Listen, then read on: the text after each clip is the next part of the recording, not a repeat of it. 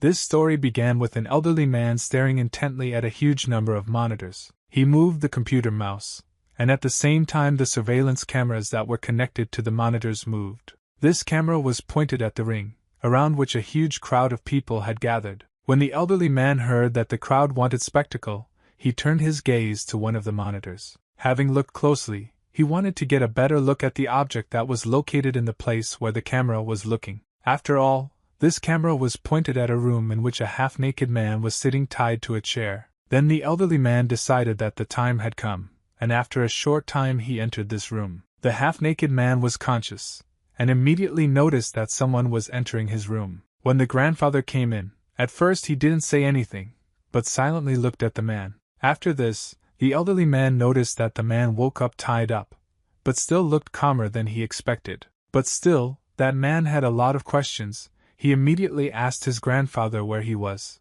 Without delay, the elderly man answered him that he was in the arena. At that very second, the man who was tied to a chair heard the cheering of the crowd. The sound came from the ceiling, and because of this, the man raised his head, looking directly at him. The sound was not particularly loud, but enough to be heard through the thick concrete floor. It seemed that the arena was directly above the room where the man was sitting tied to a chair. And in this arena right now there was a battle between two opponents. These were two men who fought together mainly using their fists. In general, their strengths were the same, and it seemed that one or the other was winning. The battle took place quite quickly, since it seemed that those who were fighting did not know fatigue. Just a few seconds later, one of the fighters was able to hit his opponent on the arena floor with all his might. The man who was tied to the chair also heard this, as well as the fact that the elderly grandfather said that he was next. But then the blanket said that he no longer participates in such battles and will not do so. Then the elderly man leaned closer to him and said that this would soon change,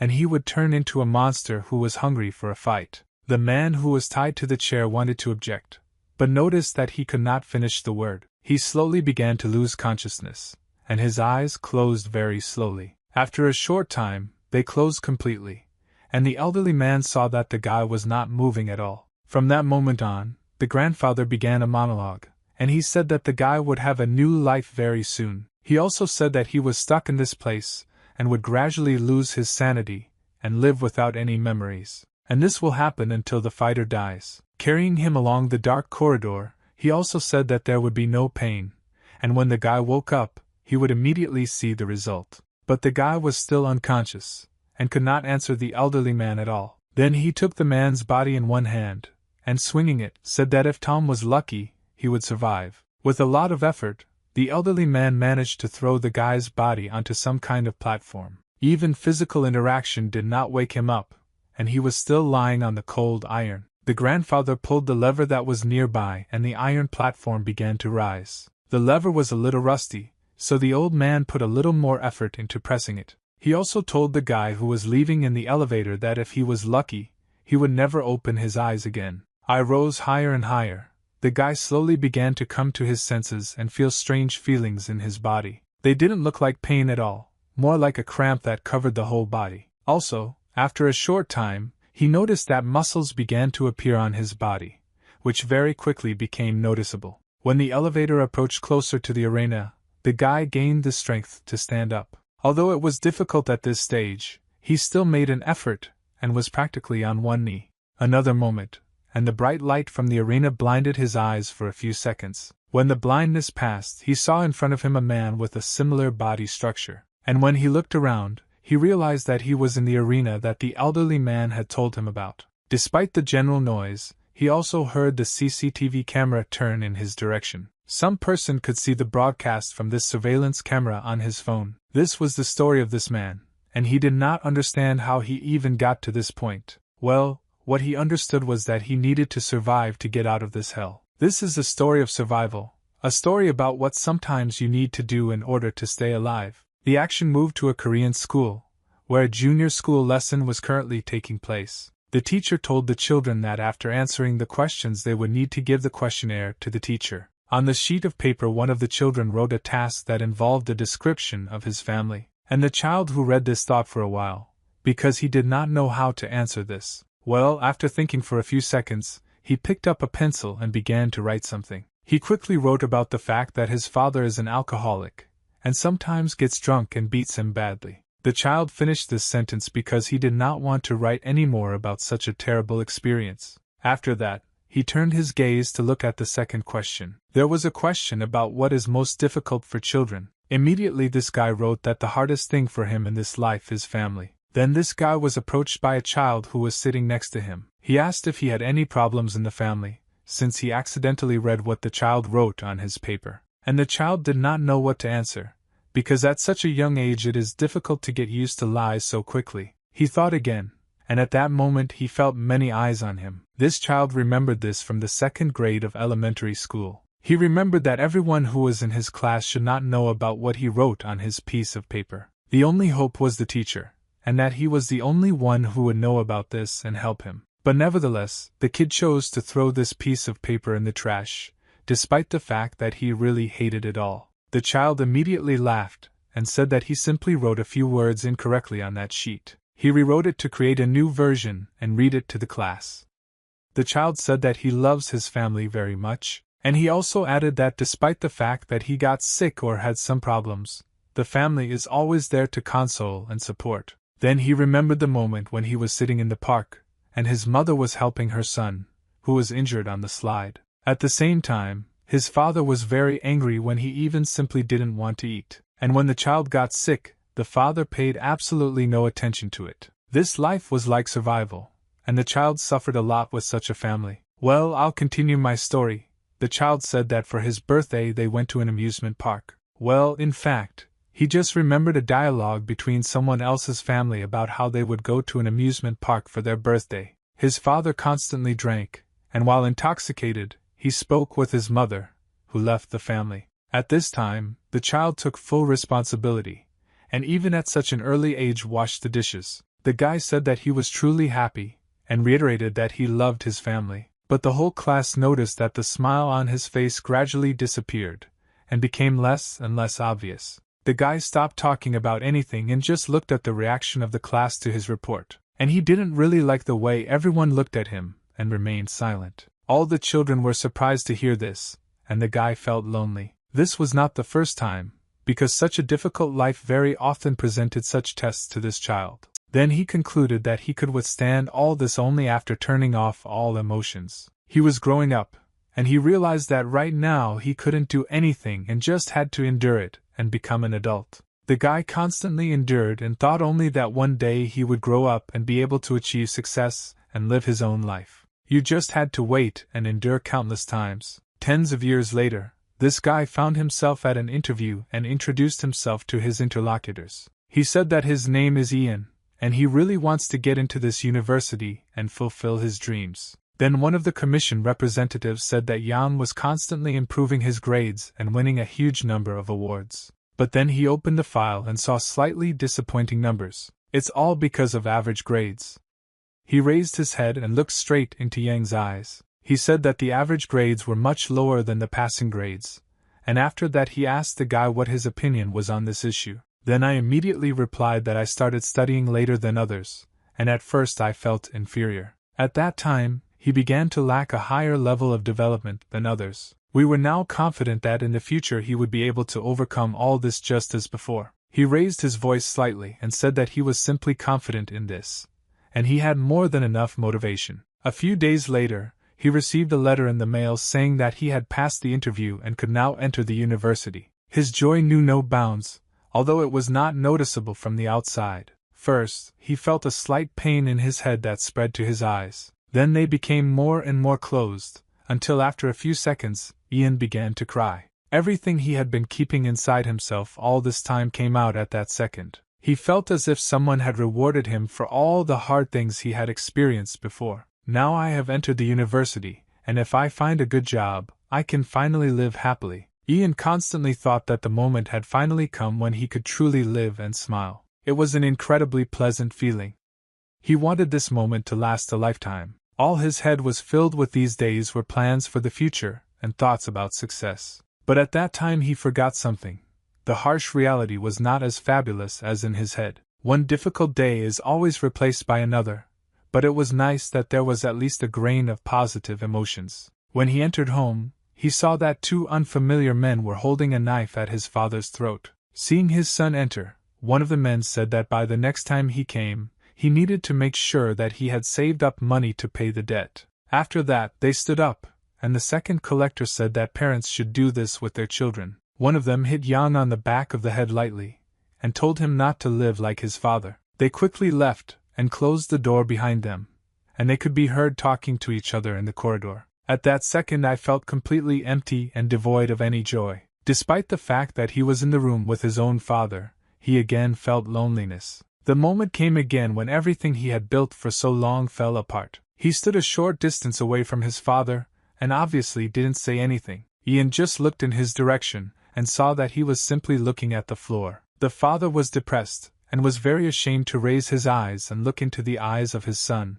In a not loud and hoarse voice, he said that Ian needed to go and find a job. After some time, I looked at the paper on which quite large numbers were written. But overall, 300 million won for one semester at university is not that much. But still, this is not a penny, so I looked at this amount for a long time and thought about different things. He believed that this happiness would serve as a starting point for him, after which everything should be fine. But it turned out to be a rock from which it was impossible to even take a step. But Ian was a fighter, and he realized that if he had already overcome this, he could do it now. It was necessary to jump off this cliff and work tirelessly for your place in the sun. Despite the fact that Yana almost never rested, he constantly explained this by saying that he was not allowed to rest. He had trouble sleeping due to anxiety and restlessness, and his body and mind were only functioning at half capacity. But despite all the work and lack of sleep, it seemed to him that his body was in perfect order and functioning well. It looked like a curse. Yang thought that perhaps God had cursed his body. It was impossible to constantly lack sleep and live in this hell. One day the guy received a notification on his phone that the distribution of first-year students had been completed and a meeting would be held for first-year students from the Faculty of Chemistry. While he was reading this, one of his colleagues invited him to go out this week, and he agreed. 3 months later, he looked at the paper on which all his enrollments were written. This both made him happy and made him even more depressed. The foreman who gave them their salaries thanked everyone for their hard work, and said that they would meet tomorrow. But Ian understood that this money was still not enough, and he needed to continue working. The next day was his first class at the university, and he still had to go there after the morning delivery service. Time flew by very quickly, and I didn't even notice how the days passed, because all he did was work endlessly. After tomorrow's task is over, he will need to quickly run to work, and after it also deliver packages. He asked himself if he could pass such difficult tests again. But then I realized what he would do, as always, for his cloudless future. This time, like all other times, you just need to turn everything off. He was sure that if he waited a little longer, it would soon all be over. Ian walked down the street, but didn't even notice how he passed one block after another. Everything around seemed unfamiliar and as if it was covered in darkness. Suddenly he realized that he had walked a lot and seemed to be lost. The whole world around him looked so dark. Was it because he started hallucinating due to lack of sleep? But then everything became brighter than a few minutes ago. I realized that he had returned to the real world, and tried to understand where he was now. He noticed how the guy who was standing in front of him received a blow, and quickly began to fall to the floor. Yang looked towards this guy and witnessed him rapidly approaching the ground. Another moment, and this guy's body was already lying on the floor, and did not show any signs of life. He turned his head to the other side in order to understand what caused this fall. In front of him was a crowd of people who were cheering,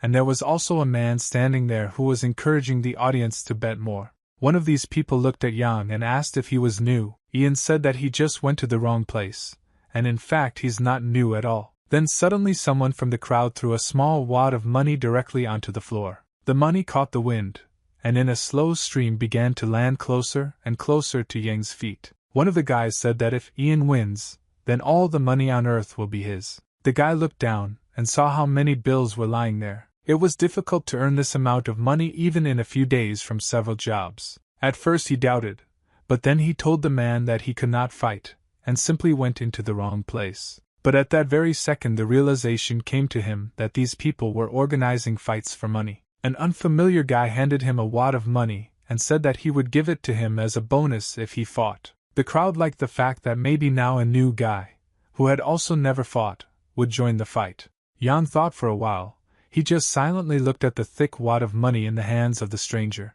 When the stranger noticed that Ian was thinking for a long time, he said that the guy would receive money only for participation. Because of this, the guy's doubts became even greater, and he thought more deeply. He looked more and more closely at this wad of money, and he had many questions. So Ian asked the stranger why he wanted to just give him money. Then he replied that he had a lot of money, and again asked if he was in business. Yang thought for a while longer, because he remembered what happened not so long ago. Then he came to his boss, who told him that he had cut his salary a little. This was all due to the fact that Yang was a student, so according to the boss, he had to implement such a commission because of this. He explained this by saying that at Yang's age it is very difficult to find a job, and he should have been happy even with this money. Remembering this, Ian took the wad of money from the stranger's hands without any doubt. This guy really liked this gesture from Yang. The fighter who at this moment approached the newly minted warrior said that the money lay pleasantly in his hand.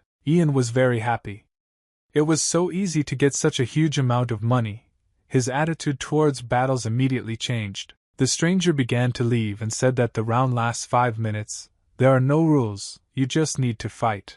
Ian put the wheelbarrow of money in the inner pocket of his jacket, and thought that 5 minutes is not so much. But suddenly, in front of his face, he saw the fist of the same fighter who came closer to him a few seconds ago. He was very surprised when he saw this, because he thought that the battle would start a little later. At the very last moment, he managed to quickly dodge this blow by moving to the side. Yang told the enemy to wait, as he did not expect that everything would start now. But the enemy did not do exactly that, and the guy saw his leg before his eyes. He became very angry and was surprised that his opponent would launch a kick so unexpectedly. It was no longer possible to dodge this blow, but Ian managed to put out his hand to block it. After that, he jumped some distance away from the fighter. The hand hurt, but the most important thing is that the kick did not land on Yang's head. The stranger said that the bastard was most likely very surprised, and shouted to Yang that there were no rules. The man who was sitting next to the stranger said that perhaps an ordinary person should not participate in such battles.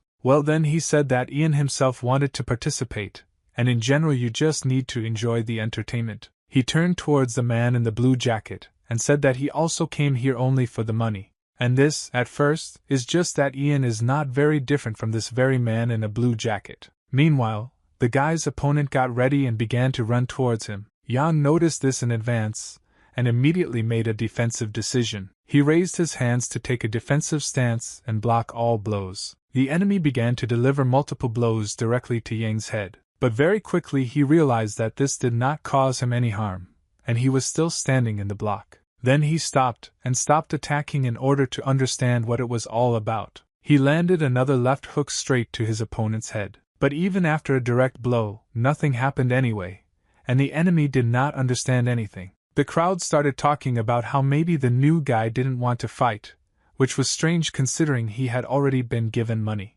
Well, then the stranger said that this funny guy wouldn't last even 5 minutes, and offered to place bets. Yen's opponent asked him if he was going to fight at all, or if he would just stand in the block. The guy didn't answer anything, because by that moment he himself still didn't understand how best to end this battle. But he heard the public talking about whether Yang could hold out for more than 5 minutes. They began passing money to each other and betting that the newcomer would not last long. Why did he hear his opponent say that the audience was here for fun, and he didn't mind hitting Yang a little longer? He delivered a direct blow that should have landed on Yang's forehead, but the guy dodged to the side. But this was an unusual blow with a fist, because the enemy straightened his hand when it was already near the back of the guy's head. Then he grabbed him by the hair and began to pull his head closer to his. The enemy said that he wanted to earn more money and for this he needed to knock out Yang, and offered a deal. But at that moment Yang looked at his leg, and felt that it had become detached from the ground. And so it turned out, his knee rose and flew at great speed into Yang's face. Another moment, and the enemy had already dealt a very strong blow, which the guy could no longer block. At the same time, the enemy said that the stranger only needs to fall after a few blows. And this will mean that under such a system they will both get their money. The blow landed right on the bridge of his nose, and at that moment the guy thought and began to remember the past. Since his father often beat him, When he was a child, he often had to defend himself from attacks. He simply said that you need to endure it, and it is not very difficult to endure all this. But in order to do this, all you need to do is just turn off all the fear and pain, and then he will not feel anything except the usual pain, to which Yang is already accustomed. After one of these days, the father took his son to the hospital, as he was already losing consciousness. The doctor performed a brain analysis and brought the father and son into the office to explain everything. She asked whether the child really had no appetite, and whether he constantly felt pain in his head. Father said that usually everything is fine with Jan, but today he also began to lose consciousness. Then the doctor replied that Ian's brain was a little different, because he had lost most of his nerve cells, and therefore his body may not respond to such things as pain and hunger, and she recommended that he come for examination more often. Then the father asked how much the treatment costs, and whether insurance covers all these expenses. The doctor thought for a bit, but before announcing the amount, she said that the treatment was very important for his son. Loud screams and even more curses were heard throughout the hospital. The father kicked his son out of the office and said that his child only lost consciousness once, and he was a father and knew better. He urged Yang on, constantly calling him offensive nicknames, and they headed home. Yang didn't know what to think about this situation at the time, but the information he received from the doctor was quite valuable. The boy gradually grew up and endured everything that life poured out on him during all this time. He was becoming more and more mature, and this could cause him to endure even more problems than he ever had before. One day he was getting ready to go to school, and heard his father shouting something after him. Then he told his son to come closer and not ignore him. He also said that it was time for Ian to bring out his emotions, which he had been suppressing for many years. Everyone around Ian said that he was behaving like a robot, and no one even had an idea of what his head was doing. One day he came to see a doctor who was also a psychologist. Then that psychologist asked the guy if he had anything that was bothering him. Having not received an answer to this question, she immediately asked if the guy wanted to keep everything to himself all this time. Despite the fact that he made friends and played a lot of computer games, this still did not help him much. When he came to his senses, he felt the enemy's blow, which hit him right in the stomach. In addition to the fact that this blow was incredibly strong, Yang's eyes also darkened after he missed it. The man who was sitting next to the stranger with the money at that moment thought that the fight needed to be stopped. But still there was indecision in him, despite the fact that the outcome of the fight was already too obvious to everyone. At that moment, Ian remembered how he spoke with a psychologist, and he asked him if he could breathe. And the guy replied that he doesn't have such an opportunity in stressful situations, and it's very uncomfortable. The psychologist did not understand anything, and even got scared when she heard this, asking for more information. Then I replied that he was short of breath and had difficulty breathing, so in stressful situations he simply does not breathe. The guy had already run out of all the strength to defend himself, and he missed another blow from the left side. Then the rich stranger said that it looked like the fight would end even faster than he expected. The opponent said that Ian did an excellent job and completed the task well. Then the psychologist asked what Ian means when he says that he does not breathe at all in stressful situations. The guy was silent for some time, and tried to remember the state he was in at that moment. This was a state where Yang's body drowns and becomes empty. At this moment he does not feel anything and cannot breathe. But despite all this guy's body was still completely fine. And today, after he missed several powerful blows from his opponent, he realized this. No matter how much Yana breathes, how many days he spends without sleep, and even if he works like hell, and even if he goes crazy and doesn't know what to do with himself, in any case, his body cannot be broken, and he will still stand on his feet and look forward. The opponent could not understand how Yan was able to get up after he struck him with all his strength right in the jaw. Then they don't get acquainted with the money and told Yan's opponent that he needs to be knocked out within 5 minutes, otherwise he will not receive the money. Then this man turned his head very angrily towards his opponent and got ready. He started throwing punches, but the guy was very good at blocking them. The man started screaming, asking Ian why he was resisting if he didn't want to fight. Apparently, you just had to fall to the ground, and then the two of them would get the money. But then Yana thought about it and dodged one of his opponent's blows. This surprised him very much, and moreover, it threw him into a stupor, so he could not move. Literally a moment later, Ian had already moved closer to his opponent, and said that he had changed his mind and wanted to take all the money. The opponent had another moment of surprise. He could not understand why such a weak Yang had such ambitions. But the very next moment he saw that the guy swung with all his might and was about to hit his opponent in the face. And this was not the only blow. Yang from time to time delivered many blows to the opponent's face. Even though he tried to block them, the amount of power of these blows was too high. The man couldn't understand that this suddenly happened to Yang, because it looked like he didn't want to fight. Then the rich stranger's friend also realized that it looked like this guy had been pretending all along that he didn't know how to fight. Opponent Yang did not understand how long he could stand in the block, because his opponent was accelerating and had no intention of stopping.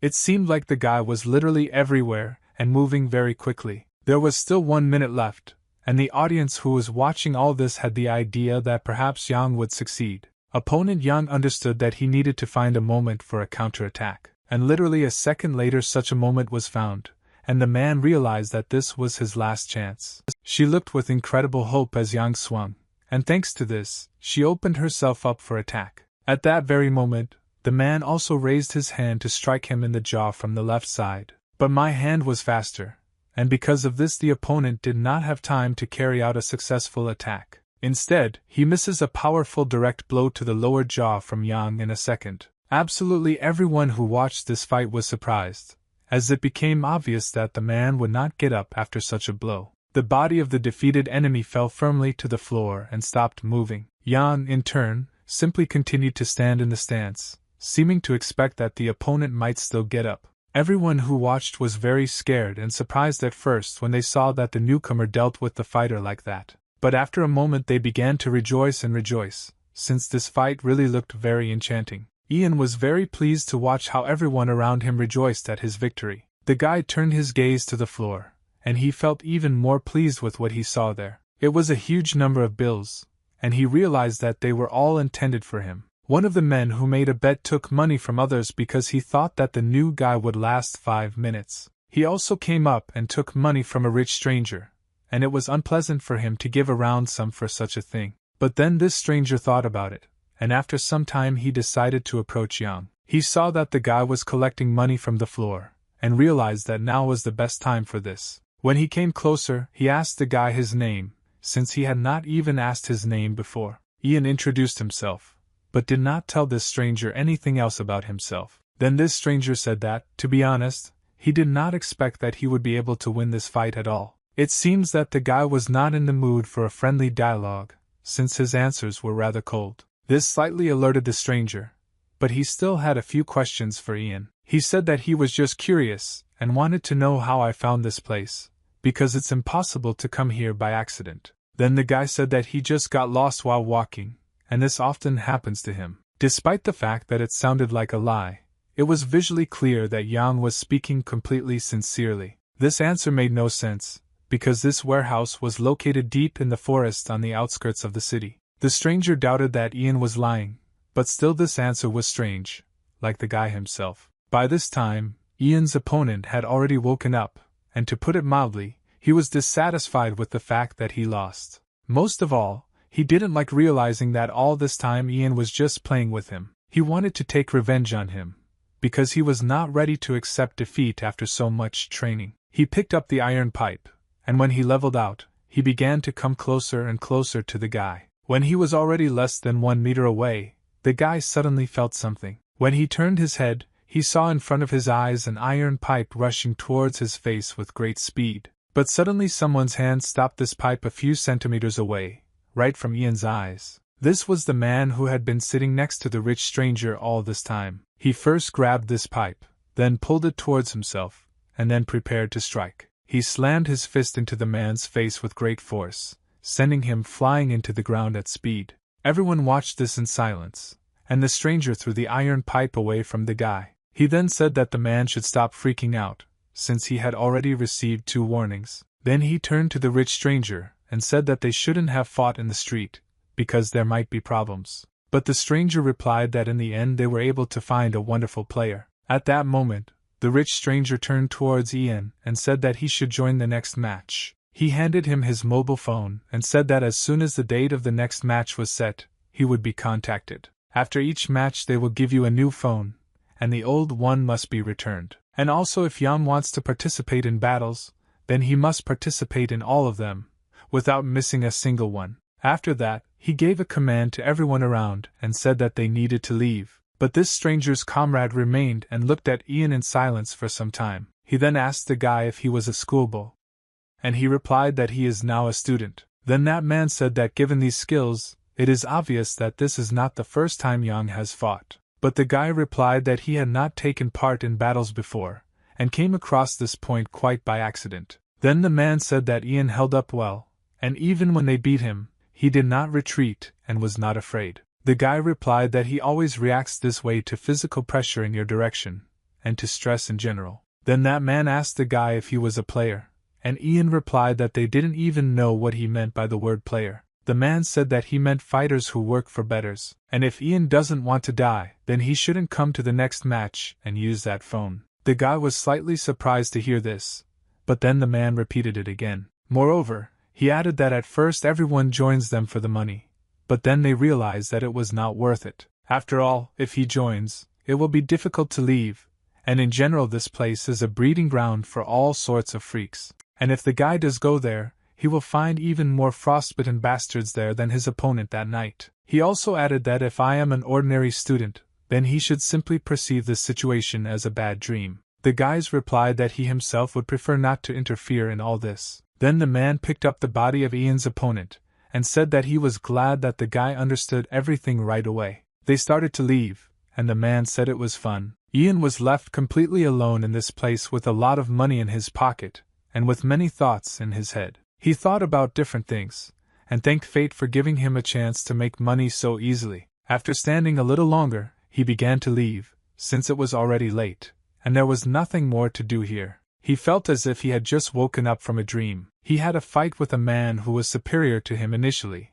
and whom Yan had generally seen for the first time. And thanks to this battle, he earned more than he had ever earned by working hard every day. But now, after the battle, he felt pain, and it proved to Ian that it was not a dream. But nevertheless, all good things come to an end quickly, and the white streak also often gives way to the black one. Yana began to feel that this dream was quickly disappearing, and he no longer felt the same as originally. Now it was as if nothing had happened and he began to feel empty again. And he decided that now the best tactic would be to simply turn off everything around him as always. Coming out of the forest, he came to the nearest convenience store so that he could be near the road. When he entered, the bell rang, which was the limit to the door. The saleswoman who stood behind the cash register reflexively greeted the guest in the store. But she was very horrified when she saw what this guest looked like. He was covered in bruises and generally looked like he had just been beaten. He didn't even say hello to the saleswoman, but only went up to the stand with water and took a large pack.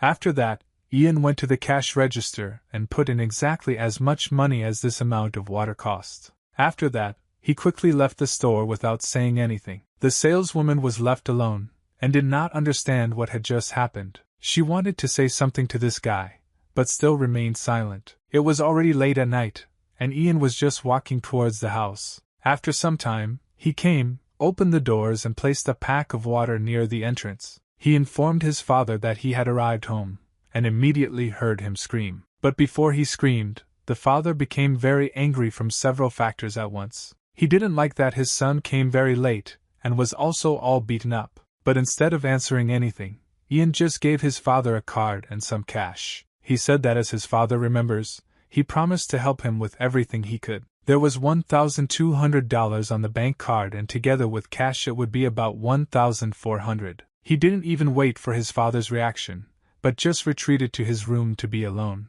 For the first time in forever, the house was so quiet, and for the first time in a long time, the guy felt very comfortable. He liked it, and it drove away his words. If you also remember how tired the guy felt then. Everything was very quiet and peaceful, and after a few minutes the guy fell asleep. But it seemed to him that the alarm clock rang just a few minutes after he closed his eyes. He woke up very abruptly and looked at the name of the alarm clock to understand where he needed to go now. It said that today he had a part-time job at the sorting center. A minute later he was no longer in that room and he went to work. At the sorting center, he again felt like before, just doing his job, ignoring everything around him. He worked like this for quite a long time, but this time passed very quickly as his head was not thinking about anything. After work, he moved to a completely different place where everything looked more interesting. It was university, and Ian was a little late getting there for obvious reasons. During the break, several students said that most likely the class they were in would end quickly, but then their classmate turned to them and asked if they saw that person who did not come to the distribution of freshmen.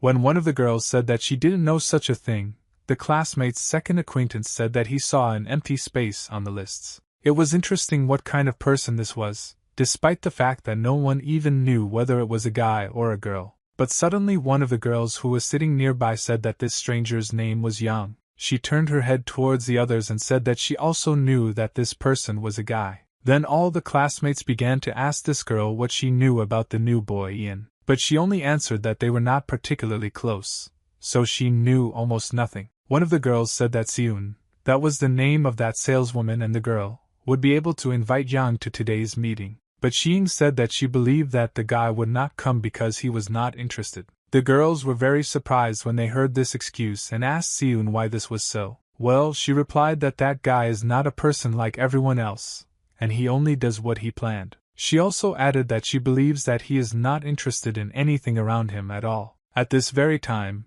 Ian received a very important call on his phone. It was a call from the boss, and he quickly realized that this call should not be missed. The boss greeted him and asked if Yang could talk now. The guy replied that he could, but not for very long since he was on the road now. Then the boss said that he just wanted to warn the guy that today's work was postponed until tomorrow. Then I asked the boss if something had happened, or if it was just a transfer for unknown reasons. But the boss said that his car broke down and therefore he could not bring inventory, so work would be resumed tomorrow. Yang sighed heavily and then said that it was good that the boss warned him in advance. Then the boss said that what time he heard the guy was studying at the university, and when Ian confirmed this, the boss wished him good luck. The boss then passed out, and a scream was immediately heard in the room afterwards. And some man told the boss that their foreman simply stole all the money and left, and therefore they cannot pay anyone a salary. The boss said that he had already cut Yang's salary, but the man did not agree that this was enough. The boss also argued that Yang was just a young guy who had just started his life, and he shouldn't ruin it. Next, that man asked why then it was necessary to transfer money to this brat every day, but the boss did not want to listen to him. Meanwhile, Ian opened his phone and decided to delete the scheduled event from it. He realized that now he had a small amount of free time that he could spend on something. Since this was the first reaction, he understood that it would most likely end after everything was presented. Well, since there are no offers, you'll just have to go home and do something there. And when the girls noticed that Yang appeared in the audience, they began to tell Seun to bring him. But the girl said that she was sure that Ian would never go with them, and besides, her shift at the convenience store was starting soon. But Seun's friends said that they had already told the high school students that they would bring a very good person. Seun was not particularly enthusiastic, and said that she was sure that Yang would not go anywhere, and there was no need to promise anything. She left, and her friends were upset that they would have to have fun without her. Then one of these girls' acquaintances said that he would go, while he asked Ian directly whether he would go with them. Ian, who at that moment was just packing his things to go home, saw that someone began to approach him. When he turned his head, he saw a guy who asked him why he never came to their meetings. His name was Hansa Park, and he asked Yang to go to a party with them today. But the guy said that he didn't really want to go to this party with high school students. Then Gansa asked Yang why he didn't want to. Is there really so much work, or is he just busy? Then I thought, after all, he has a little free time, but there is no particular desire to get close to people. There was also a reason why the guy could not agree to such a proposal. When he looked into his eyes, he saw that he didn't have a single one in his wallet. At this moment, Hansa Park also noticed this, and already knew what he would answer. He said that if it was a matter of money, he could help Yang and give him a small discount. Then he leaned closer to the guy and said that he was quite close to the student council president, so he could make a discount. Yang thought about it, and for a while he just silently looked at Hans Pak. Meanwhile, Seun was already at work and received a strange message on her phone. It contained a photo of her friend Hannah along with the others, including Yang. Ina was very surprised that the guy went for a walk with them, and tried to understand what made him do this. Meanwhile, the group had already reached the bar and took their places at the table. It was strange that Yana ordered himself a large portion of rice, and that's it. Hansa Park told his friend that he brought Yang here against his will because he had never been to these parties. So he talked about this with his acquaintance. Khan approached the guy with a bottle of alcohol. She invited him to drink a glass of this drink with them. And at first Yana did not answer anything, but only focused his vision on the bottle in Hannah's hand. And it was at this moment that he had memories in his head in the chair, or rather the scene of his father lying on the floor. After all, he was often drunk and constantly drank this alcohol. He told the girl that he did not like to drink alcohol, after which he stood up and said that it was time for him to go. Hannah was very scared because perhaps because of her, Ian wanted to leave, but Hansu Park said that there was no need to drink. Then Yang sat down at the table again and continued eating, and Hansa Park moved to the next table to talk with a friend. Hannah said that she likes people who eat as much as Ian. At this time, the senior student who was sitting opposite the guy noticed him. He asked about Ian. Why did he even come here if he wasn't going to drink? At the same time, pouring strong alcohol into his glass, he asked why he didn't want to drink. Was it because he didn't know how? All the people sitting at the table were not very happy with this high school student's prank. Ian said that he won't drink today because he just doesn't like drinking alcohol. But then the senior student said that this does not mean that Ian cannot drink. Then the guy picked up a glass and thought that, to be honest with himself, he was a little interested. He had never tried alcohol before, and it was obvious that he would have to do it at some point. But he knew well that after a person drinks, he turns into a cruel and stupid animal. And when his father drank, he was often not even able to remember his own actions. Ian drank the first glass while thinking that if he tried it, he might be able to understand why people drink it. The taste was absolutely disgusting, and at first Ian almost spat out everything that was in the glass. The smell of alcohol that came from his father when he beat Yang was now starting to come from the guy. But he was still curious about why people voluntarily drink it, so the high school student poured him another. Ian brought the glass to his lips and prepared to take a sip. At that moment, the high school student poured some alcohol from his glass into the guy's glass. And just a few minutes later, Ian already had half a bottle of strong alcohol inside. Hansa Park, who was sitting at the next table, only saw what was happening to Yang a few minutes later. The high school student was already drunk, but still understood that Ian had drunk twice as much as him. But nothing happened. The guy only felt that all the bad memories were awakening in his head. Then he got up from his chair and said that it was time for him to leave, since he had business to do. Well, then the high school student grabbed him by the hand and ordered him to stop. He also stood up and told Jana to sit down and stop ignoring him. At this moment, the guy tried to ignore what the high school student was doing, but suddenly he saw in this high school student not the same age, but a completely different person. It seemed to him that it was his father, who was constantly drunk, shouting at him and threatening him. And at that moment I didn't know what to think. The thoughts in my head became more fuzzy. Consciousness became dulled, and it was difficult to think for more than a few seconds. Within a moment I felt anger, and at the same time I saw my father and this unfamiliar high school student. He grabbed this guy by the collar and, without much effort, lifted him by his jacket a few centimeters from the floor. After that, with considerable effort, he threw him onto the table on which there was food. Hannah, Hansu Park, and everyone present in the bar watched in horror what was happening. The high school student was angry about this, but still looked at Yang angrily. He constantly called him names and tried to escape from the young guy's hands, but it was to no avail, so he threw several punches at Ian's face. And when he calmed down, the guy just looked at this high school student in silence, and after a few seconds he asked if he liked hitting people when he was drunk. That high school student didn't understand anything, and even loosened his grip when he heard this remark from Ian. Within a moment, the guy delivered a very strong blow to the high school student's face with his fist. He prepared to strike again, and then Hansu Park realized that he needed to intervene. Suddenly, Ian felt that he had found peace, which was even more suddenly destroyed by his father's phrase about getting up quickly. He stood up sharply and realized that now he was completely not at home, and his father was not around. Hansa Park sat next to him instead, and said that Yang scared him very much. After that, he asked the guy if everything was okay, but he was simply silent for a while. Gansu Pak looked very friendly and patiently waited for any response from Yang. The guy asked what Gans's name was and asked where he was now. Puck laughed, and said that it looked like I was so drunk that I had already forgotten my acquaintances. He also said that Ian is in the place where Pak lives,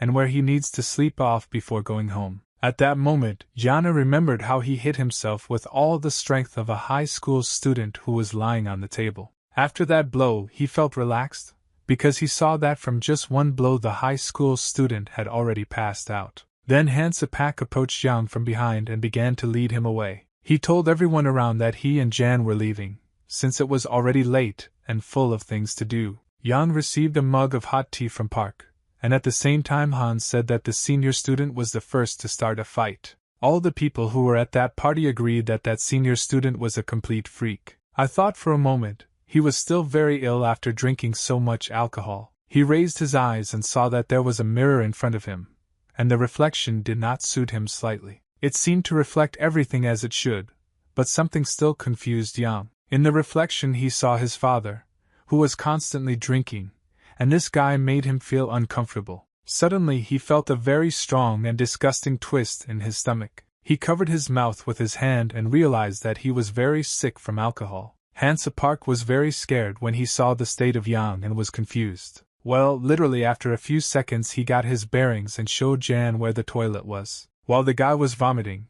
Puck said that he should have stopped Yang when the high school student forced him to drink. But Ian said that this was absolutely not true, and Puck was absolutely not to blame, after which he asked what time it was. Hansa looked at his watch, and said that it was 1 in the morning and I needed to go to sleep since he had slept for less than an hour. But instead the guy took his jacket, and said that he had to go. When Pak asked where he needed it at 1 a.m., Young replied that he had a part-time job in the delivery service. Puck said that Ian hardly slept, and it would be a mistake if he was going to go to work in this state. But Ian said that he was completely fine, and Hans was very impressed that the guy didn't have any hangover. Before leaving, the guy looked around the apartments in which Puck lived. They seemed quite nice to him. Despite the fact that the apartment was very small, everything here looked quite cozy and compact. Tying the laces on his sneakers, Ian asked his new friend if he lived here alone. When Hansa replied that this was so, the guy said that it must be good to live alone. Well then Puck said that not really,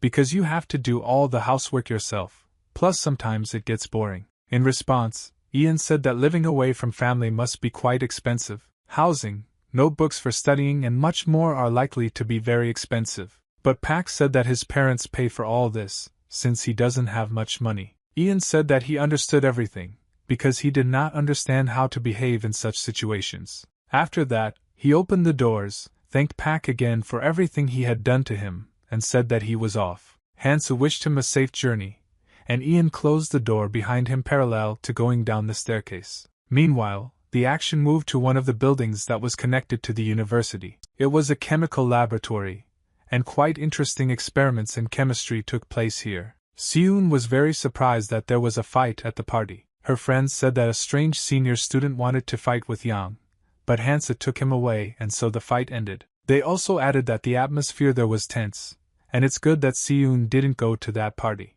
In response, the girl was only silent, since this description did not fit Yang at all. Then the girl said that today an assistant teacher should teach, who would most likely be one of the senior students. One of the girls wanted to make a guess, but by that time the teacher's assistant had already entered the office. It was that high school student from the bar, and he said that he would now call everyone by name for the attendance list. The girls were very scared when they realized that this was the same high school student from the bar. One of them was very scared because this was a compulsory lesson, which meant that Ian had to come too. And as soon as she thought about it, literally a few seconds later Ian came into the office. He stopped at the entrance, and exchanged glances with the senior student for several seconds without saying anything. Everyone who was in this class was at the party, and therefore watched this in fear. The situation was quite tense, but nevertheless, Ian sat down at his desk, and the senior student said that today they would conduct a titration.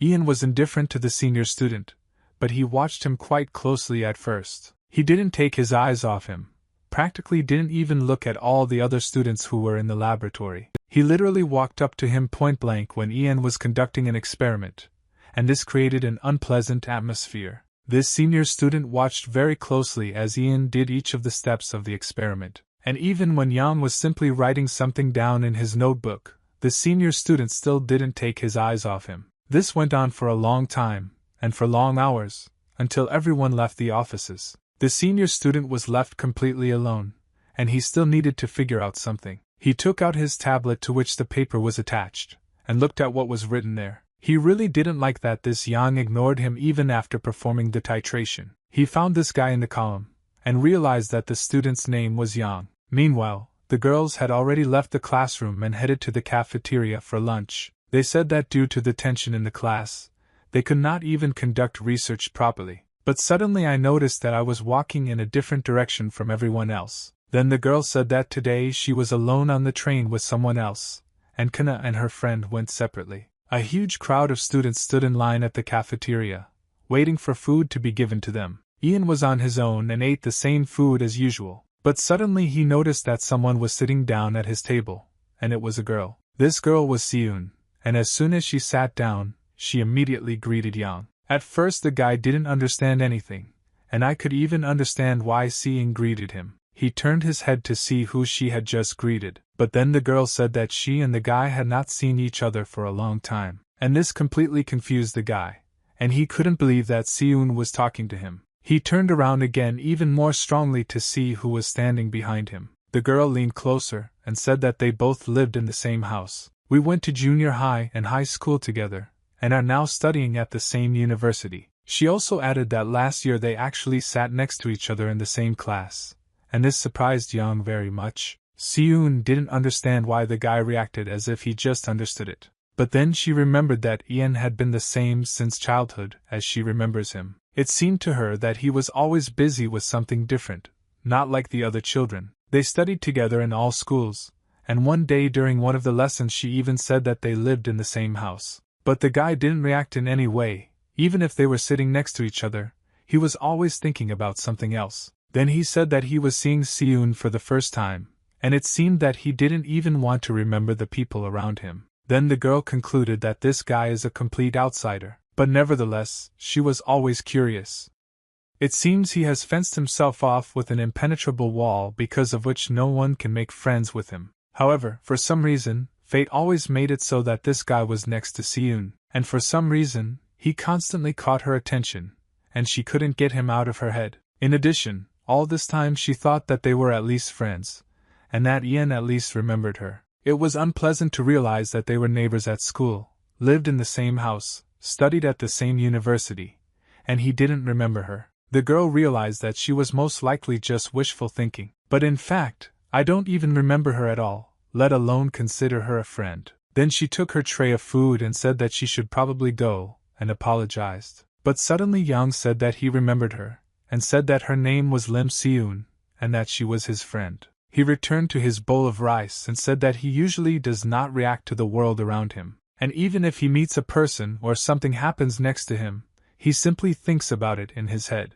But despite this, he remembers everything and clearly analyzes the information around him. At first the girl was confused and didn't know where to go. Well, why did a smile appear on her face? Because it was nice to realize that at least after such a long time she was remembered. The girl asked why the guy looked around and continued to act as if he didn't know her. When Ian replied that he was simply confused, the girl immediately assumed that it was because she had become too beautiful since then. The next day, near the entrance to one of the offices, you could see a basket with a huge number of folders. Near this basket there was an inscription that asked to put your report from the chemical laboratory here. Hannah was very surprised that Hans received an excellent score, and he replied that it was all because he had a good full assessment score. After that, Hannah sat down with Yang to ask him what his score was on the laboratory report. And she saw that on the page where they usually write the rating there was a very low score. And this surprised Hannah very much, and even more surprised Seun, who was standing behind Yang at that moment. She snatched the folder from Yang's hands and immediately began to leave somewhere. She walked along the corridor for a long time until she came to the office, which was also connected to the laboratory. She handed the folder with the grade to one of the teachers and said that she had checked everything and the grade should be higher. The teacher checked the work for some time and said that everything was really written here correctly. He asked who checked it, but when he didn't receive an answer, he said that he would immediately correct the rating to excellent. At that moment, I noticed who else was in this office besides the main teacher. It was that high school student, and he sat next to him and just looked at the computer. His face was very angry, and he was extremely dissatisfied with what he had just heard. The group moved outside, and Hannah said that it was simply unacceptable for a high school student to do this on purpose because of an incident at a party. She approached Yang and said that next time he should turn to his friends if he needs help. The guy thanked her and said that he would do so. After that, Hannah blushed a little and said that since Ian was so grateful, then they should have lunch together. The whole group was very surprised when they heard this from the girl, and for several seconds everyone was silent. Hansa asked the girl why she was suddenly offering this. Did she really like Ian? But Hannah didn't answer, and the extra one noticeably pinched Puck's side. One of Hannah's friends said that if Ian has time, he should definitely take a walk in Hanoi. But the guys replied that he has a part-time job in addition to his main job and doesn't have time. Then Hannah turned around and realized that she still had a small chance. She asked the guy what about tomorrow, did he have any plans? But the guy just said that he had work. Then she asked if he had any plans for the day after tomorrow, but I replied that he had a part-time job in a warehouse. Then Hannah asked if he had time this week, but the guy replied that he was working. Then she asked if he had breaks between this work, and Ian replied that he worked during breaks. Then Hannah screamed and said that they should have lunch at the university tomorrow. Ian was silent for some time, and Hannah looked at him hopefully. The guy said he agreed and it was a good idea to have lunch at the university tomorrow. Hannah calmed down a little and said that then they would meet tomorrow for lunch at the university. Yang and Seun were on their way, so they boarded the same bus and said goodbye to everyone. She said that Hannah seemed to really like Ian, but the guy didn't understand why this was so, because he didn't do anything for her. Then the girl replied that perhaps it was because she liked the way Ian looked, but the guy didn't understand anything, so he asked Seun what she meant when she said that. But the girl was surprised at first, and then said that the guy had better look in the mirror and find out for himself. Ian continued to remain silent, but in fact it was clear that he was lost in his thoughts. When he looked in the mirror, he could never clearly see his reflection there, could not understand what he really looked like. He told the girl that when they look in the mirror, sometimes they see something completely different. When the girl asked what he meant, the guy decided to change the topic because he didn't know how to explain it. Seun realized that he wanted to change the subject, so she asked Yang what he thought of Han, and if he thought she was cute. The guy asked if she looked cute according to C. In fact, in this way he gave the answer to this question to the girl. And she didn't really like it, because it was clear that Ian didn't really want to answer this question. She asked if the guy behaved this way because he didn't want to answer the question honestly. The guy simply remained silent, but still everything became clear to the girl even without his answer. She asked Yang if he communicates so coldly because he is simply not interested, but the guy said that he had simply never thought about it before,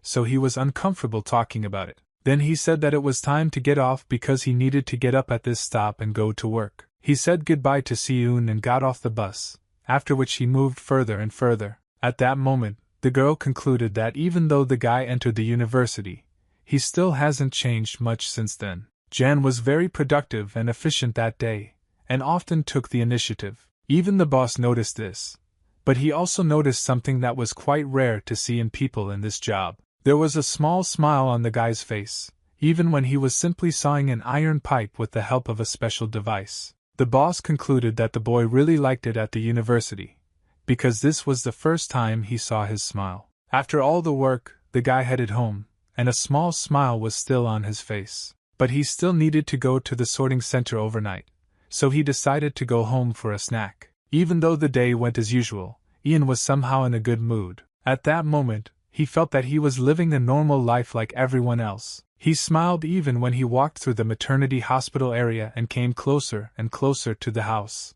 Entering the building, he went down the steps to go through the doors that led into his apartment. But when he opened the doors and entered home, he felt that at that second everything changed. The smile on his face disappeared, and everything around suddenly became dark and not joyful. He remembered that his father was waiting for him at home, who would most likely scream. He turned on the light, and saw a not very pleasant picture in front of him. In front of him there were two proofreaders who beat his father, and one of them said that they were lucky to meet their son for the second time. At first the guy was silent, the smile on his face disappeared by itself, or everything became indifferent. He didn't even look at strangers in their apartment.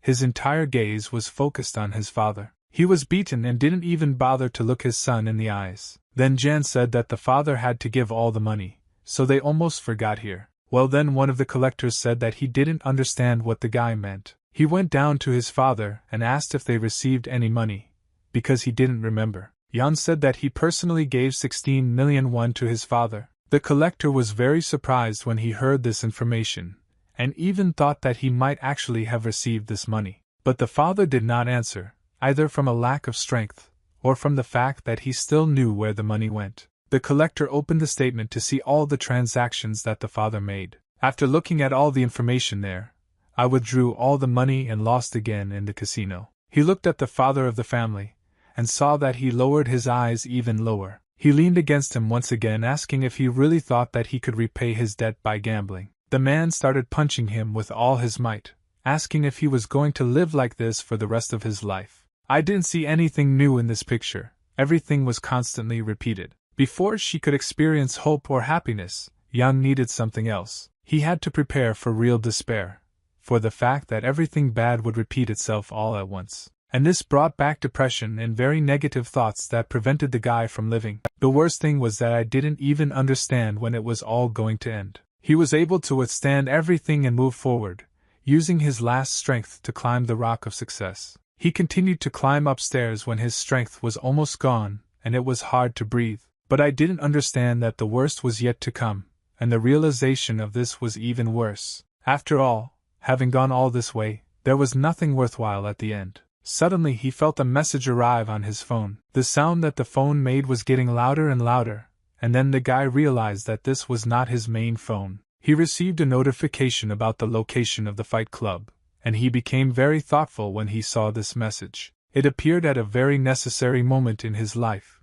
and it seemed that the universe had orchestrated it. He remembered how the stranger was ready to bet money on him, and how he surprised everyone watching then. Suddenly, the doors to the place where the duel took place opened, and Ian entered the room. He said in a calm and cool voice, without a smile on his face, that he came here to participate. Not long before this moment, a battle took place in the building between two fairly equal opponents. The organizer of these fights spoke with his comrade and asked why Yang was late. But this thug said that even I need to hope for it, because he is sure that the brat will not come. The organizer said that you can never be sure of this, because he could suddenly appear at any second. And it was at that moment that the doors to the building opened, and a half-naked man walked inside with a suitcase in his hand. He said that he was very glad that he found this place, because a little more, and he would have died without fighting. The organizer was very surprised and frightened when he saw what kind of warrior entered the building. A fellow organizer asked why the hell this fighter was here,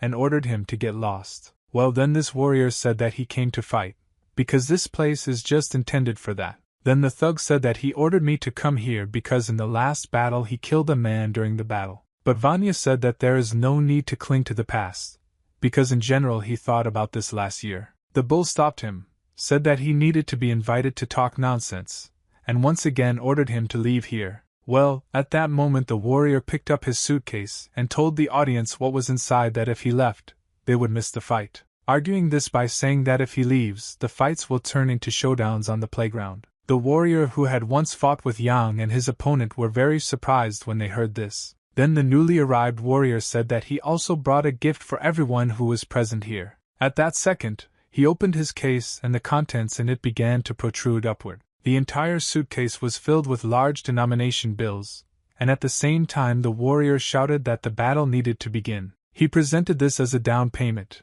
and the audience was very happy with this gesture. They all immediately began to collect money from the floor, and at the same time saying that this warrior should be allowed into the battle. The thug was very dissatisfied with what was happening, but nevertheless did not interfere in these matters. The warrior said that anyone can attack him, because he is already tired of waiting. At the same time, he called all two warriors who were sparring little scared puppies. At that moment, the thug approached one of the fighters and said that this warrior had come here just to beat someone up. From the very beginning, he didn't care about winning or money.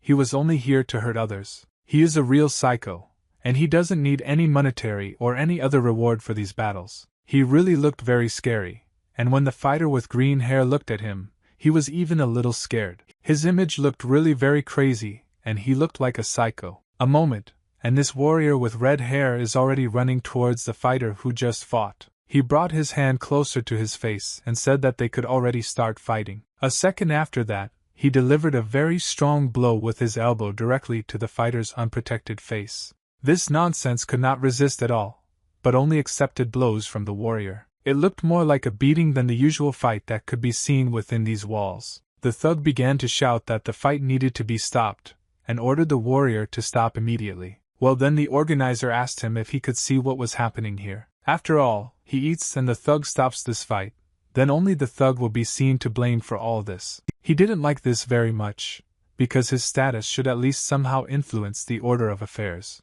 The warrior struck one blow after another, and now this fight has turned into a game. Wallpaper burned his enemy to the floor, and it was clear that the fighter could no longer move. But the warrior was not interested at all. He looked at the fighter who was already turned off, and prepared to deliver multiple punches to his face. At that moment, the doors opened again and Yang entered the building. Everyone inside, of course, paid attention to this, and even the warrior was distracted from beating that guy on earth. Then the guy said that he came here to participate. The audience was very surprised to hear this, but some of them were still outside at the last match and remembered it. The organizer was very pleased that I came after all, since last time he showed a good result. Now the audience realized that the player they found outside at the last match was named Ian. The organizer said that this guy is a new player, and he is impressive. But most of all, the thug was dissatisfied, because he did not understand why this guy came here despite his advice. The warrior was also impressed,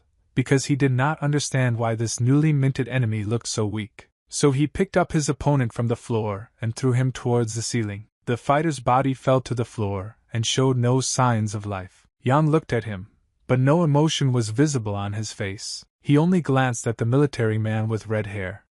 After a second, he got ready just in case. Then the warrior said that the second round was beginning, and at the same time he began to come closer and closer to Yang. The people who were nearby formed a circle, and the whole thing now looked like a ring. At that second, the warrior felt exactly why he had come to this building. This was exactly the feeling for which he was ready to sacrifice and go to great lengths. It was the pleasure he felt from beating people to a pulp. After all, only in these moments did it feel like a real thrill for him. But he wanted to feel more, even more. He was ready to kill just to get pleasure from it. He pushed away from the place where he was standing and moved towards Yang in order to carry out an attack. He had already gotten very close, but at that moment it seemed to the warrior that time had slowed down. His fist was already close to the guy's body, and was ready to smash his internal organs. The warrior was in anticipation of how painful it would feel for Yang himself. He struck where the lung should be, and this blow should break several bones. Moreover, since this blow falls on the ribs, they could easily pierce them. Voyan was in anticipation of what reaction the guy would have to this blow. His eyes were simply glowing with anticipation. He wanted to see everything. All he needed was to see Yang writhing in pain. But instead, he saw the same indifferent face of the guy looking at this warrior. It was not clear why the enemy did not react in any way, and the warrior was even a little scared. But things got even worse for him when Ian swung his fist and slammed his fist into his jaw with all his might. The warrior could not have expected this, and even this made him take a few steps back. Moreover, from this blow, blood began to flow from his mouth, which fell to the floor. At this moment, everyone became quiet, because they did not expect that this could happen. But in response, the warrior only laughed, and it was clear that he was ready to launch a second attack. He began to run towards Yang, and it was obvious that the subsequent attack should be even stronger. He ran close enough and swung his arm to deliver another similar blow. This blow was almost at the same point, since the warrior thought that if she was already hurting even a little, then now she must hurt like hell. He expected that this time everything would change and his opponent would cry in pain. Well, in response, Yang only looked into the warrior's eyes so that he understood what awaited him now. The patient could not understand what was happening here at all, and how a person could withstand this. I delivered another blow straight to the warrior's nose, and this time he was able to keep his balance. He fell at a distance of up to how many meters from the guy, and for some time he could not get up. At this moment, the thug could not understand how Yang did not receive any harm at all from such powerful blows. The warrior spat blood, but still tried to get up in order to continue the fight. The warrior asked the guy who Yang was, what was going on here, and why he wasn't in pain at all. But the guy didn't answer. His gaze was still cold-blooded and indifferent. But even Yang himself noticed that this time everything was completely different from what happens in a normal situation in battles. Previously, the pain was weak, but at least he felt it somehow.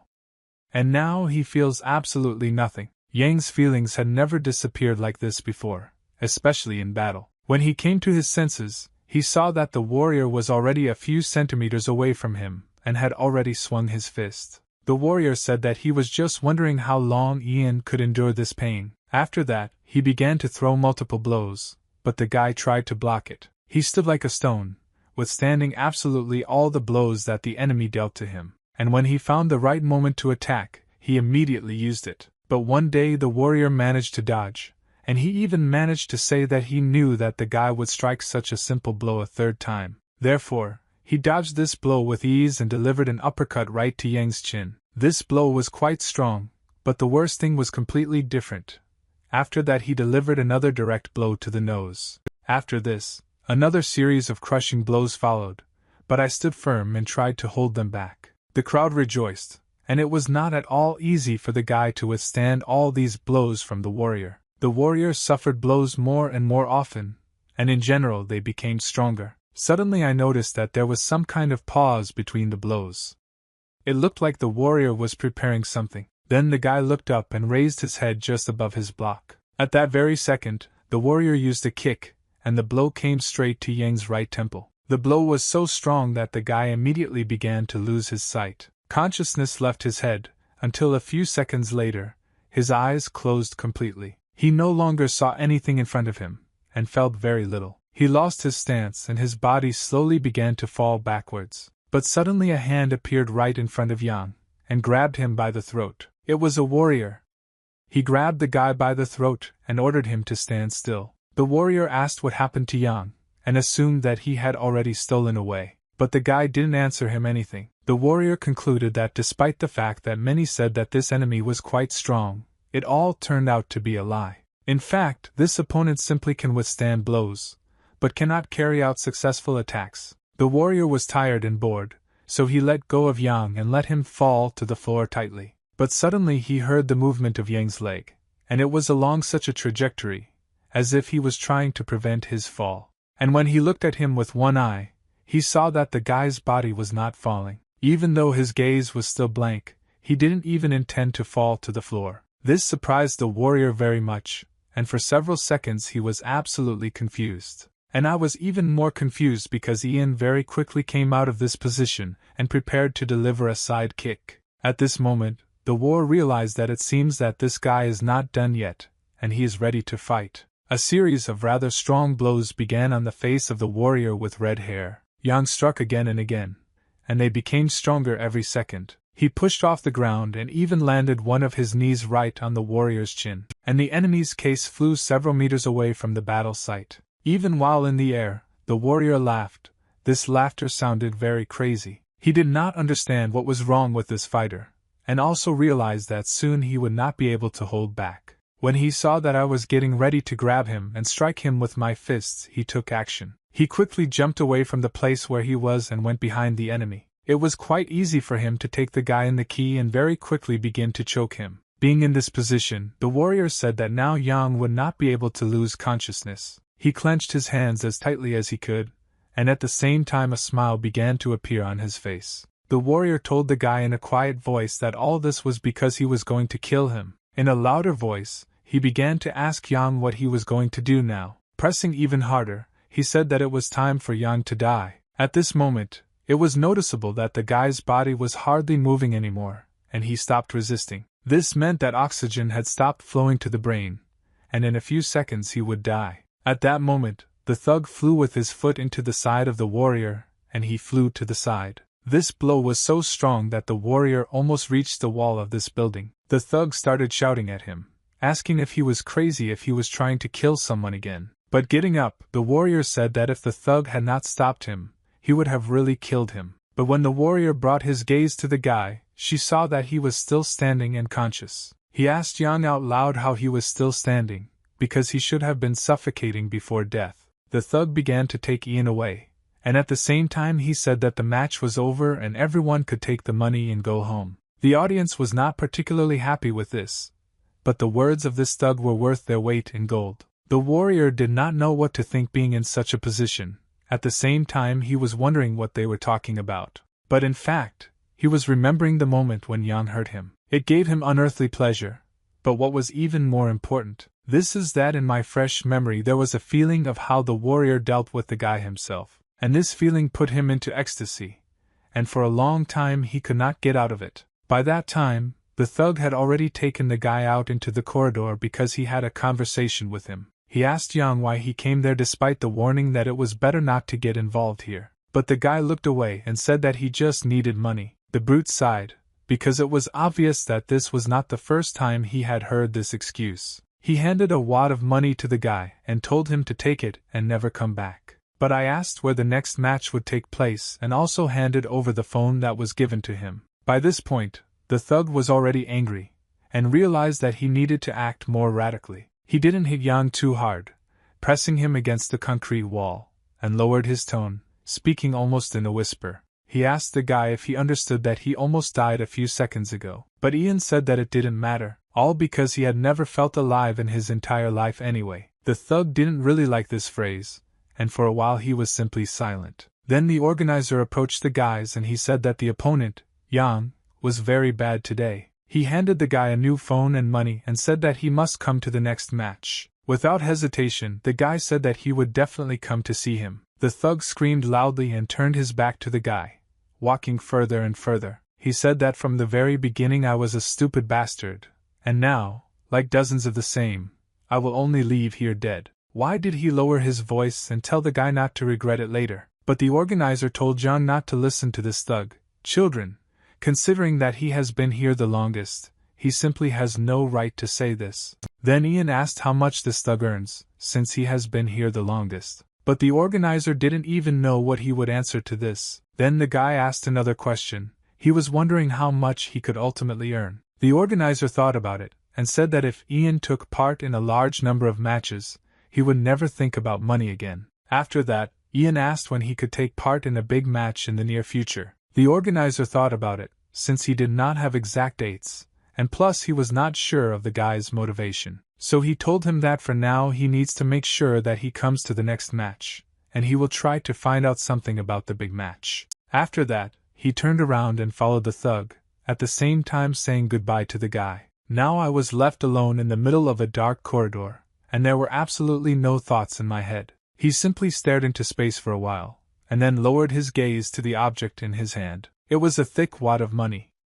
Everything he had done lately was just for the sake of this paper. One day, when Ian was driving in a car with his boss, he asked him why he worked so hard. He said that he heard that in addition to his main job, the guy also works in the delivery service until the morning. And so the boss began to wonder what the reason was if the guy was pushing himself like this. Then the guy became very thoughtful, and for a long time did not know what to answer to this. But when he walked after the fight with money in his hands, he felt simply terrible. It was already dark, there wasn't a single person on the street, and my head wasn't even filled with thoughts. Yang felt as if he had already died, as if during that battle the warrior had strangled him. Approaching closer and closer to the house, he felt something was wrong. It was similar to nausea, but it appeared very suddenly and was not very strong at first. But after a few seconds it became very noticeable and uncomfortable. Literally after 20 seconds, a very strong urge to vomit began, and pain appeared in the mouth. Ian twisted and spat something into his hand. Looking at his palm, he saw a clear red stain of blood, and realized that the battle was not without consequences. Moreover, this was very surprising, considering that he did not feel any pain during the battle. The boss then, while in the car, said that it's good when a guy works hard and endures all the difficulties of life. But the boss was afraid that if Ian kept everything to himself, he would eventually break down. After all, even if you don't feel physical and mental pain, everything tends to accumulate. Jana entered his apartment holding the money tightly in his hand, and felt, to put it mildly, not very well. There was sweat on his face, and blood was flowing from his nose and mouth. Blood dripped in a stream straight onto the floor, and Ian began to feel that he was gradually losing strength. He had to go to work soon, so it was not clear why his body wanted to sleep. Within a second the guy began to fall and dropped all his money from his hands. A moment later he was already lying exhausted on the floor and did not know at all what to do. There was no one at home then, and Yang's exhausted body began to flood the floor with blood. At the work where Ian worked, the manager was dissatisfied with the fact that there was always no one at the place where he was. Then one of the workers said that Ian did not come. The manager ordered to contact him and tell him that if he doesn't come right away, he won't receive even a 1 at the end of the month. After that, he ordered the employee to do the work for him too. But he refused, saying that he just couldn't handle it. Children Yen had to do much more work than everyone else. And it wasn't a lie, this guy did a lot more work compared to the others. This employee asked the manager not to punish him next time, but just to keep an eye on him, because he is also the youngest. Meanwhile, the action moved to the university, where in one of the classrooms near one of the desks it was very tense. All because Hannah was really waiting for Ian, and he didn't show up at the university all day. Hannah tried to ask Park if he had Yang's number, but he didn't have it. All he knew was that he might be at work right now. Then Hannah already concluded that something happened to him at work, and that's why he didn't come to the university. School ended, and Seun began to go home, but she was very restless. She was wondering what happened to Yang, because he didn't show up to any classes today. The girl was walking to her home, and at the same time a very annoying thought popped into her head. In it, Hannah complained that she didn't know why I didn't come, and she was sure that something happened to him. She remembered that Yang lives next to her, so perhaps it's worth visiting him for a minute. But then she thought that it would be quite strange if she suddenly looked for him. She decided to go home. But suddenly she noticed something very suspicious near Yang's door. The door to his apartment was open, although the light inside was not turned on. Moreover, when she lowered her head, she noticed that there was a small pool of blood right under the door. At first, this seriously scared her, because it was dangerous to enter an apartment near which there were pools of blood. This blood was not only near the doors, but also on 105 as they were brought into this apartment. She thought for some time, but literally after a few seconds she made a decision. She began to run from her place on the stairs as fast as she could, straight to the apartment where Ian lived. She opened the doors even wider to see what was there, and when she saw this picture, to put it mildly, she was surprised. In front of her, Ian was lying on the floor, and everything around was money. When she bent down, she saw that the guy had lost consciousness. There were pools of blood around him, and his skin had turned pretty white. The girl tried to bring the guy to consciousness for some time, but eventually called an ambulance. When the ambulance crew handed him over to the guys, they began talking to each other while they were driving him along the corridor. They didn't understand how Yang could still breathe in this state. They suggested that he experienced excruciating pain before losing consciousness. He was connected to a special device and left in the ward, allowing only one person to see him. It was Seun, and she had been waiting for him to return for a very long time, and was always nearby. One morning everything changed. This morning was quite sunny and overall instilled only positivity. Suddenly the guy heard a sound, and this sound made him open his eyes and wake up. He opened his storm and, looking around, realized that he was not in bed at home. Then he realized that it looked like a hospital ward, and this left him in shock for a few seconds. He tried to get up in bed, but suddenly felt pain in his side. He also felt that he was connected to some kind of wire, which greatly interfered with his movement. In addition, he noticed that he was not in the room himself, so he shifted his gaze. He saw that Seun was lying on a small bed next to his bed. She immediately stood up when she saw that the guy had woken up and asked how the guy was feeling, because the doctor said that he wouldn't be able to move. After that, the girl began to ask various questions about what happened to him, but I simply remained silent for some time. And then after a few seconds he asked, "Who is this girl?" There was another awkward pause, but this time the girl was unable to react as calmly. She stood up and started shouting that now was the time for me to joke, and then Ian said that he remembered that her name was C. The girl continued by saying that the guy was literally on the verge of death, and the doctor said that it was a miracle that he was still alive. She asked if the guy really didn't know how shocked she was to find him in such a state at home. When asked what happened, the guy said that he seemed to have simply lost consciousness. The girl replied that she was raising that Ian had fainted. She was only asking what caused it. The guy replied that the fact was that he overdid it while working, and because of this, he fell asleep as soon as he entered the apartment. The girl asked why there was no one at Yan's house then, and asked where his family was. The guy replied that he lives with his father, but he doesn't come home often. After that, he raised his eyes to find his watch, and told the girl that he should already go to school. Seun said that this is just funny, because he was released from classes due to hospitalization. The guy said that he couldn't do that, because he had a lot of responsibilities and he had to work. This simply infuriated the girl, and she said that she was now going to go to school, and ordered the guy to rest. She also said that she would bring friends next time so that they could visit him. But then Ian asked not to tell anyone that he was in the hospital. He explained this by saying that he wanted only C to know that he was in the hospital. The girl agreed with this, and understood that this desire was quite normal. She said that she had to go, and the guy said that he would then rest for now. C turned around and said that if something happened at school, she would let the guy know. Suddenly, the guy thanked the girl for being with him all this time. He looked down and said that he really appreciated this act. Then Seun said that it's good that the guy knows how to express it, or at least learns. And the second time she said goodbye, and this time she really began to leave Yang's room. The guy still felt pain in his side, and decided to rest a little. Meanwhile, at work, everything was not quite as usual. The manager was unhappy that the employees still could not contact the student who was not working. Then the employee said that he really had not been at work for 2 weeks, and it seemed like we should stop calling him. The boss was also very worried, and when he received a call from the guy, he was a little scared. He said that he had not seen me at work for a long time, and was very scared because of this. The guy replied that he would not go to work for a while because something had happened in his life. The boss said that everything was fine, and he suspected that something was wrong, and asked if he could return to work. But the guy immediately replied that he would not be able to return for quite some time due to the current situation. Then the boss said that the guy should do what is important to him now, and not worry about his boss. Ian said that he would pay next time, but the boss replied that there was no need for that. He only asked the guy to make sure that he didn't get hurt, and Yam once again thanked his boss. After that, the guy hung up, and a new message arrived on the second phone. All the guy's attention was focused on this phone, and he looked only at it.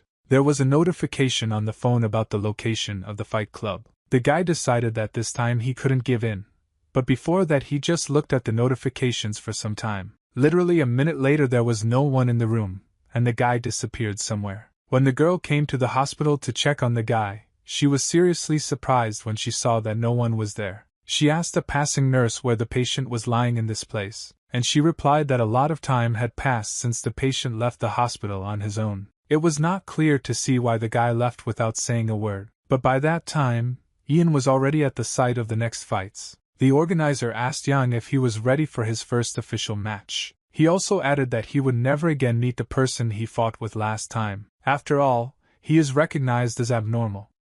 And the guy said that was good, and from that moment on he was a regular player. He started with himself, and Yang, as always, started him with a block in order to counter-attack later. At that moment, a delivery arrived with the student, and they were resting peacefully after classes. No one knew where Yang was, and Hannah was the most worried of all of them, because they never had lunch at the university. But no one thought about the guy for a long time, since there was a lot of delicious food in front of him. Meanwhile, the guy was in a fierce battle, and it's not to say that the enemy was very weak. Meanwhile, the students played various games inside the university, and overall they had a good time. Ian received one victory after another on different days. It was almost impossible to knock him down. The meeting of students has since become paid thanks to Pak, and this is how he was able to earn his first money. Yang, meanwhile, earned much more, because each round of a new fight began with applause. People bet a lot of money, and the guy really liked that he could earn it so quickly. All his eyes were focused on was money. He was not interested in anything else. Countless streams of money flashed in his eyes between fights, and only at these moments could he think. The flow of telephones and money became the only thing that changed in his life. After all, the rest remained with something more stable. For example, these were the injuries that opponents inflicted on his face. Once, when I was cleaning up traces after one of the fights, the organizer came into his toilet with a thug. He said that he remembers the last time the guy told him that he would like to take part in a bigger match. The organizer also added that Ian is too skilled to be in these fights. He pointed to the thug. He said that I was probably wondering why he had never participated in fights before. The reason is that the thug is too strong for them, and so Ian must go with the organizer to take part in a larger match. The guy thought for just a few seconds, and then, without even looking around, he walked towards the organizer. The brute no longer felt empathy for the guy, and simply looked at him silently. When the guy came out of the toilet, the thug stood there for some time and thought about everything. And after that, he also left the toilet, slowly catching up with the organizer. When he left, there was no one left in this toilet. The light also went out, and at that moment even Yang did not know what awaited him ahead. Meanwhile, in the ring, which looked more professional, the cleaners were wiping away the blood. They were constantly being urged on, since it was necessary to remove two rather large pools of blood very quickly. At that moment, the organizer, the big man and Ian began to enter this hall, and the orderlies simultaneously carried away the body. The organizer said that this place was very different from previous battle sites, but the guy's attention was on the body. He watched as a completely immobilized and paralyzed man was carried away. The organizer told the big guy that he and Yang would sit in the hall, and he should go and take part in the match. The organizer and Yang took their seats, and he told him to sit quietly and not attract attention. There was another man sitting next to the guy, but besides throwing a glance at the guy, he didn't do anything else. The man who was already in the ring addressed the big man, calling him Pak Won-chul. He constantly teased him and asked if he was well prepared for the match. He constantly called him to the ring, and said that he couldn't wait to crush his face. But Cole did not react to this in any way, but only slowly went into the changing room. When the red-haired opponent noticed that his enemy's speed was quite low, he continued to mock. He began to ask about whether Chul was able to pay back all his debts, and about what he said that his friend would die. The enemy also said that it was not worth borrowing a huge amount of money to try to save him. After all, because he did this, his friend committed suicide right in the hospital. In his opinion, it would be better if Cole himself fell ill and died at that moment. For a moment the big man stopped, and the enemy at that moment thought that he had managed to catch him. But constantly for a few seconds, Cole continued his movement, and also continued to ignore the enemy. The red-haired warrior spat under himself and ordered the big man to change clothes and hurry to the ring. Yana asked why that man constantly fights, because it doesn't seem like he likes it. The organizer replied that no one here likes fighting, everyone is just making money. Chul had a friend for 30 years who constantly participated in battles. However, his drug addiction caused a very terrible heart attack, and after that, his friend went to intensive care in a rather difficult condition, and the organizer noticed the new guest during the next battle in a secret place. Then he first met Park Won-chul, who was in a hurry to get to these fights. Then he came with the phone number of a fight club that his friend owned. He asked for money to pay hospital bills,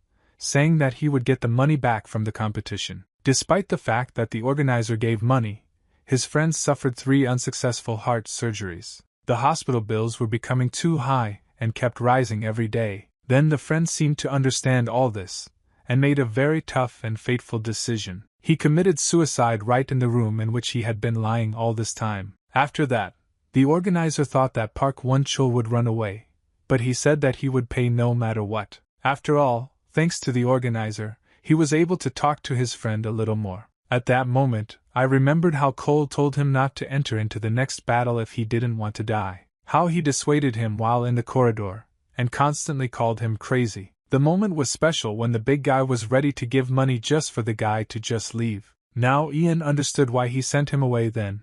He saw his friend in him. The red-haired warrior constantly taunted his opponent, saying that he would fight for his friend. Coming closer to him, he asked what his friend would think of him if he looked right now. But Cole didn't listen to him at all. It looked like he was waiting for some moment. He asked for forgiveness for pretending to talk about a good life. And he told me to be a loser like him. Cole remembered what his friend looked like a few days before his death, and this added even more strength to him. A moment later the bell rang, and this only meant that the battle could begin. At that very moment, the red-haired warrior began to run towards the Cole to attack. But suddenly some kind of barrier stopped him, and he instantly felt pain near his forehead. All because this warrior kicked him right in the face with all his might. This caused the red-haired warrior to fly several meters away and fall to the floor. His head was already spinning, but despite this he was still able to stand on his feet. Then he tried to get up in order to launch a counterattack against the enemy. But Cole was more agile. He came closer to the red-haired warrior and hit him with a left hook. After this blow, the opponent's body flew away again, and it was already more difficult to get up.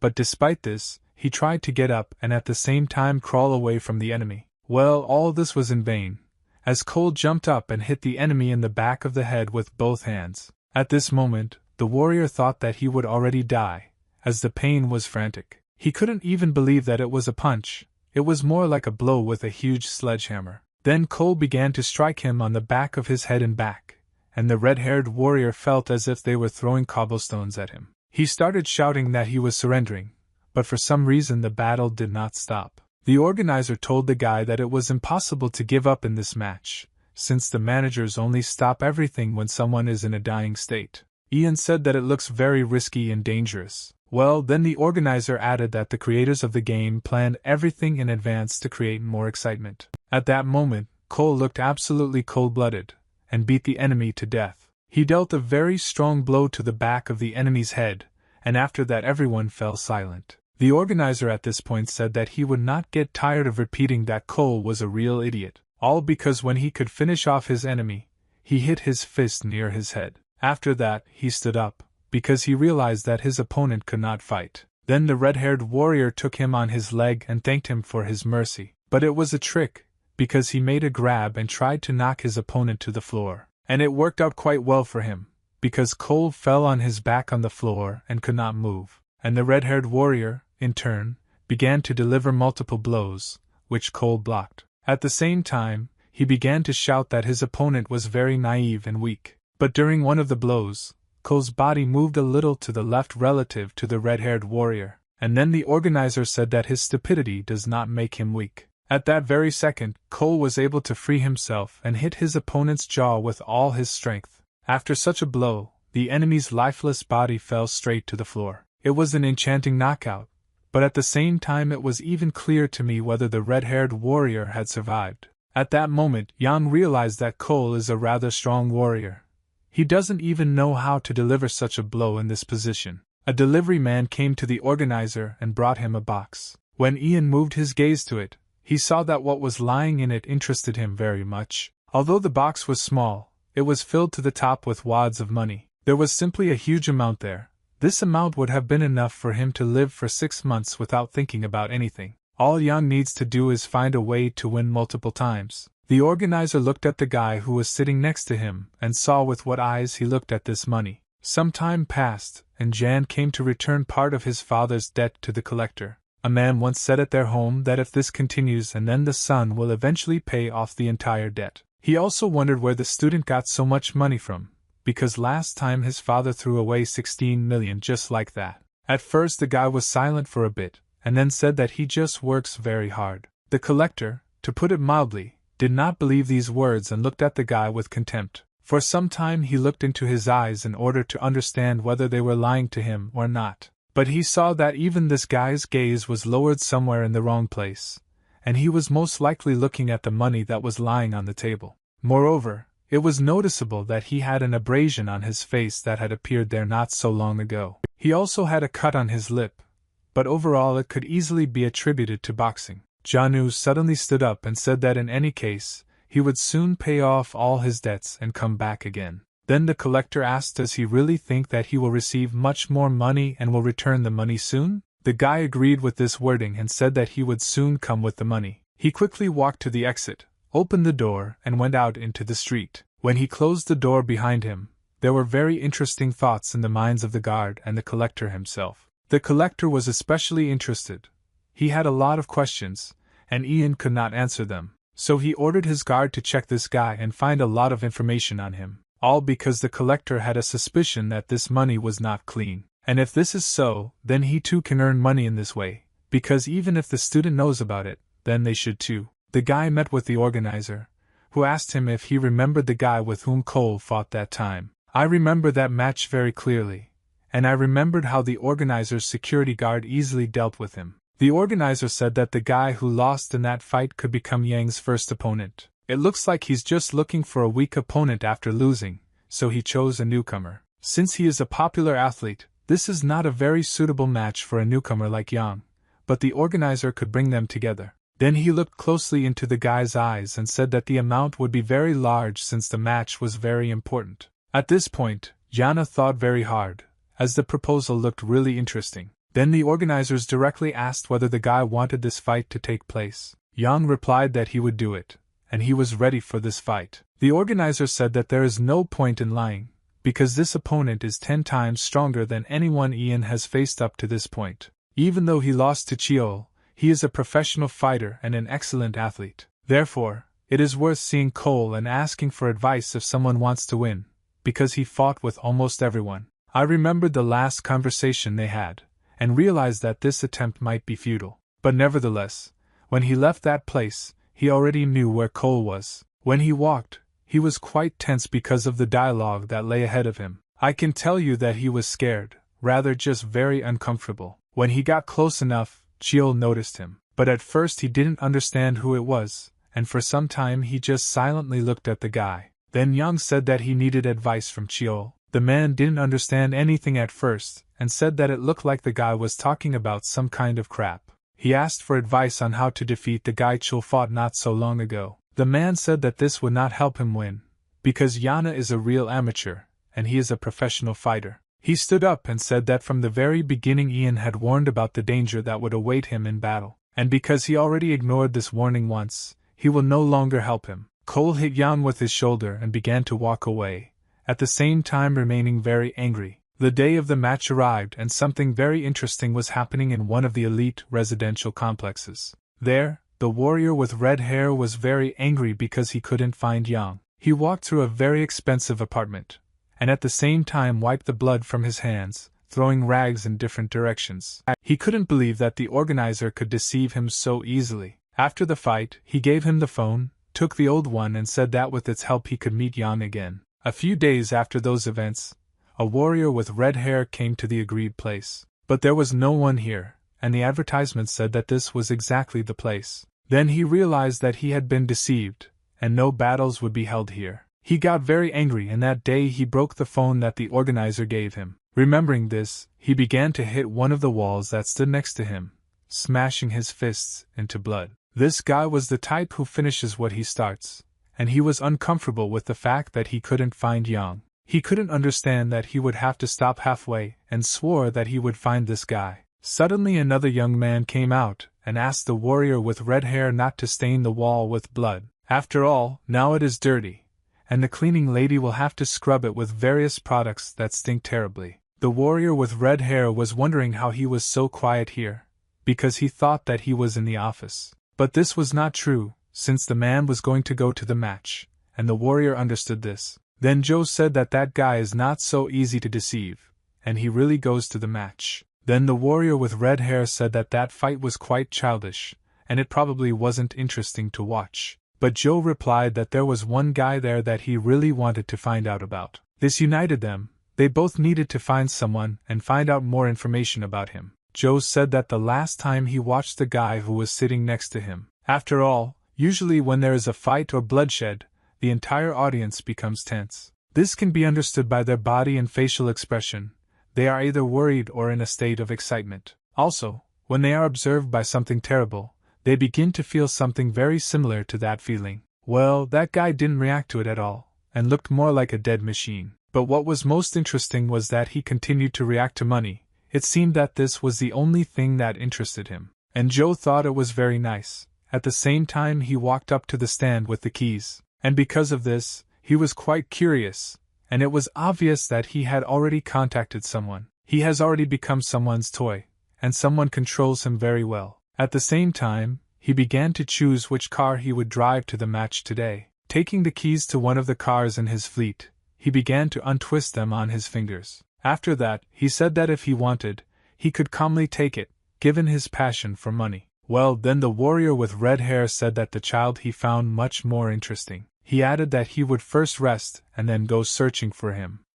Joe wished him luck. He went downstairs and got behind the wheel of his red Lamborghini, and began to drive through the city at night. While he was driving, he thought that now he was wondering which side the guy would show when he fought. By that time, the collectors were already near the entrance to the place where the match took place, and planned to take money from Young there. The organizer and Cole stood near Yang and asked if he was ready for battle. The guy gathered his strength, took off his outerwear, and said that he was ready to fight. That very day, the organizer and Chul went to the cashier to place a bet. The organizer slipped a wad of money to one of the managers, and he accepted it. He said that since the organizer brought yen, it is obvious that the bet will be on him. Then the organizer corrected the manager, and said that he would bet on the same Yang on the opponent. Then Cole asked him why he didn't want to bet on Yang, because he had never lost. The organizer said that all his victories were barely achieved, and now he faces a significant difference in strength. Turning to Chul, he asked if he thought that Yang could win this fight. Then he replied that in his opinion he lacks skills,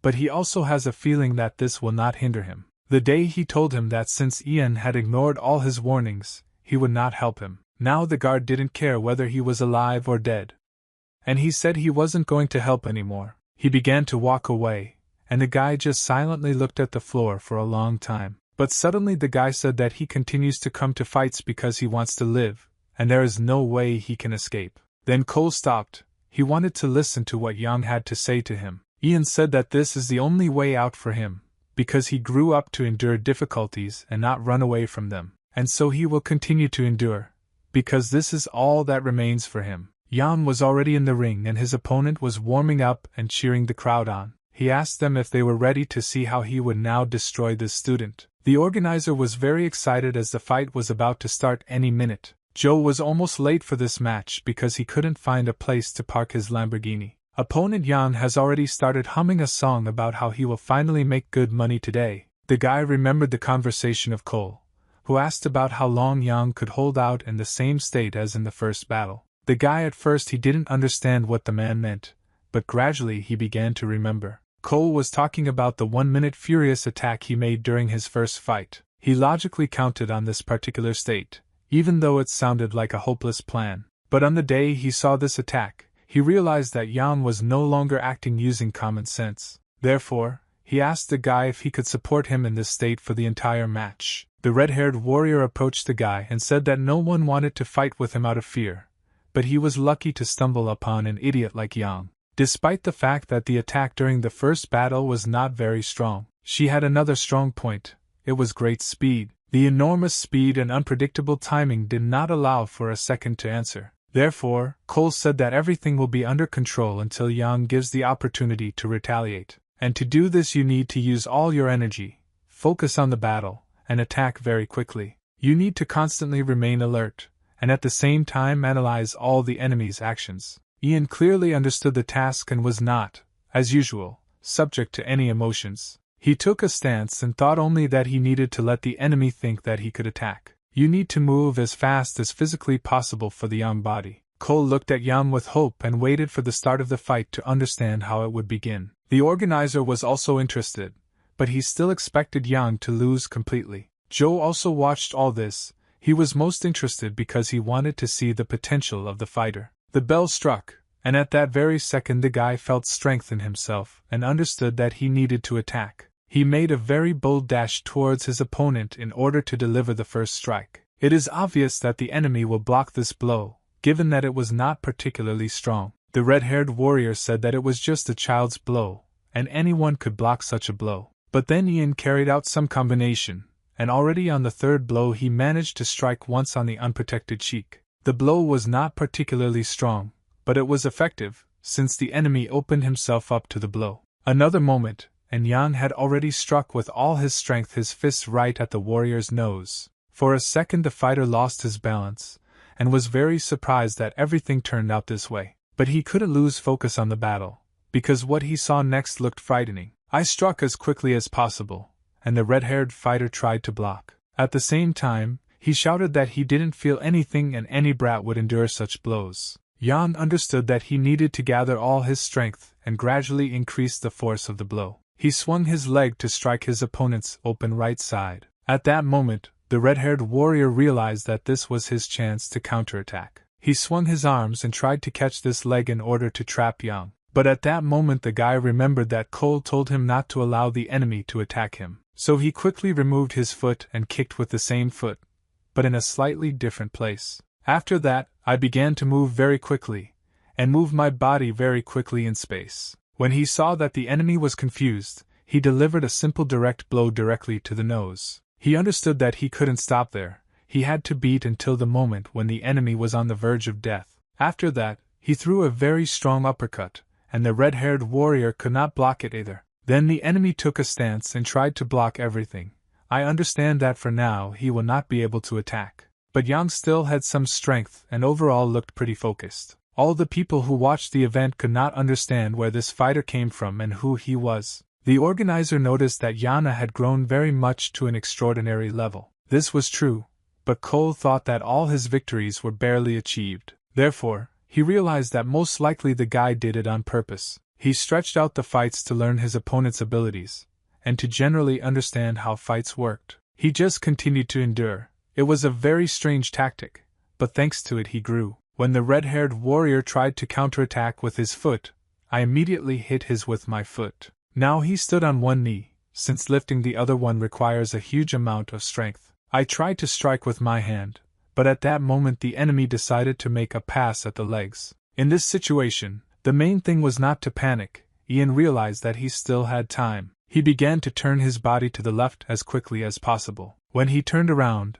the enemy was already almost at his feet, but by that time Yang was already standing with his back. It turned out that the guy was right on the back of his opponent, and from the weight of his body, the red-haired warrior fell face first into the ring. After that, he quickly stood up and tried to pick up where the enemy was. It turned out that the enemy was much closer than he thought. Yang began to deliver 1,000 blows to his body at various points. Even when the warrior tried to attack, Yang still dodged and delivered his blows after a few seconds. After some time, he took the enemy's leg in his hand and in this way dropped him. At this moment, the enemy realized that he was in a very deplorable situation. Moreover, he noticed that Yang rather slowly raised his leg in order to hit with all his might with his heel. Such a blow could easily kill the red-haired warrior in a second, and he was aware of this. Literally at the last moment he rolled to the side so as not to die. He realized that he had taken too much damage, and now he could not get up at all. It seemed simply impossible to him.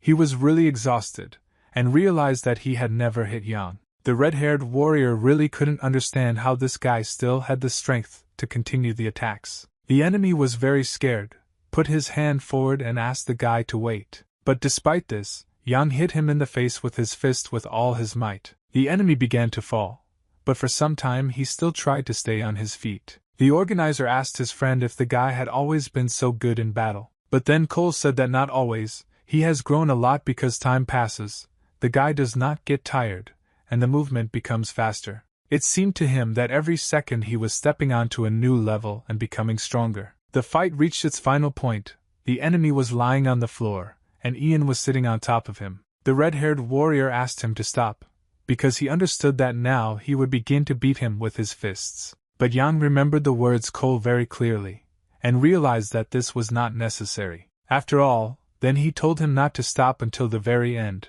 to go until victory. The organizer said that it looks like something is wrong with him, and he is not going to stop. Joe noticed that if this continues, the enemy may die. I began to beat the already immobilized body of the red-haired warrior with my fists, driving him into the ring. Cole stood up from his seat, and ordered to stop the fight immediately. He realized that I had never gone this far before.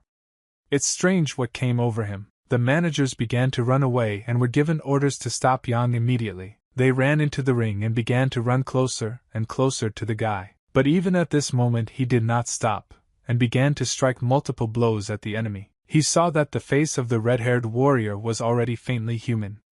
And suddenly everything began to feel like a dream. It seemed to Yang that the body of the red-haired warrior seemed to be seeping into the water. It began to go deeper and deeper into her, and the guy himself felt that it was starting to float. He didn't understand what was happening, and why do all this in a regular ring. Within a moment, he was almost completely immersed in the water, along with the red-haired warrior. All the workers who offended him also found themselves underwater and quickly began to drown. A few moments later they were completely underwater, as was Ian himself. The guy didn't understand what was happening, but when he looked at the red-haired warrior he was even more surprised. In his place was a smaller copy of him.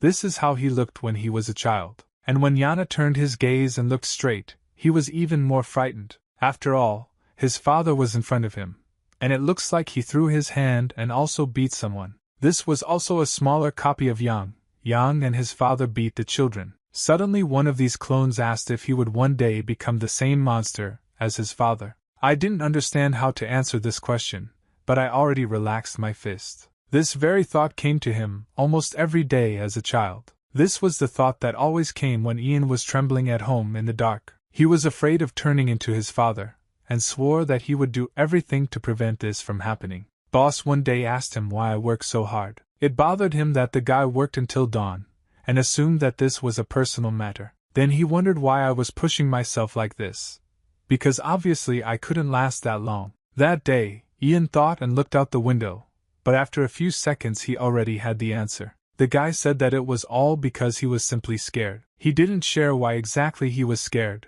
so it didn't answer the boss's question. Ian could have just run away, then everything seemed quite simpler than it seems now. After all, he could simply leave this place, but there was still one problem. It was that both now and then in his youth he is the same person, and he entered the apartment again as if it was natural and as if he was not afraid. But obviously this was not the case, and Ian did it, despite the fact that he really didn't want to. And when the door closed, real chaos began to occur in the apartment. If you repeat the same action over and over again in the hope of a change, then you will go crazy, and before that, addiction will arise. It's the same for the people who do it and the people who get it. Accustomed to violence since childhood, Yang's thoughts about escape gradually disappeared. Well, during particularly difficult times, he didn't even have the opportunity to escape. His father often tied him to the sink and radiators in their apartment. However, Yang was raised this way and was forced to adapt. Little Yana told his father that everything was in order, and he could hit, because the die had been cast. Then his father grabbed him by the hair and began to take him somewhere. Doors appeared right under the water, and the father brought his little son straight to them. Having come close enough, he opened these doors and threw his son inside like a sack of potatoes. Ian couldn't just look at it.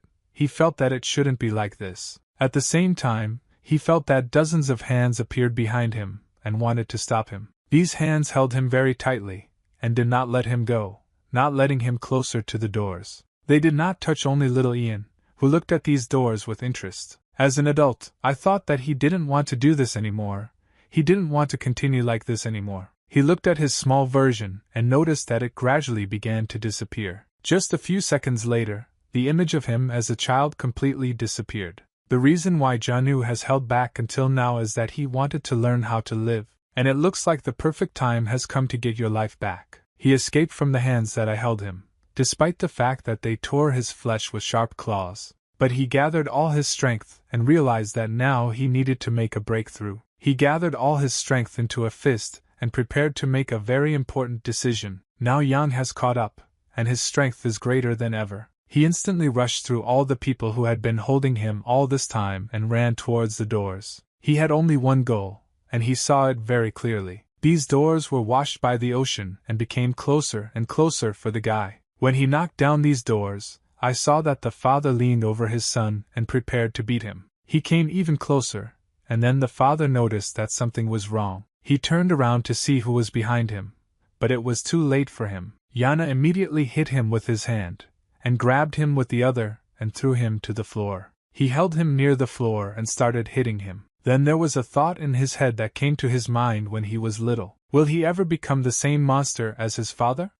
He thought about this while driving his head into the tile. Blood began to flow from his hands, but it was not Yang's own blood. The question was still open. Would he become free if he simply killed the monster? He looked at a version of himself at a very young age, and many things became clear to him. He extended his hand to this boy, as if inviting him to walk with him. At first the boy was very scared, but after a few moments he pulled out his hand. Another moment, and the little boy's hand was already in Yang's. Feeling at peace, Ian began to lead him out of this terrible room. When he opened the doors, a very bright light emitted from there, and this made Ian squint. But little Yang's eyes were even more unadapted, and he looked with interest at a bright future. At the same time, adult Yang left the ring and purposefully walked somewhere. Everyone who watched this fight looked in horror at how the guy moved. His legs were bleeding, and he very slowly began to approach the organizer. When he got close enough, he suddenly stopped and stopped moving. He first looked at Cole for a while,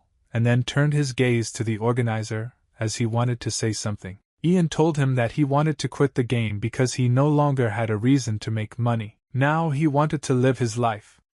The spectators began to scatter in different directions, since Yang had just brutally killed all the workers, and his rival. After some time, people came to that very place who very often watched the fights. One of them was not sure that I was a newcomer, because he, like a monster, appeared in the ring and inflicted injuries on everyone who approached him. Even the organizers were not prepared for this, and at this moment it was not clear whether anyone survived. After all, everyone was in intensive care. One of the men said that he was worried here, so he suggested leaving. Joe, meanwhile, was sitting on one of the benches, and seemed to be quite pleased. He was thinking about something of his own, and just staring at a point on the ceiling. He noticed that for a very long time nothing inspired him as much as now. There was not a drop of fear or doubt in this man, and he realized that he would like to look at this again. At that moment, Joe realized that he had found a toy that he really wanted, and this toy's name was Ian. Meanwhile, the organizer talked to Yang in the corridor and said that the guy needs to take responsibility for all this. But then the guy said that he just had to return this bag, and that's where his responsibilities ended. Then the organizer said that this issue cannot be solved with money, because Ian doesn't even imagine how terrible people the organizers of this match are. He started screaming and saying that he was now much more scared than Ian. After all, it was he who brought him here. Well, then the guy replied that it was absolutely none of his business, and he shouldn't worry about it. The organizer was very surprised when he heard this. He thought that after all this time Ian had already become very accustomed to him. So he asked Yang if he had always been so insensitive and inhumane. The guy replied that the organizer shouldn't have seen the guy as a child, and even a child who brings in money. People thought that Ian was crazy when he followed the lead of the organizer.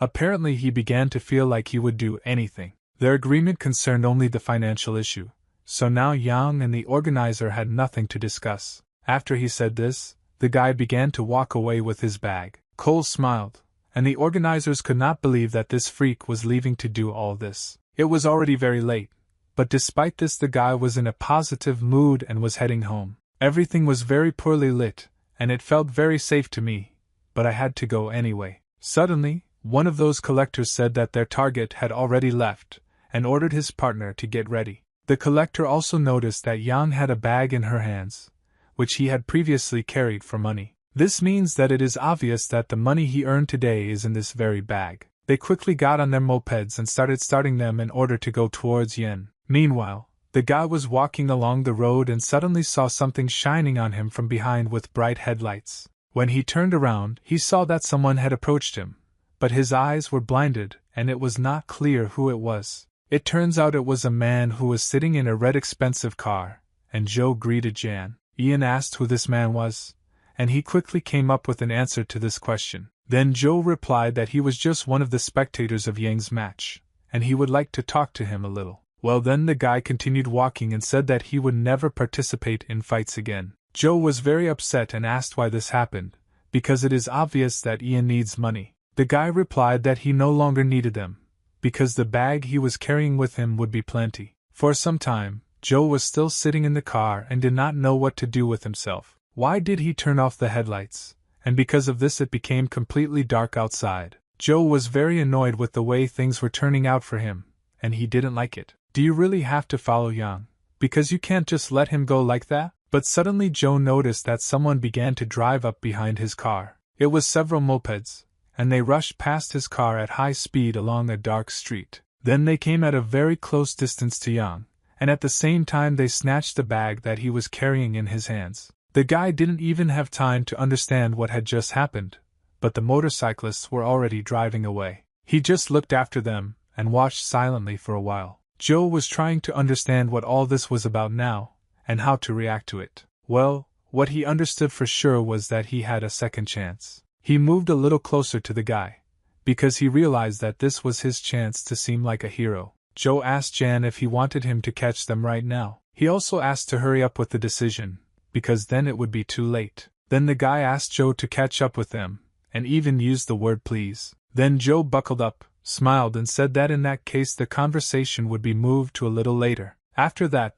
the sports car quickly took off, and Ian remained standing in his place. He didn't know what to think in such a situation, because all he could do was stand here and think. Meanwhile, 2 mopeds have already gone quite far. The collector said that it was even easier than he initially expected, but suddenly he heard that behind him some object was very quickly approaching closer and closer, and when he turned his head he saw a Lamborghini that was moving at almost full speed a centimeter away from him. At that time, it was not clear to the collector why this car was pressing so close to him. Well, they continued moving further until the car window began to open. It opened rather slowly, but at that moment the collector was already looking in that direction. A moment later, from this window, the collector saw a pistol with a silencer screwed onto it. He was seriously surprised when he saw this, and immediately decided to start slowing down in order to increase the distance. Several not particularly loud shots were fired that hit the motorcycle and did not hit the driver. Because of this, the motorcycle skidded and the driver lost control. A few more seconds and the driver is already flying away from the motorcycle and flying several meters along the asphalt. The man who was riding a motorcycle with his friend quickly began to leave the scene of the accident. Meanwhile, Joe stopped her Lamborghini right next to the body of one of the collectors with a bag. He realized that in this case he had a clear plan. First he needed to turn on the emergency lights. After that, just be sure to take out your phone so that the truck driver behind you can see it. And after that you need to pretend that he is talking to someone on the phone. This means that the truck driver will think that this is a standard accident, and he can take care of the situation himself. And so it happened. The truck driver drove past and began to move away in a long tunnel. Joe told the collector that everyone is busy with their own lives and there is no reason why they should think about others. He went up to the collector and took it by the helmet in order to stretch it some distance from the road. After he pulled it a few meters, he threw it against a stone, and now the sewer was not visible from the road. The man immediately began to take off his helmet because he wanted to talk to the one who created all this commotion. First he asked who it was and opened one glass to try to identify it. But all he saw was just the barrel of a pistol, which a moment later was enveloped in flames. The bullet missed his head a centimeter and miraculously missed him. After the shot, Joe asked the man if he was still interested in knowing about it. By this time, the collector's comrade had already gotten closer and drew his knife. Then Joe asked the collector to throw this bag at his feet. He reassured the collector and said that all this was only because he needed a bag, after which he asked why they stole the money. The collector said that it was his money, because the owner of this bag owed him a lot. Then Joe said that this was a lie because Ian looked too young and was unlikely to be able to borrow so much. Then the collector said that his father did this, and his son is paying for it even without his father knowing it. This really surprised Joe. He was generally interested in learning new things about the guy. He said that in this case, things are a little different, and now he must find a way to attract Jan to him. Because he's still not sure about that guy, that's why he wants to observe a little more. But now everything has become obvious, and his father's debts are not something the guy has to deal with. Ian also said that he is no longer going to take part in matches because this money is enough for him. But Joe wants something completely different. He would like to see him in battle at least once more. Joe poured all the money out of the bag and said that Ian said that this much money would be enough for him, but he can give him much more than is now in this bag. While saying this, Joe took out a lighter and for a while just looked at the huge mountain of money. The collector who was carrying this bag just a few minutes ago was surprised and did not understand what Joe wanted to do. After another moment, the lighter began to emit flames, and Joe brought one of the bills to him. He said that he needed a little time to influence Jan just a little, and so he will try to get this guy to fight again. Burning all the rest of the money, Joe said that he could do it, since Ian did not have enough money. When Joe returned to the guy, he immediately said that he was very sorry that the thieves were able to escape. Ian was devastated, and said that it was good that Joe was not injured, and he would write a statement to the police soon. Then Joe said that it looks like this money started a lot of things for Jan, and this situation seems very unfair. The guy said that he was not surprised, since this is not the first time that money has simply left him. After this, Ian asked what Joe wanted to talk to him about when they first met along the road. The man said that he heard that Jan was banned from entering the ring, but he could help with something. This interested the guy, despite the fact that the whole situation looked rather suspicious. Joe began to pull something out of the inside pocket of his jacket, and said that he would help Jan get back into the ring. After all, you never know for sure what might happen, and apparently Jan needs money. So if the guy changes his mind, Joe asked him to call the number on the card. At that moment, déjà vu arose in Yana's head, because the organizer with whom he had communicated before behaved the same way. He took the card and said that he would call if he changed his mind about the fights. Joe said that he was glad to hear this, and smiling also added that then he would be the first to leave. Ian noticed this satisfied smile, and Joe said that he was really looking forward to the next meeting. Within seconds he got into his sports car and began to drive away to his home. Now Ian was left alone in the middle of the night, sitting on a bench and looking at that map. For some time he simply looked at her silently, but then he finally made a decision. He first tore this card into 2 parts, and felt that after that he felt better. Another moment, and he tore the remaining parts into even more pieces. After that, he threw them on the floor and realized that it was time to return home. When he came home the next morning, his father was already there, and he had a severe headache. He asked his son if he had given the money to those collectors. Because I did not answer for some time, my father stood up to repeat this question over and over again. After that, he asked his son how much money he had now, and if he could lend some to his dad. But Ian replied that at the moment he did not have a penny, and the thieves stole absolutely all his money. Then the father said that it couldn't be, because his son really gave absolutely all the money. Now everything became clear for the guy. Now he saw his father through and saw his intention. Then this man said that these are difficult times, so he needs to borrow some money. He began to put pressure on Pity, saying that the family was going through hard times, and that he was tired of paying for insurance for food and apartment maintenance. Yang wanted to trust his father at least a little, even though it was quite problematic. He remembered the dialogue with C, and the moment when she asked why there was no one at his home. Then the guy replied that he lives with his father who doesn't come home very often. Dad didn't contact him for several days. He didn't even know that his son was in the hospital. Before going to the fights, Ian went to the registry office to find out some information about his father. He said on the phone that he was discharged today, so he is calling to see if the bill can be covered by insurance. The voice on the phone said that it seemed like I didn't know that his father gave up his family insurance 2 years ago. Although he told Ian that he was paying for insurance, and the guy could not find any reason to do this. Then the guy remembered his dialogue with the collector, when the man said that his father lost 16 million won that time, and when asked where Yang got the money, the guy then replied that he just works very hard. And after this phrase, he got ready to leave, and promised the man that he would return the money soon. Of course, the collector was also surprised how a schoolbook could bring in so much money in such a period. Well, the guy just told him not to come to their house anymore, and promised that he would soon give the entire amount. And in fact, when Ian was leaving, the man also told him that,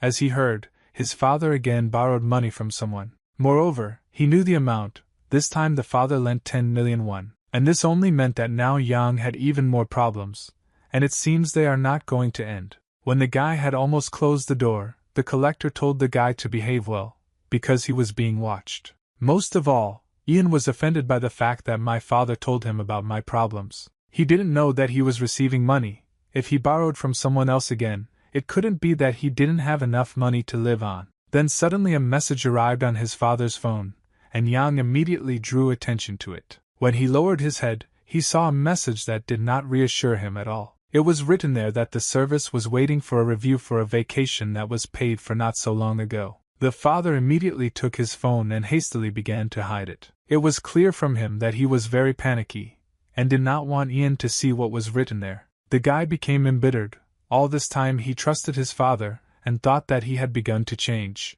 I realized that all this time I had been weak, and succumbed to the most ordinary emotions. Then the father's voice became even more rude, and he once again asked his son if he had money so that he could borrow it. But the guy looked calm and said that he didn't have a penny. Then the father hit the table, and from this blow almost all the bowls and plates that were standing on it spilled over. The father said that now he no longer knows what to do with his son. All the food that was in these bowls also crumbled. But the guy again began to ignore it, and eat food even that had already spilled on the table. He simply picked it up with his chopsticks and continued eating. In general, everything looked as if nothing had happened and nothing needed to be fixed. And this infuriated my father even more. It's good that he didn't see the guy eating from the table. Ian realized that he just needed to wait a little longer, because this was not the first time for him to do this. He decided to leave this place, and then from that moment on his father would not have to behave like this. But the next day when he left the house everything started as usual. When he left home,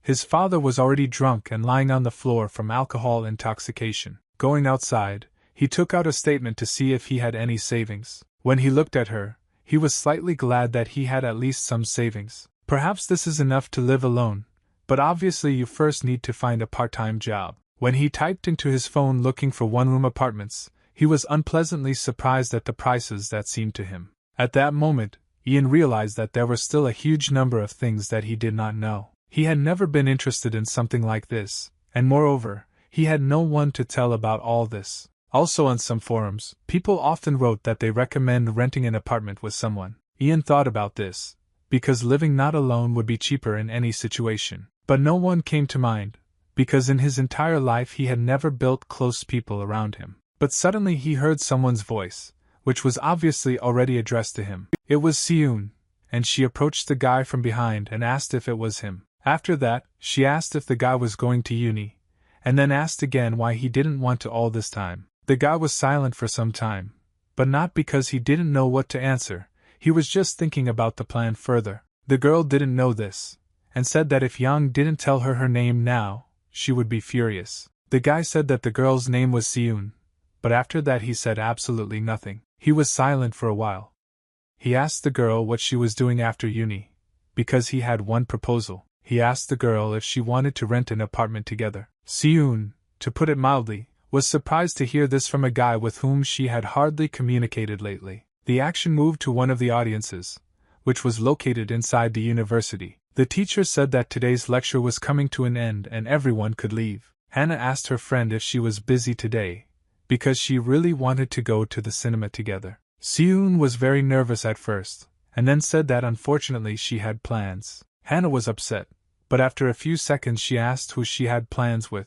It was noticeable that she was completely unable to answer this question for some time. Then Hannah concluded that the girl was trying to hide something, perhaps that she had a boyfriend. At this moment, she recalled her conversation with Yang before they entered the university. Then the guy said that there was no need to tell anyone about this, because it was unnecessary. Then she asked him why the guy hides so many things so often, and he replied that there was no point in getting more people involved in this topic. At first, Seun simply looked at the guy suspiciously, but on the whole she agreed with these words. They continued walking and the girl said that if she went with someone, then she would not be able to go with the guy to look for an apartment. Standing in front of Hannah, the girl sighed, as she had to quickly come up with an excuse. She said that everything was completely wrong and she needed to meet her friend. Hannah was ready to believe it, but suddenly Ian appeared in front of them. He looked at the girl and said that it was time for them to go. Seun couldn't believe that he would invite her just like that, and Hannah, in turn, was very surprised. Yana asked if everything was okay, and said that the girl herself said that they would go together. Everyone started screaming, reminding her that she said that if they meet, it won't be here when everyone is nearby. Then I tilted my head and realized what the girl had meant all this time. All her friends were here, as well as Hansu Park, and they wanted to say hello to the guy. The guy said that he didn't even know that they were all here. This phrase made the girl very angry. Hansa said that he and Yang had not seen each other for a long time, and the girl asked if he had any plans. At that moment, Hannah thought that she were having a secret date, and was offended that the girl didn't say anything about it. Seun said that everything is completely wrong, and the whole problem is in the guy's apartment. But then she turned her gaze to Yang and expected that he would somehow protect her. But instead, the guy just looked at her silently and didn't know what to answer. The girl also didn't know how to continue this legend, so she decided to take action. She grabbed the guy's hand with all her strength and began to drag him somewhere. She said that it was time for them to go, and the guy obediently followed her. Hannah couldn't believe that she and Yang had already come this far, and Hansa also assumed that there was something between them. The girl was still angry on the street, and said that Ian had to explain everything to her friends later. The guy couldn't understand what they could possibly get wrong, because everything was obvious. Then Seun got even angrier and said that they would all think that they were dating. Yang and the girl were silent for a while and just looked at each other like that for a few seconds. Then the girl quickened her pace and said that this should be discussed later. They went straight to the real estate agency, and a pretty woman received them. She smiled constantly, and also made the assumption that Yang and she were newlyweds. The girl was slightly unpleasant to hear this, and she was waiting for me to answer something. She asked the guy to explain everything, and turned her head in his direction. Yan, in turn, asked if there was a discount for newlyweds. Seun said, "What kind of questions are these?" And that's not what she meant at all when she told Yan to say something. The agency worker said that as Ian, a student, they have many places to offer. The girl asked if she could visit them right now, and the worker answered positively. When the girl looked around the apartment, she was generally pleased with its location. She also noticed that it was a little cramped, but quite clean and cheap to maintain. But still, it was not ideal, so she asked to look at other apartments as well. The worker asked if they wanted to move in immediately.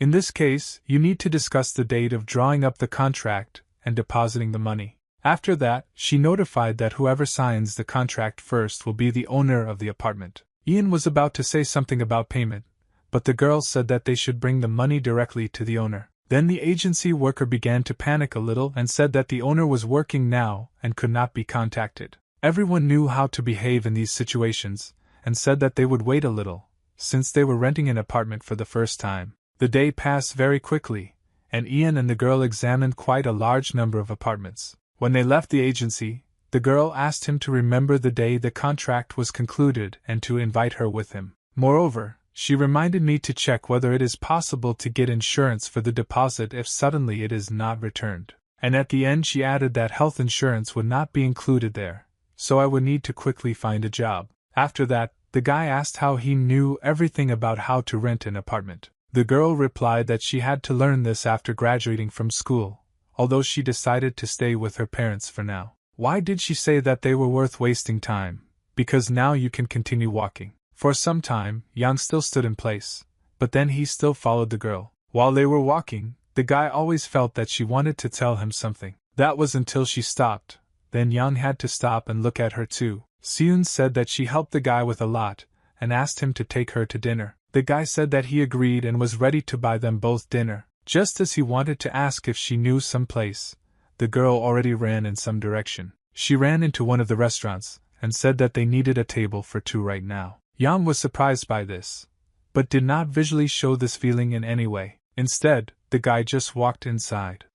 By that time, the girl was already sitting at the table. The waitress said that she would recommend set beef for couples, since there is a discount on it. The girl said that she was very hungry, and when the food was brought, she immediately began to eat. A few minutes later, she asked the guy how he liked it here, since she had long wanted to visit this place. Yana said that the food was very tasty, but overall his review was terse. Coming out of here it was already dark, and Seun said that it was excellent, and she felt good. After that, she asked if the guy drinks coffee, because she also wants to go to a coffee shop where she will pay. The guy agreed, and within a few minutes they were near a fairly large coffee shop. There was a lot of outdoor space, and the weather allowed us to relax there. Overall there were quite a lot of people enjoying the atmosphere and mountain view from this coffee shop. While drinking coffee, Seun said that it's funny that everyone thinks they are a couple. She especially liked how surprised she was when Auntie from the agency suggested that they were newlyweds. Well, the guy didn't answer. The girl turned her head in his direction, and Ian just looked at the floor. She asked him why he constantly withdraws into himself like this. But the guy couldn't answer anything intelligibly,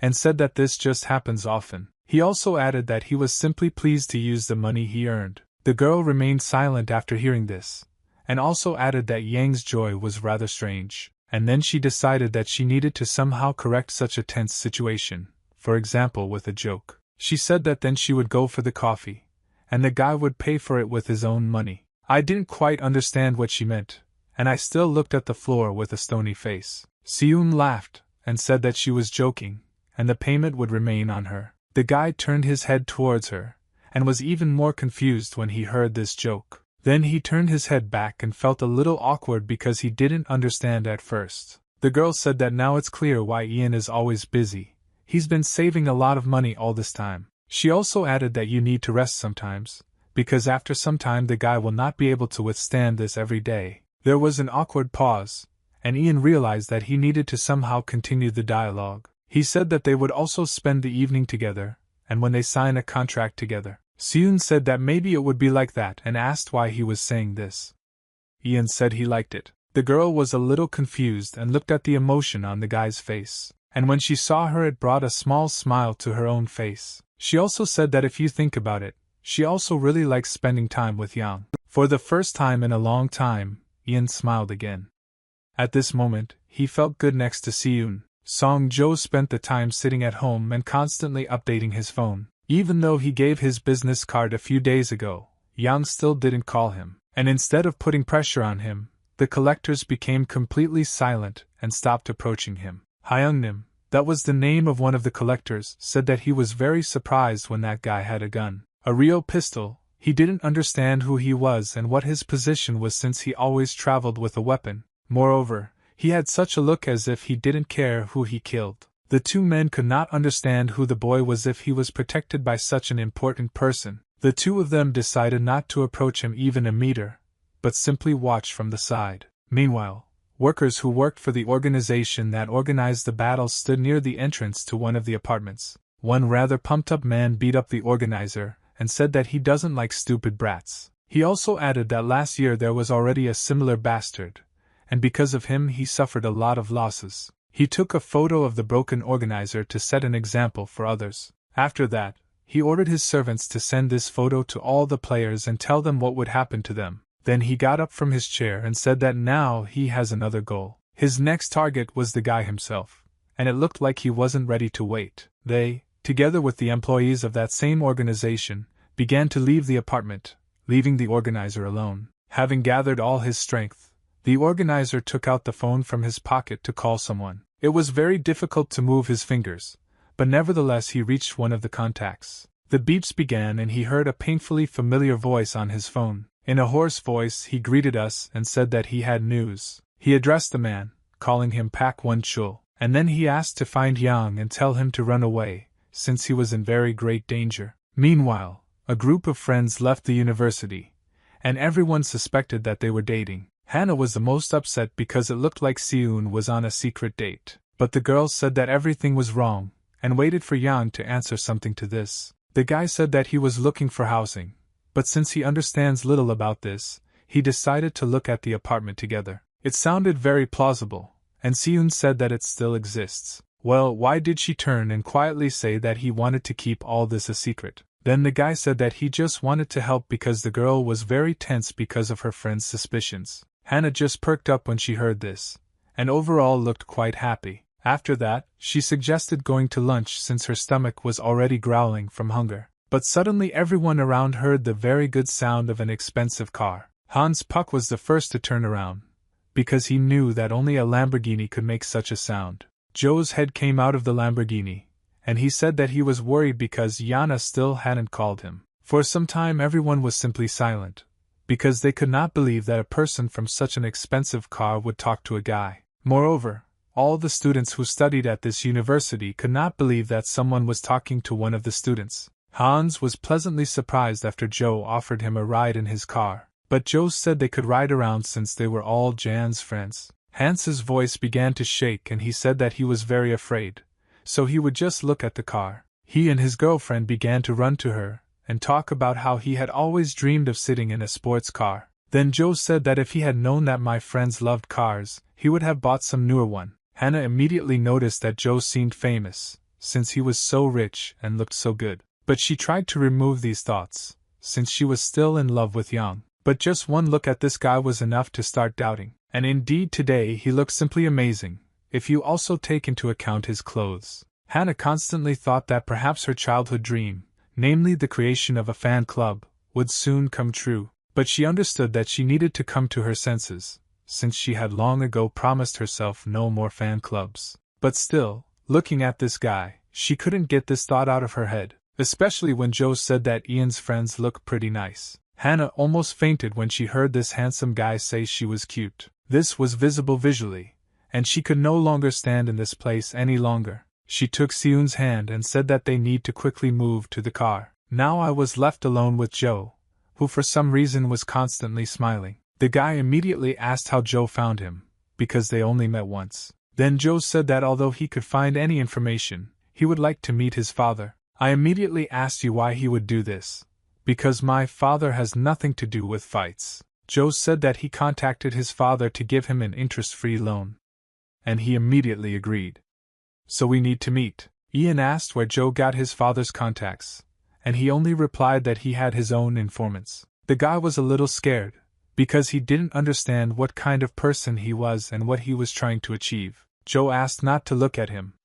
So, he just wants to make friends with Jan. He smiled even more and said that he wanted to do this at any cost. Hansu, who was driving the car, was very impressed that Yang had such acquaintances. His friend noticed that this guy spoke as if he knew everyone Ian knew. Joe looked very rich, and Hans also concluded that he was much older than them. But most of all he was interested in who he worked to earn that kind of money. Hannah, who also came up to the car, said that perhaps he was the son of a chaebol, and was immediately born a prince. Well, the second friend of Hans said that it seems that this guy is not worried about money at all. Meanwhile, Seun watched Yang's conversation with Joe and felt slightly uneasy. For some reason she felt uneasy when she looked at it, despite the fact that visually the dialogue looked quite friendly. Evening came, and the father of the family, drunk as always, went home. He felt just fine, and up to this point he had already drunk a huge amount of alcohol. When he approached the apartment, he began to enter the code slowly in order to get inside. But when he entered the code once, it gave an error. The father understood that he was drunk now, so he began to enter the code again. This time the panel was already glowing red, and he no longer understood why the cat was not coming. He got very angry and started shouting at the entire entrance. The father asked if Ian was at home and ordered him to open the door immediately. After 20 seconds of these screams, the light on the castle's dashboard turned green. After that, the doors opened on their own, and the father stopped being so angry. Going inside, he asked why Ian took so long to open those damn doors. But when he opened his eyes, he did not see his son there, but someone more terrible. There was that member of the organization. He had brass knuckles on his fist, and he told father that he seemed tired of living. At first, the father didn't even understand who was standing in front of him, but this man looked very menacing. He tried to identify who it was for some time, but he still couldn't figure it out. The assumption came into his head that these were the same moneylenders, and he didn't even think that they could come home like that. At first he stepped back a little from the man with brass knuckles, but at the same time he still looked into his eyes. After that, he turned sharply and began to run away. In his head there was the thought that this was the only way to survive. But suddenly that man grabbed him by the hair and began to pull him towards him. The father began to make excuses and shout that he should wait a little. He also said that if he is given a little more time, he will definitely pay off all his debts. That man asked him to shut up several times, but when his father didn't, he hit him on the cheek with all his might. When the father fell to the floor, the man asked his subordinates if this was what Jan looked like. But they told him that Yana is much younger, and judging by the information, 2 people live here. Then the man understood everything and said that the man who destroyed the stadium cannot be such a weakling. And if you look at this man, you can see that his appearance alone shows how pathetic he is. Ian, meanwhile, was walking to his home and with Joe. He told him that he was confident that he gave him his business card, and asked why Yana never called. Joe also said that it is obvious that I need help, and that if my father does not return the money, the loan sharks will persecute him. After this phrase I stopped, because I realized that I needed to clarify something. He said that apart from everything else, he never said that he borrowed the money. Well then, Joe just said that there could no longer be any reason to work multiple jobs at that age. The guy said that since Joe knows so much, he should also know the reason why he left fighting. Then Ian asked why Joe, knowing the reason, still wants him to continue fighting and making money. After all, now that the guy has realized everything, namely that the duty is not his at all, he no longer wants to continue doing this. After that, he turned around and began to walk away at an even faster pace. Joe stood still for some time to think about his next phrase. He said that the reason is that the same fight Yang is very suitable. And moreover, Joe said that he was simply sure that the guy was eager for such fights. Ian stopped again because he wanted to ask Joe something. He asked what kind of fights this man thought he wanted. What he said was that, in his opinion, Ian wants a fight in which he can legally kill. At this moment, Yang simply remained silent. He looked into the eyes of his interlocutor, and did not know what to answer. He decided to ask again and asked Joe if he really thought that Ian wanted to kill. At that moment, Ian decided that this was a real crazy person, and at that second he was sure of it, especially after he saw his reaction to his phrase. Joe laughed constantly, and generally acted crazy. The man then said that during that fight, Yang laughed quite sincerely. He also added that during that fight the guy knocked out all the employees who tried to stop him, and after that he began to beat the enemy until he lost his breath. Joe said that while he was doing this, he laughed a crazy laugh the whole time, and so he was wondering if I could fight like a zombie, because he was sure that the guy was hiding it. But as soon as he witnessed this fight, Joe realized that there were more suitable battles for the guy. That day, he really wanted to see how the guy fought to the end, and what he would do after the death of his opponent. But suddenly the unforeseen happened, which made Joe very angry. Suddenly the guy came to his senses and stopped smiling and slamming his opponent into the floor. Ian told Joe to be an idiot because he couldn't laugh in that state. The man replied that this is how people are made, but I don't know what they really are like until someone shows them. After all, he had already seen something like this before. It seemed that Joe was talking about a warrior with red hair at that moment. He also added that he had already achieved what he wanted in his life, and now he has other goals. He said that if he wants something, he will do absolutely everything to get to the end. At the same time, he extended his hand to Yang's face and said that I need to let this talent go to waste. At that same second, the guy threw back Joe's hand and silently looked into his eyes. After that, he said that he would stop talking nonsense, and added that he was not going to continue to participate in battles and asked to stop following him. Joe didn't answer, and at that moment Ian turned around and began to walk away in the opposite direction. His step was quite fast, and Joe at that moment decided that it was not worth following him after there. A few tens of minutes later the guy had already reached his home, and thought that Joe was very strange and suspicious. Moreover, he wondered what he should do if he showed up in his life again. Well, you can calmly think about this before going to bed, because first you just need to go home. When he raised his hand to press the code, he felt someone's presence. Suddenly, a very pumped-up hand grabbed his arm, and Yang's attention got used to it. The guy turned his head and saw a familiar face in front of him. It was Cole, and he said that the guy was in danger, and he needed to run away now. Ian didn't understand anything, but suddenly he heard someone start running inside his apartment. A moment later that pumped-up man knocked down the doors near which Ian was standing. He looked the guy in the eyes and said that he thought that Ian would look something like this,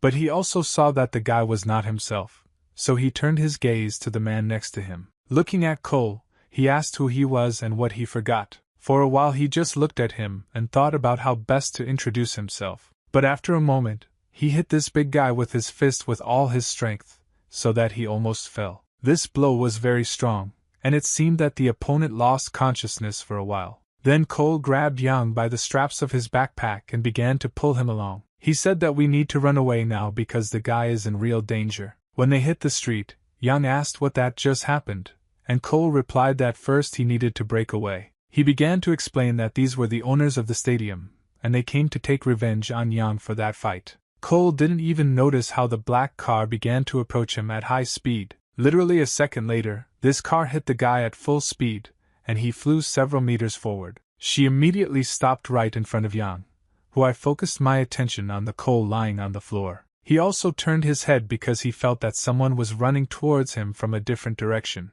At the last second before closing his eyes, he saw that pumped-up member of the organization running towards him. He kicked Yang with his shoulder, and because of this, he flew into the car at high speed. Within a second, Cho began to get up, and almost all the members of the organization were already inside the car. A few more seconds and the black-tinted car began to drive away, and Cole was just trying to get to his feet. The car had long since left the city, and no one was following them.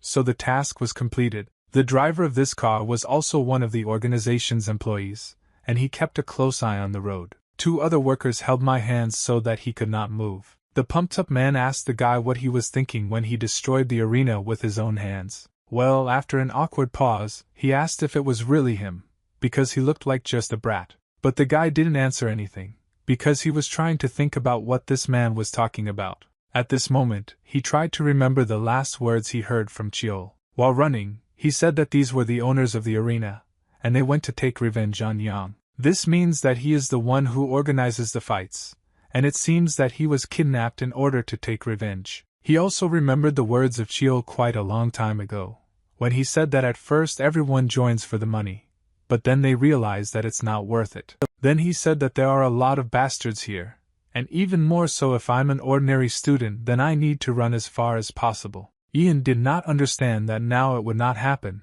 because he was in full possession of this owner of the organization. This man was very angry that the guy did not answer anything. Therefore, as a precaution, he hit him with his hand on his left cheek. Why did he say whether he listens to him at all? And said that I don't even understand how many matches had to be cancelled because of that prank. But now they contacted him and wanted to buy Young after seeing how he circled the entire arena. This means that the guy will be stuck there and will fight until he loses his pulse until he dies. But before that, he said that Yana should receive punishment for everything he did. He put the brass knuckles on his hand and began to strike the guy multiple times. Ian realized that he needed to come up with ways to get out of this car. After all, he understood that it was very dangerous for him to go to an unknown place. The man began to strike one blow after another on the guy's body, and after some time he felt that I had completely stopped moving and showing signs of life. He asked his charges why Yang didn't even bat an eyelid. The man had the feeling that he was simply punching someone's abs,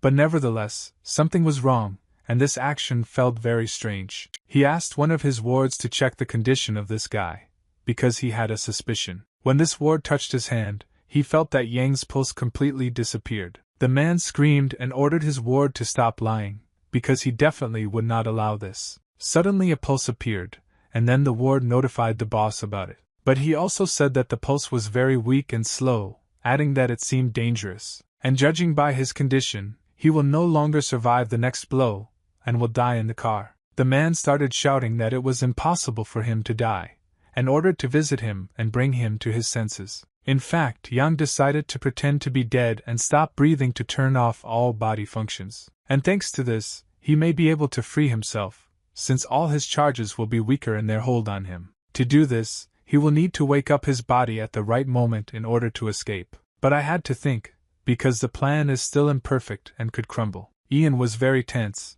thinking about how to immobilize everyone and escape from this car. He looked at the driver and realized that he was the most important member of the organization who was now in this car. At the moment of awakening, Ian decided to concentrate as much as possible. It was necessary to tense up and do it as hard as the guy could. Suddenly, one of the wards noticed that the guy's hand was very tense, and veins could be seen. Another moment, and the guy pushed away from the seat he was sitting on and moved to the front of the car. He immediately grabbed the steering wheel, and everyone who was inside didn't even understand what happened. After he grabbed it, he turned it to the right with all his might, holding the driver parallel. Because of this, the car began to drive, and she turned sharply in one direction. At the same time, Ian moved closer to the driver's side to reach the handle. Yang focused his vision on the door to quickly identify it. He stuck one of his fingers into the handle and tried to pull it with all his strength. This action was quite difficult due to the fact that in parallel with this the machine was moving very chaotically. But still, the guy managed to open the doors,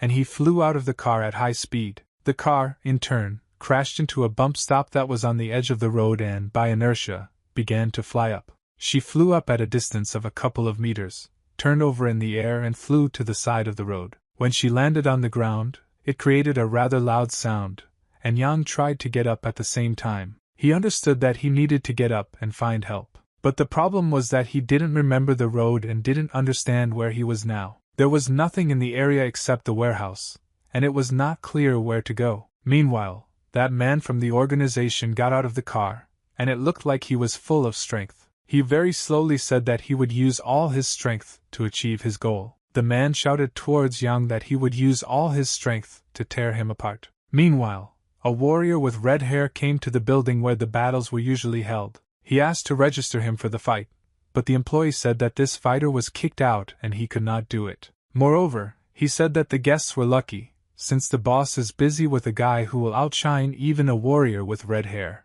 He was very interested in this, and he asked what this guy's name was. The employee began to move the warrior's body away and at the same time tried to remember the name of that warrior. He said that the fighter's name is Ian, and he is definitely much stronger than many in the ring. He also told the red-haired warrior to be careful, as he knocked out all the guards and almost killed his opponent. Then the warrior realized that Yang had already switched from street fighting to the arena. This gave him the idea that I was much stronger than he initially thought. He admitted that that opponent was really amazing, and at that time the employee asked why the warrior is always without a t-shirt. After some time, he asked the employee where the boss of this organization was now, but the man replied that he had no idea, and if there were no more questions, then the warrior should leave here. At this moment, the red-haired warrior extended his hands to the back of this guy's head. Within a moment, he hit him with great force on the table that stood here. After that, he said that you need to speak quickly, otherwise he will tear off this guy's head and kick it like a ball. Hearing this, the employee said that the boss is in a warehouse complex where the organization rents one room. After that, a smile appeared on the face of the red-haired warrior. Now he had at least some kind of plan. He grabbed the employee of the organization by the hand and said that he would need it to show him the way. The boss of the organization was very angry and said that he would tear Yang apart. At that moment the guy began to run away because he realized that he just needed to keep moving. But when he first started running, he felt that perhaps this was not such a good idea. A moment later, he saw that this man was a short distance from him. He quickly stopped a short distance from Yang and swung his fist. The guy, at the very last second, saw his opponent's fist flying at him with great speed. He would not have been able to dodge this blow, so Yang decided to block. Despite the fact that the blow was quite strong, the guy managed to block it quite successfully, and after that he again began to run away in the opposite direction. The man, to put it mildly, did not like this, and he realized that he needed to catch up with Yang again. His speed did not turn out to be great for him, so he realized that this was a completely doable task. Pushing off from the place where he stood, he quickly began to approach the guy, and when he ran up close enough to him, he told him not to even dare try to escape. When the enemy's fist flew into the guy's face, Ian realized that he was quite fast. A moment later, the blow passed right next to the guy's head, but he quickly managed to dodge the attack. Then he retreated a few meters so that this thug could not strike again. He stopped and realized that it seemed like he couldn't escape now. Yang looked at his opponent and realized that there was only one way out. Namely, all that remains is to accept the battle and fight to the last. Meanwhile, the red-haired warrior was riding along with an organization employee in the car. The employee said that boss would be there with Yang, and said that in that case he would simply kill him. Then the warrior remembered that he had already had a meeting with the boss when he almost killed his opponent. He also attacked him, but this attack that day was unsuccessful. The warrior will never forget the reaction that was on his face at the moment when he struck the boss. That guy was as strong as a stone, and the warrior didn't even know any way to harm him. They gathered in a duel and he realized that he was not using any skills but was suppressing his opponents with physical force. He had a feeling that the boss did not feel his blows at all, and was immortal. His strikes are too ordinary. He conventionally swings a steel bat, and not his hands. The warrior was not interested in this, so that day he simply walked away. When leaving the ring, he didn't hit him hard in the shoulder, and the boss remained standing there. The warrior understood that even knocking out this guy would not give him pleasure, so this is a waste of time. It looks like this situation happened in the boss fight with Yang. The guy couldn't understand how his opponent didn't even stagger from a rather strong attack. He dealt many blows to his body and head, but the result was the same. Well, when the boss prepared to strike, the guy felt that this was not very good. Even though this blow was quite easy to predict, Yang was busy attacking. At one point, the boss swung his hand and tried to reach Yang's head. The guy did not have time to dodge, so this powerful blow came straight to his head. Yang realized that the boss ignored his attacks and was even able to hit back. This is very undesirable. After a moment, the guy also noticed that it looked like the enemy was not going to stop there. He saw this boss's fist flying towards him at great speed. Yang didn't even have time to block, when a second later the fist struck his face. This stage was so strong that the guy's body flew away a great distance, and they flew literally 1 m in this way.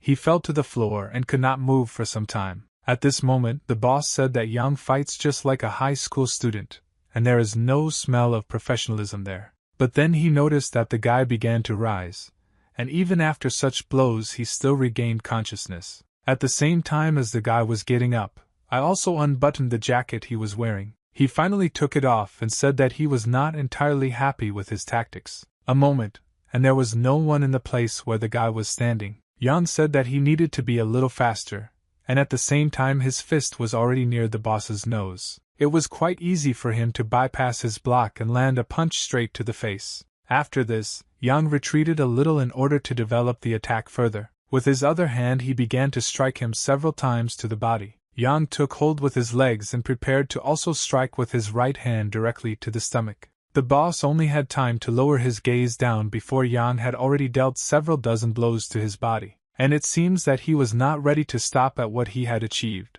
Then the boss smiled because he realized that now he had a very good option for a counterattack. He gathered his two hands up and in this way was able to easily strike straight at Yang's back. The guy bent over very much, but despite the boss's anticipation, he didn't fall completely. Moreover, he placed emphasis on his leg, and thanks to this he was able to stand. The boss was very surprised when he saw that the guy had not yet fallen, and was immobilized. Suddenly, Yana was able to lift his opponent's arms and thanks to this he escaped. And immediately after that, he struck his enemy with his hand on the chin. But the boss immediately grabbed his hand, and now it was impossible to escape. Ian understood this, and was already thinking about how to get out of such a grip. The boss said that at first he didn't believe that a child would do something like that in the arena, but now he surprised him. The boss said that the guy has crazy attacks, as well as his endurance and resilience.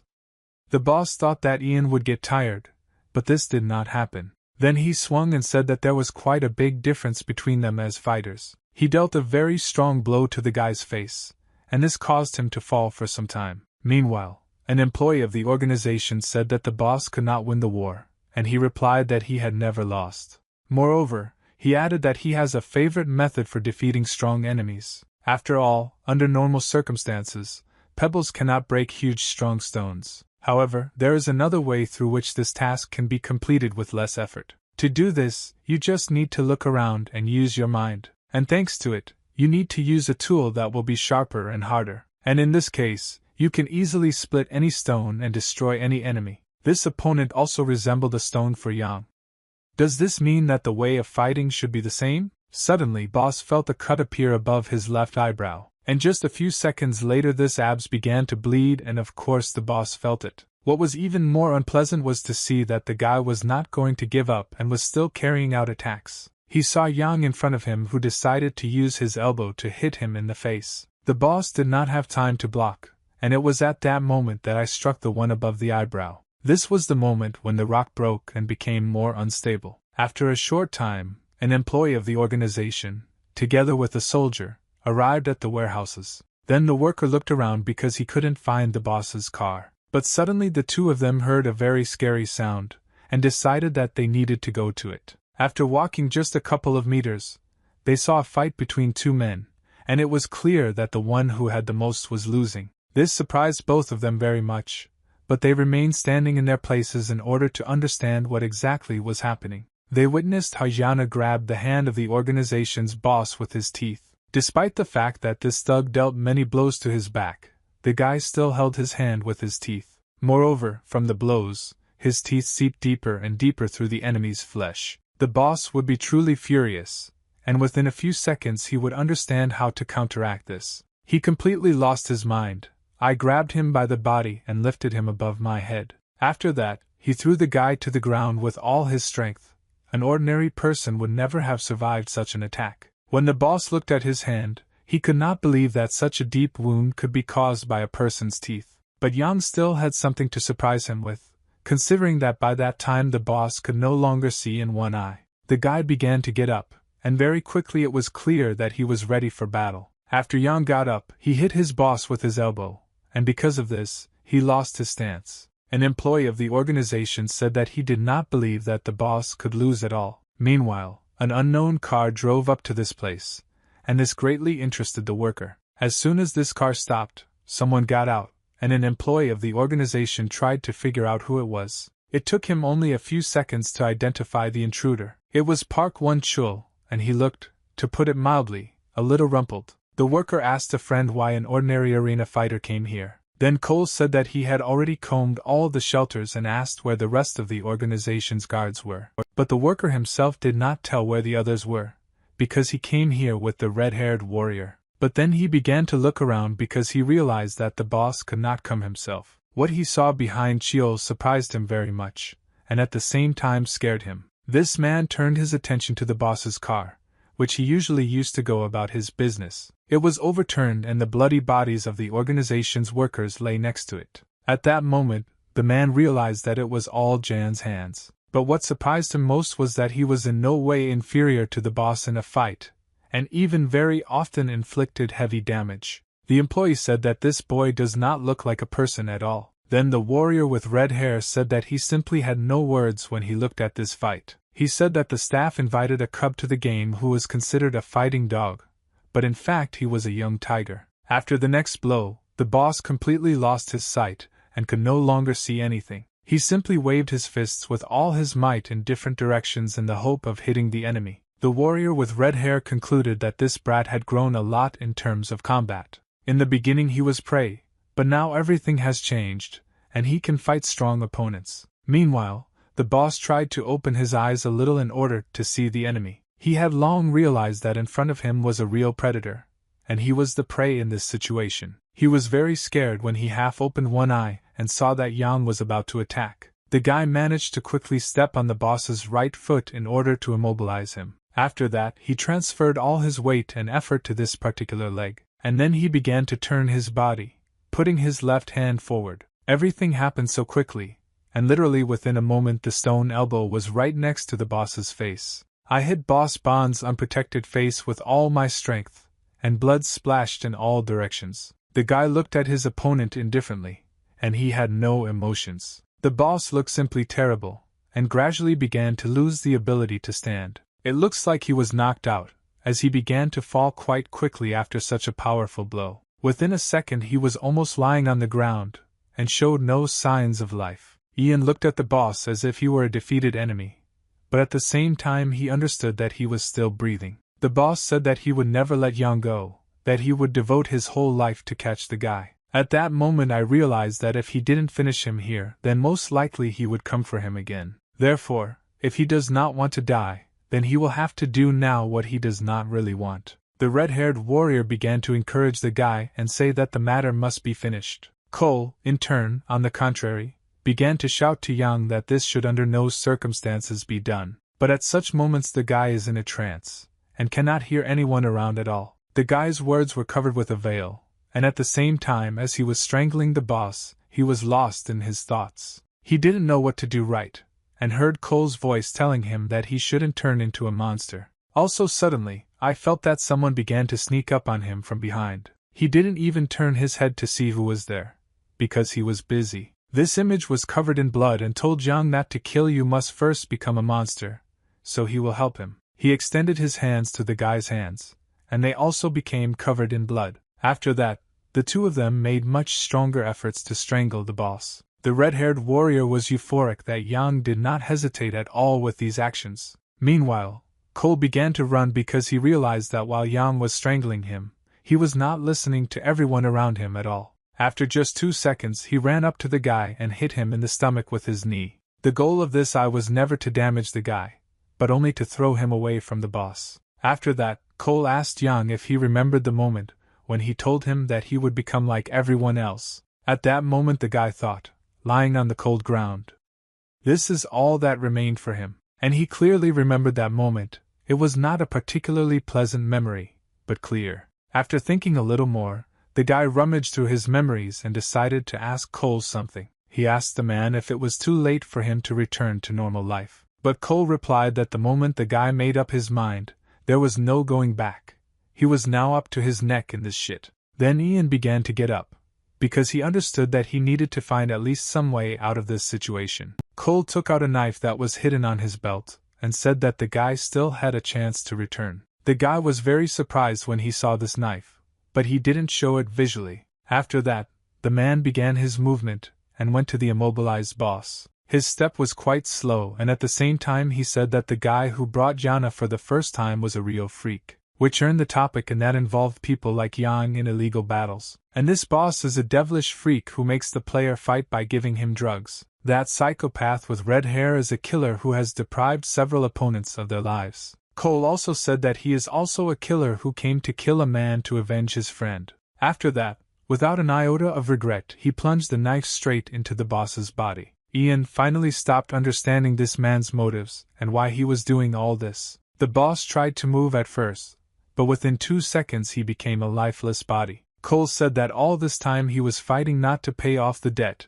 all the money was not very big. He constantly came to the arena to find those freaks who forced his friend to take drugs because of which he died. That day, the boss told his friend that he couldn't just leave, because he came here voluntarily, and had to become a fighting dog. Cole said that all people become monsters or die in this damn arena. The reasons can be different. Most often it is money. But there are also people who fight in order to suppress desire in themselves. There are men who fight for fun, and who love to cause pain to others. But there is also a small percentage of people who are in this industry for revenge. Chul said that the truth is that a monster grows next to another monster, and they hear and learn from each other. Therefore, in order not to become monsters, you need to live like a person and not get involved in this. Chul asked Yang to renounce the cruel life and continue an ordinary human life. Suddenly, the red-haired warrior heard the howling of sirens, and asked the employee if he had called them. That employee said that this was not true, but it seemed that I did not react to external factors at all. Cole asked Yang to stop moving away and leave now, because everything was already over. The red-haired warrior grabbed the guy by the hand and said that he needed to get out of here, since the guy shouldn't go to prison. That day I was on shift and noticed several police cars driving past her store. This surprised her very much, since in their city, and especially in this area, the police very rarely drove with flashing lights. She closed her shift and followed these cars as they all drove up to the house where she lived. And at the entrance of this house, the police interrogated the father, and a crowd gathered in the area to discuss something. One woman said that it had been so long since the killer had already committed one murder. The man did not understand what kind of killer he was talking about, and the woman said that this had already happened not so long ago. On the day of her graduation from school, the girl witnessed her father go crazy and kill his wife. He ran away and is considered missing, and now his daughter lives in this house.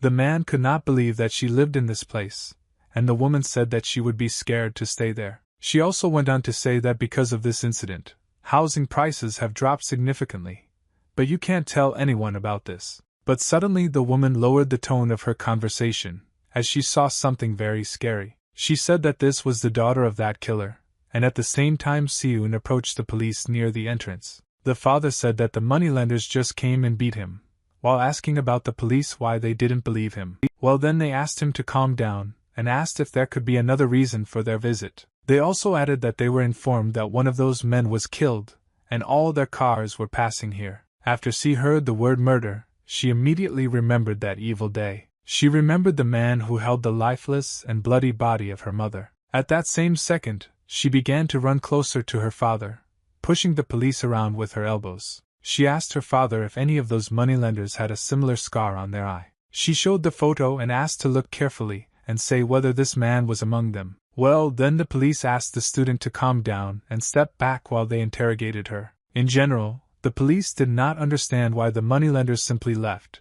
and the feeling that money was not their goal in the first place. The people who were with them said that they were simply following directions, and the killer, Cheol, also said that he was just following them and saw an opportunity to kill the victim. The police had a feeling that both sides were hiding something.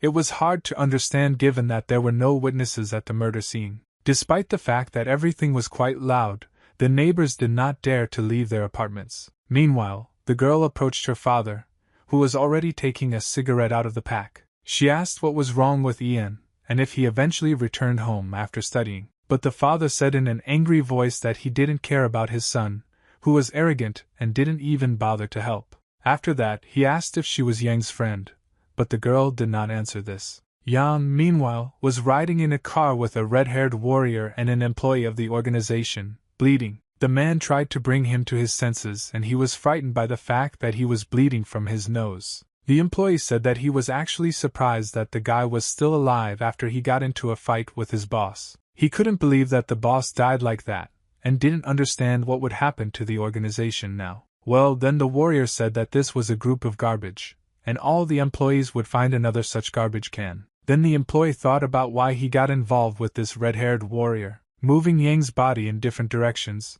the warriors suddenly noticed that a wallet had fallen out of his pocket. She began to look at what was inside it, and took out some documents. After that, he told the organization employee to go to the nearest hospital. The warrior held an identification card in his hands, and said that he needed to be taken to the address, and then let him do it himself. When they drove 2 blocks, suddenly the doors of this car opened. The warrior pushed Yang out and said that they would have fun in battle one day. The doors to the car closed, and the employee immediately stepped on the gas. For a long time, Yana lay on the road near the hospital, where no one saw him. The red-haired warrior came home and told Joe that he was finally home. He replied that the warrior had been on a great spree lately, and asked if he was looking for that interesting guy. The warrior said he found him, but he was in no condition to fight, so he dropped him off at the hospital. Moreover, he added that he saw the address on his map, and it's good that he knows which hospital he will be in. Joe asked to see this guy's ID card,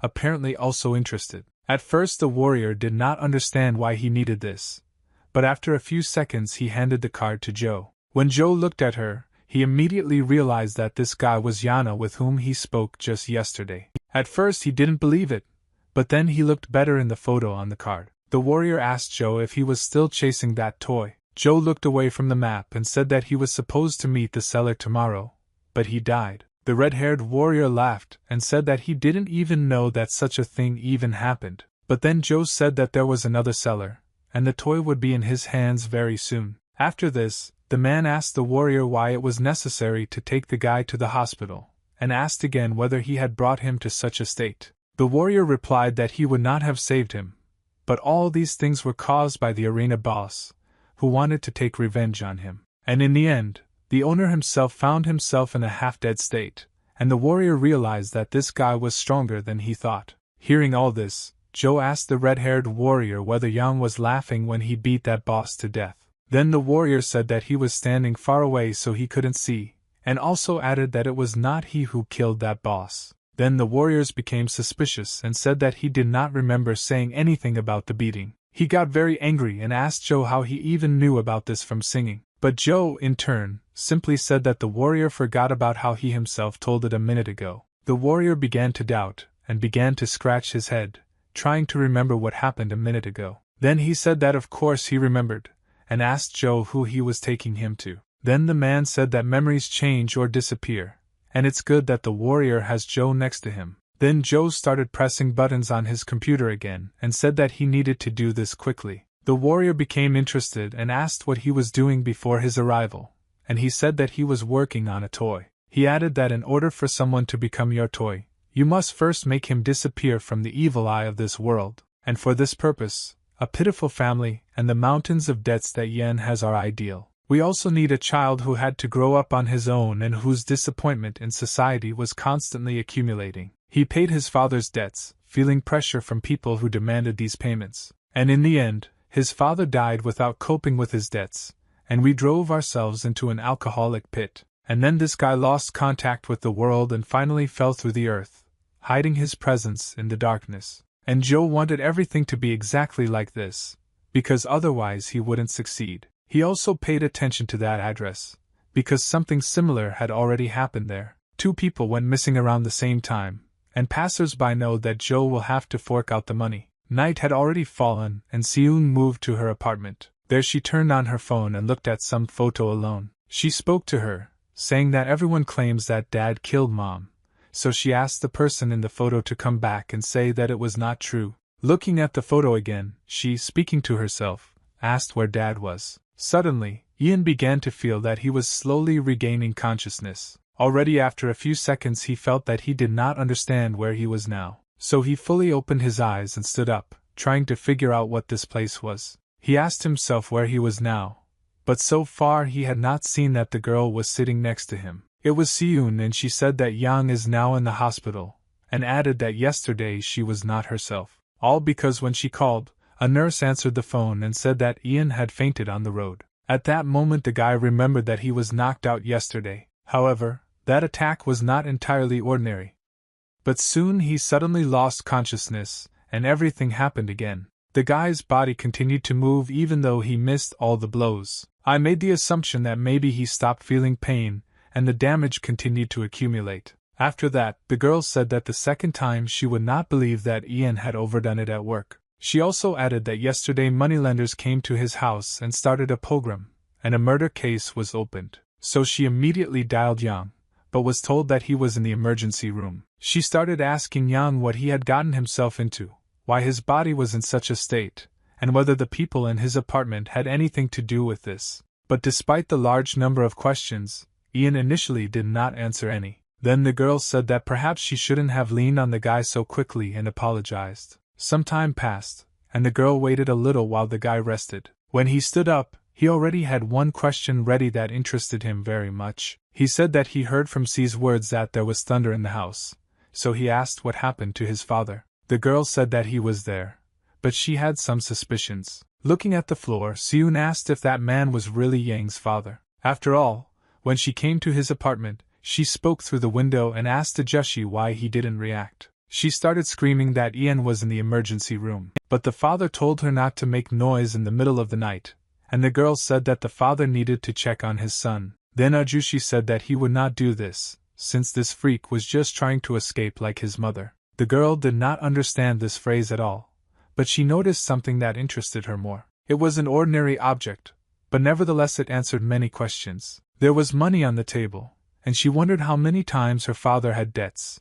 The moneylenders had already started breaking into the apartment. Then she understood why I needed money, and why he worked so hard, despite the fact that he voiced completely different reasons. That night he said that he liked to spend money that I earned myself, but in fact I didn't spend it. Seun asked her father why he couldn't at least visit his son who always helped him. Well, the father screamed and said that it was he who supported his son, and therefore all his money was his property. When the guy heard this story, he simply remained silent. He lowered his gaze and did not know what to say. The girl was in the same state, and did not know how to react at all. She said that at first she thought that Yang was just a peculiar child who was always silent and trying to hide.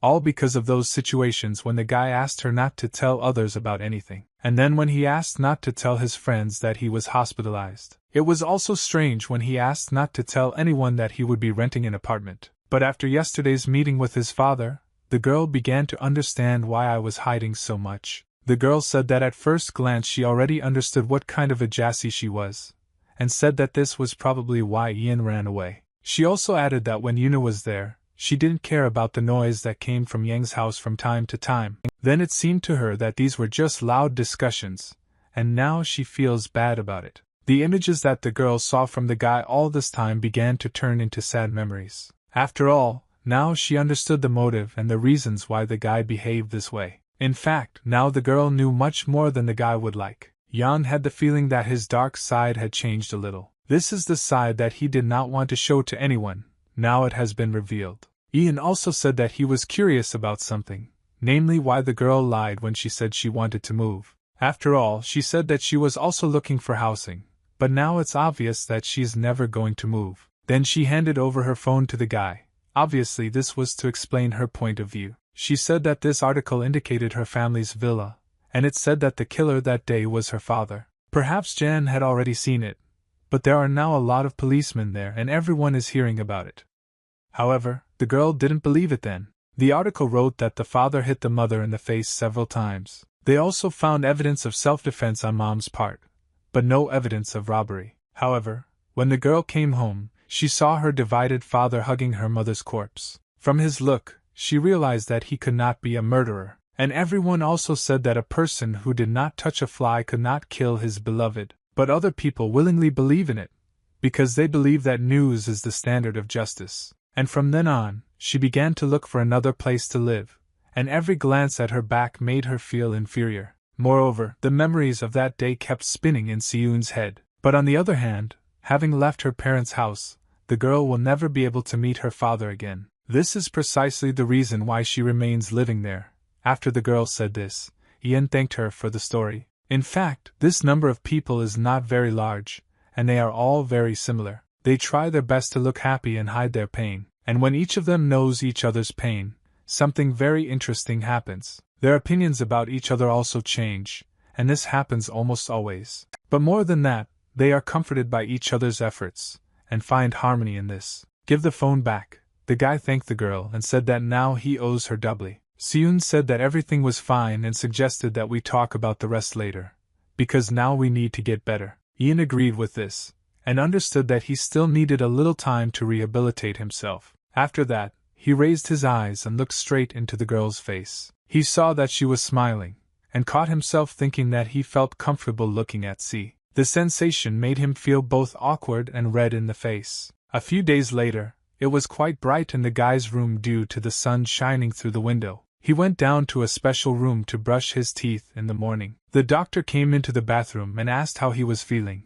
and the guy asked to discharge him tomorrow. The doctor said that he could be discharged even today because there shouldn't be a problem since Ian surprisingly recovered quite quickly. When the guy looked at his phone, he saw that all his friends were chatting very energetically. He read a small part of it but did not read further since group chats are usually very noisy. Until evening, her boyfriend was still in the university hospital. He had schedule reminders on his phone and overall felt good. For the first time in a long time, he looked forward to tomorrow. Memories of the past began to quickly fade and now hope and expectations for tomorrow began to appear. After a very long time, I dreamed about tomorrow, and now I fell fast asleep.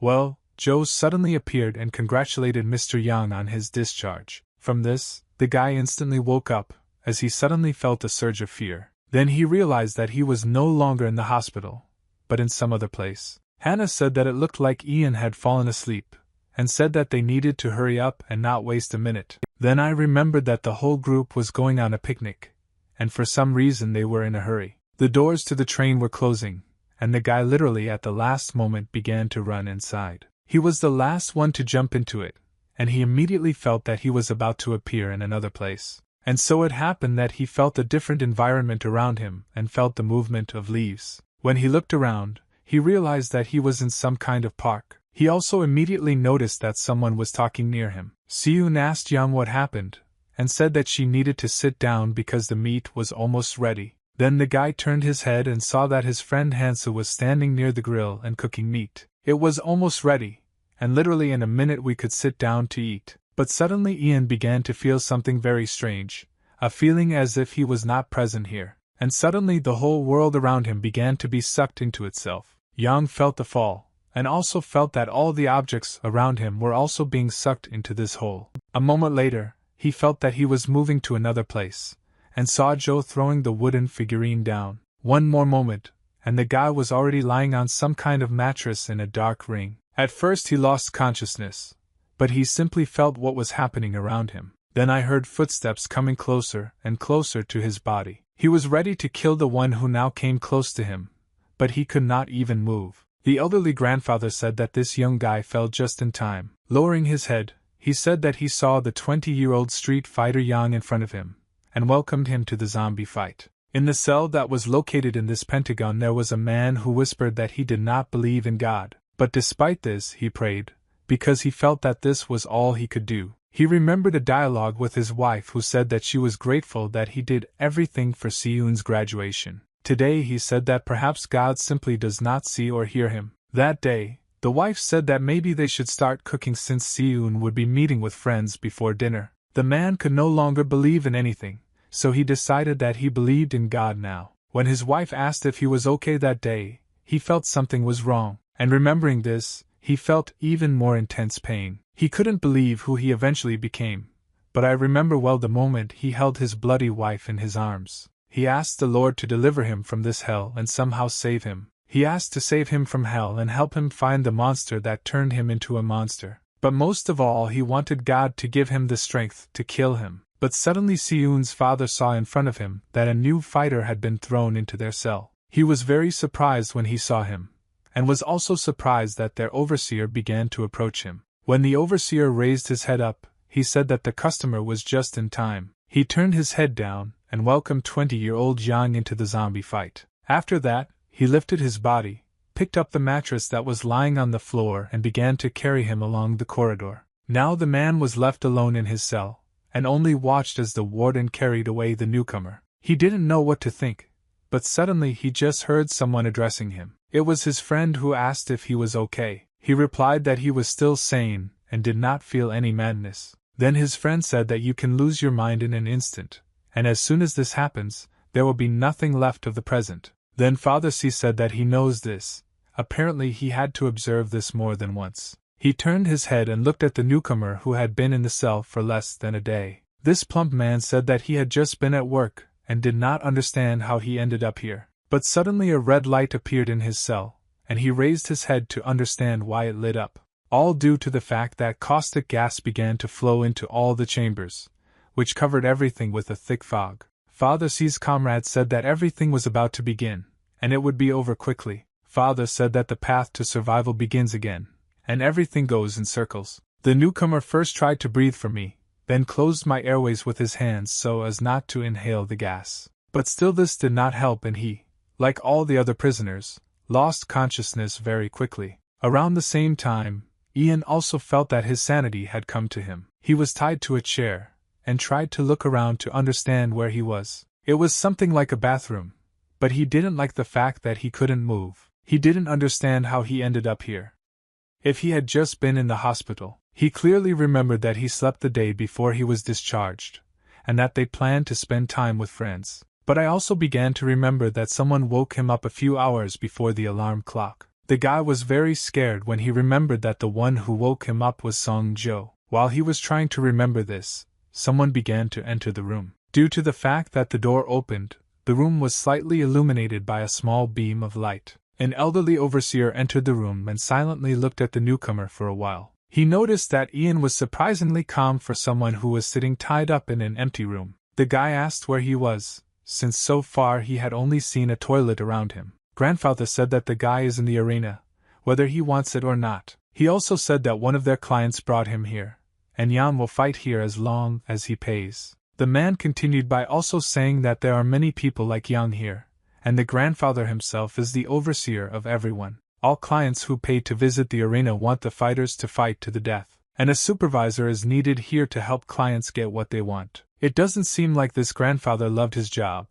but he unquestioningly carried out all the instructions. He sent fighters to the ring using an elevator, after poisoning them with gas. Many inmates go crazy or are otherwise unable to continue fighting. One day one of the fighters began to talk to the wall, and then the overseer realized that he needed to take action. He picked up his bolt-action hunting rifle and loaded a single cartridge. Then he pointed it directly at the head of one of the fighters and fired in cold blood. The warden said that he gets rid of everyone who cannot fight and loses their pulse. Suddenly, the two of them heard some sounds, but only Ian paid attention to them. He raised his head because these sounds turned out to be coming from the ceiling. All because the arena was located right above the heads of Yang and the warden, and there was a rather fierce battle taking place, which seemed to take place between inveterate enemies. Wars fought as if they knew such a word as endurance. They constantly exchanged blows, and it was not clear who would win. At one point, it became clear to everyone that it looked like the father who was Shi's father would now simply kill his opponent.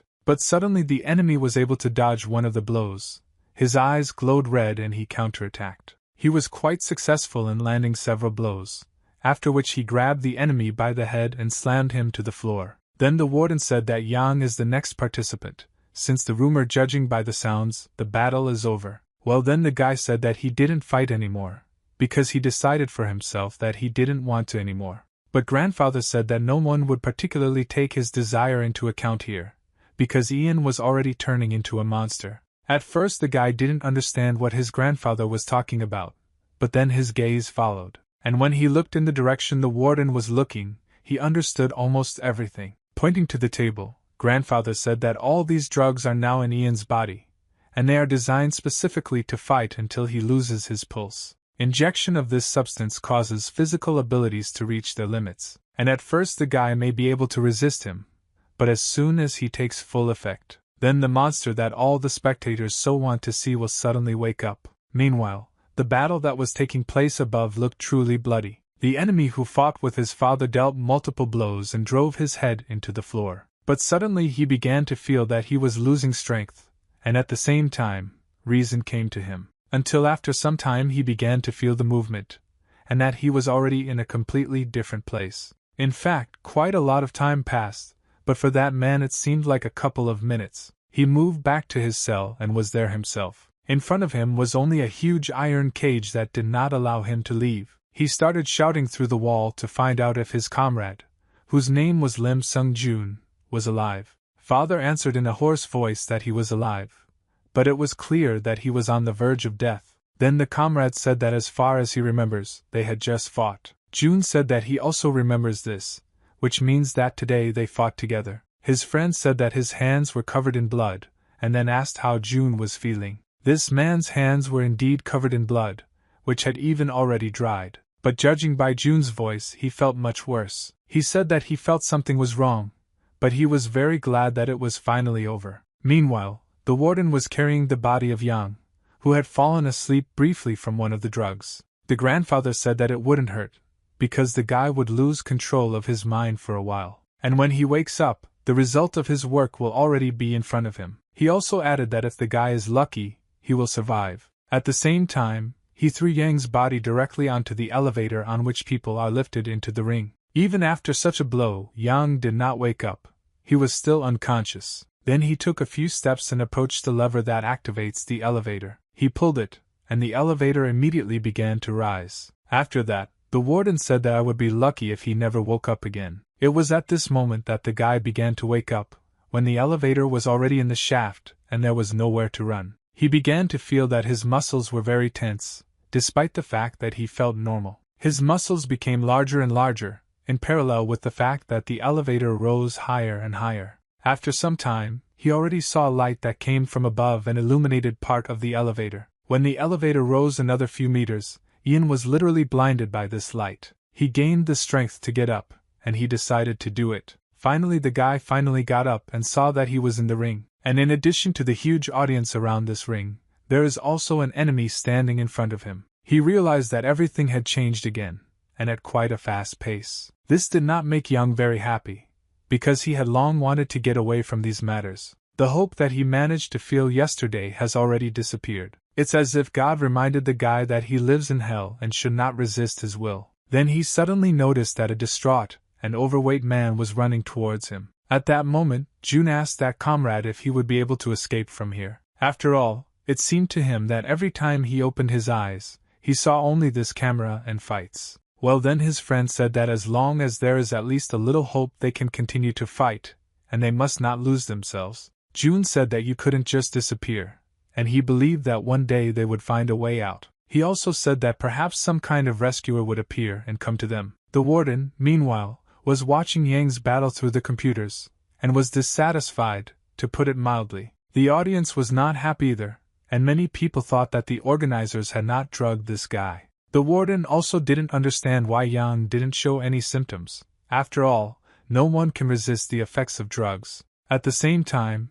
the guy was dodging blows, thinking that when people are brought here, they are drugged and forced to fight. He tried to remember the name of the one who brought him here, but at the same time the enemy tried to attack. Little by little, having caught his fist, Yang remembered that the one who kidnapped him was Song Jo-an, and he planned to send him here from the very beginning. At this time, Jo was just watching the fight through her phone. I remembered that John had planned this from the very beginning, and I just went according to my plan. It was then that he spoke about this place when he said that he knew where Ian could kill. The kindness and interest that he radiated was due to the fact that he wanted to force him to come here voluntarily. But since Joe wants to see Ian fight, then let him just watch. Well, the guy swore that he would never show him that story of his that Joe really craves. After all, unfortunately, Ian exhausted all his emotions when he was still a child, and now they are alien to him. He used a sweep to knock his opponent to the floor, but the enemy did not seem to feel pain,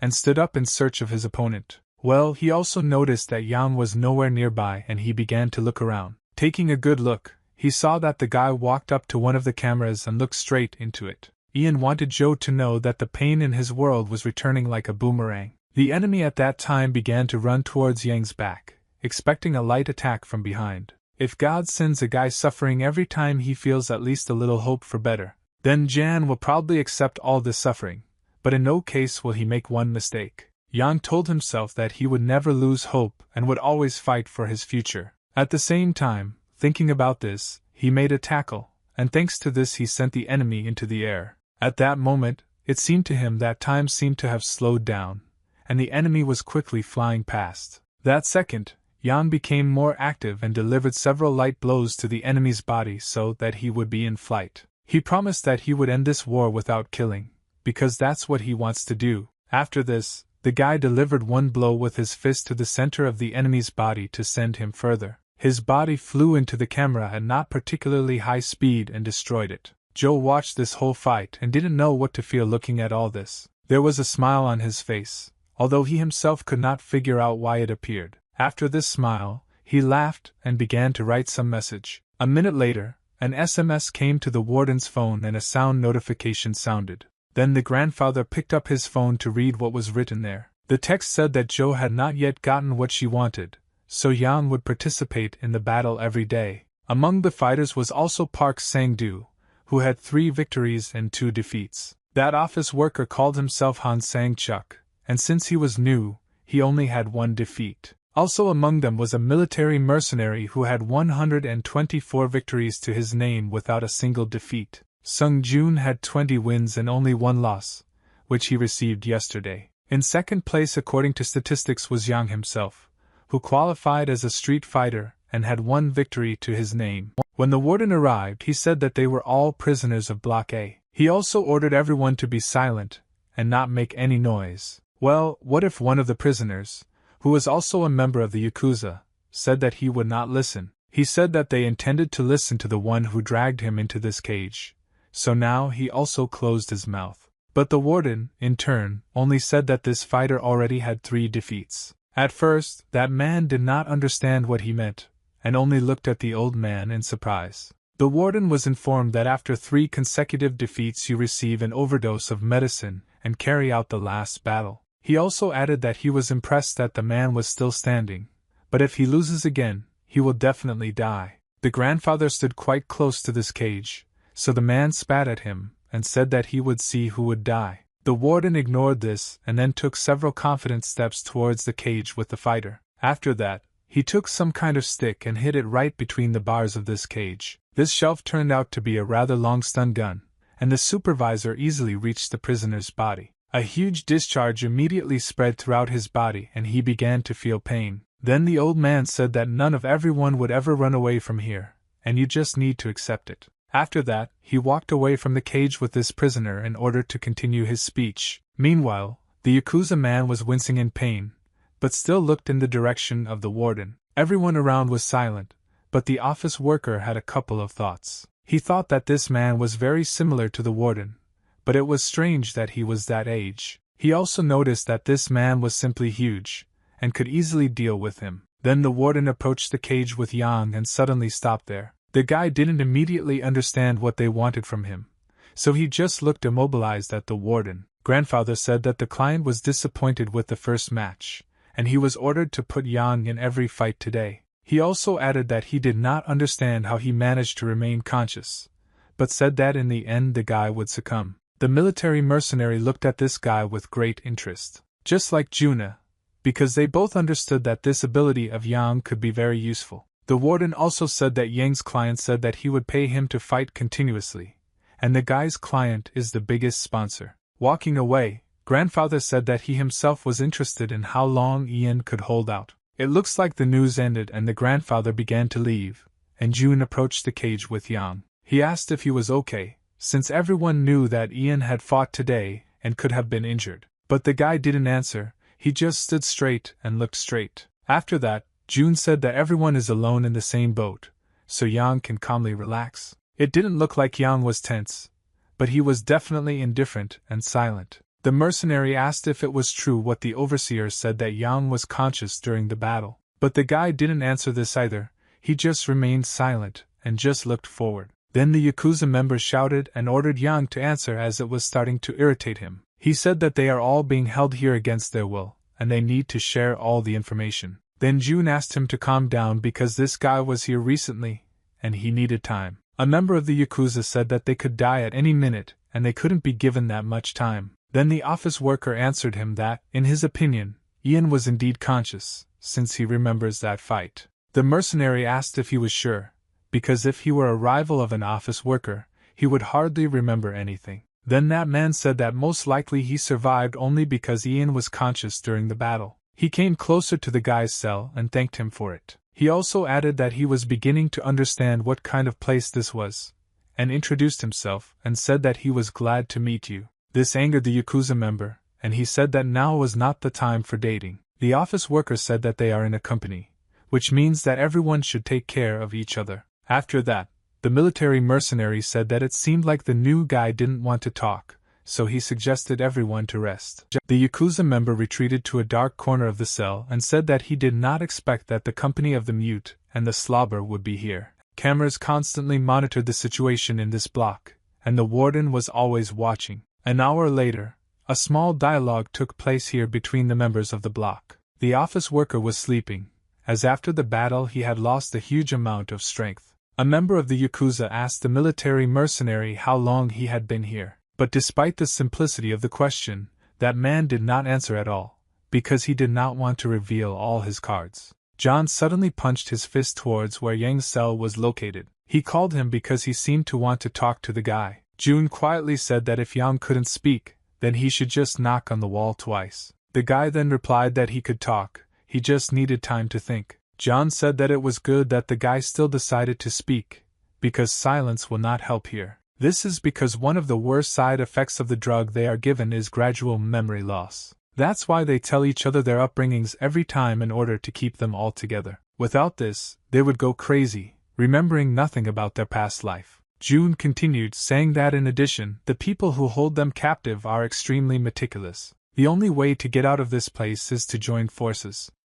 Here, every person is worth their weight in gold. That is why it is so important that I talk about myself while he remembers at least something, and they, in turn, will retain the memories. John said that his name is already known, he is a street fighter, and he asked if he had family and friends. Ian said that he would like to start with something else. First he wanted to talk about him. This man got close to his friends and family to dig up information on him. This was the person who secretly applauded sending me here from the very beginning. His name was Song Jo-won, and it was impossible to say that he had evil intentions from the beginning. When he came to the collector, he said that debtors should always pay back the money. After that, he began to take out a small gift from his pocket for a man who worked as a moneylender. It was a photo of Ian's father who was relaxing in a nightclub. Joe pointed out that he spends all the money he receives in a day. The moneylender could not actually measure this photograph, because he thought that he was giving this money to his family. After that, Joe said that he wrote down the bar that Ian often visits and the man needs to act right now, and then he can get the money. After all, the guy considers them simpletons, and that's why he's in no hurry to repay the debt. The collector did not know how to feel after these words, but he basically felt deceived. Joe also added that if it were him, he would make sure that Father Ian would never be able to borrow again. Everything went according to Joe's plan, and the icing on the cake of his plan was some money. When my father came from the next festivities, he saw huge stacks of money on the table in his apartment. At that moment, genuine joy appeared on his face, and Joe's plan became more and more thoughtful. Meanwhile, Seun was texting Yang on her phone and didn't understand why he wasn't answering. She was a little puzzled, although she understood that a person like Yang answered very rarely. Then she decided to call him, but the receiver said that the subscriber's number was switched off. Then the girl got a little thoughtful and decided to go to a real estate office.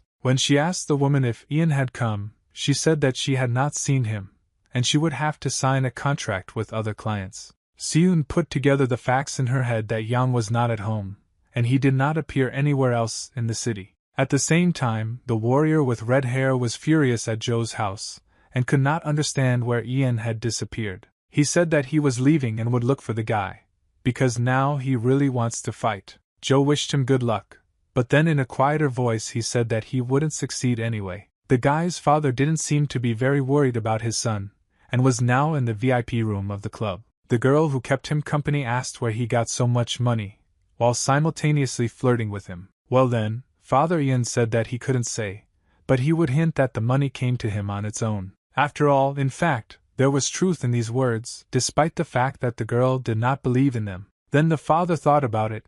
He had an assumption that Ian just gave him this money. He remembered the dialogue they had when the guy first brought big money home. Then Yang notified him that there was 14 million in the bank book, and with cash there were 16 million won. At that same second, the father remembered the moment when his girlfriend looked out the window and said that his father should be ashamed. The father began to remember the boy's childhood, and how he often had to perform the function of an adult. But even despite this, when my father came home drunk, he tied him in the bathtub, not allowing him to move. Lum went to the toilet because he felt bad after drinking too much. When he left the booth, he said out loud that he had nothing to apologize for. This was his sincere thought, and he really thought so, or at least convinced himself of it. After the toilet, he went to the wash basin and turned on the water to wash his hands and wash himself. But suddenly he felt that someone approached him from behind, but at first he did not pay attention to it. This stranger then said that Lung was living quite well for a man with debts.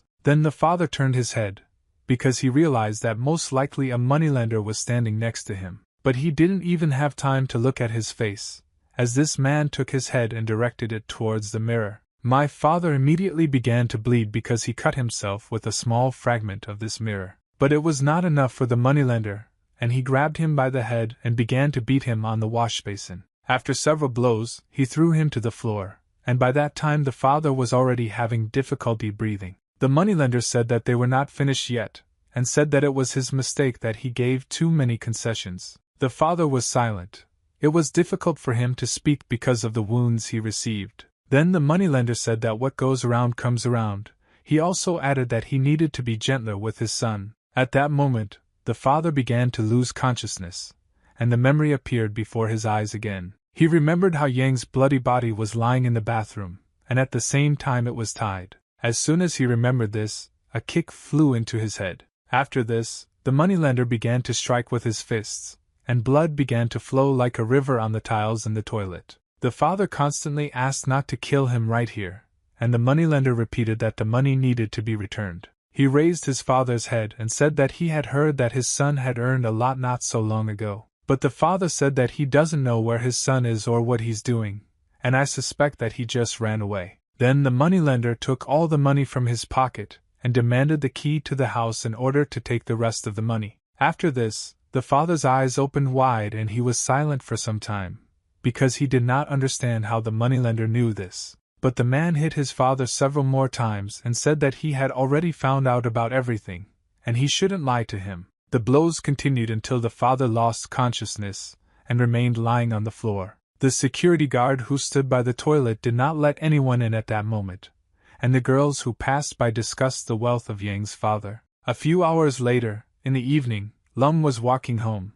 It was quite difficult for him to move. He headed to his apartment and slowly moved his feet. When he went inside, he noticed that everything turned out the way he didn't want. But nevertheless, it was stupid to suspect that all the money would be on that table. He looked forward and saw that there was not a single bill left on the table, but only glass bottles. But then the father came closer to the table to see what else was on it. There were some pills there, and my father was very interested in what they were, and where the money had gone. He called John to find out if he was at home, but there was no answer. My father didn't understand what these pills were doing here, and for a while he just looked at them silently. Why did he suddenly hear that someone was walking near his window again? It was Seun, and she asked her father if Yang was at home now. Then he said that he had no idea where his son was, adding that most likely he ran away. After that, the girl asked what was wrong with her father's face and asked if she should call the police. But then she noticed that there was someone else in the room besides her father, and asked Lung about it. Well, the father didn't understand anything, but he was pretty scared when he heard this from the girl. He began to look around to see who else was here, and he was even more frightened when he saw a man in a bandana and a black hood standing in the corner of the room. He immediately jumped away from the table and asked who he was and what he was doing in the apartment. But this stranger did not react in any way to the father's words.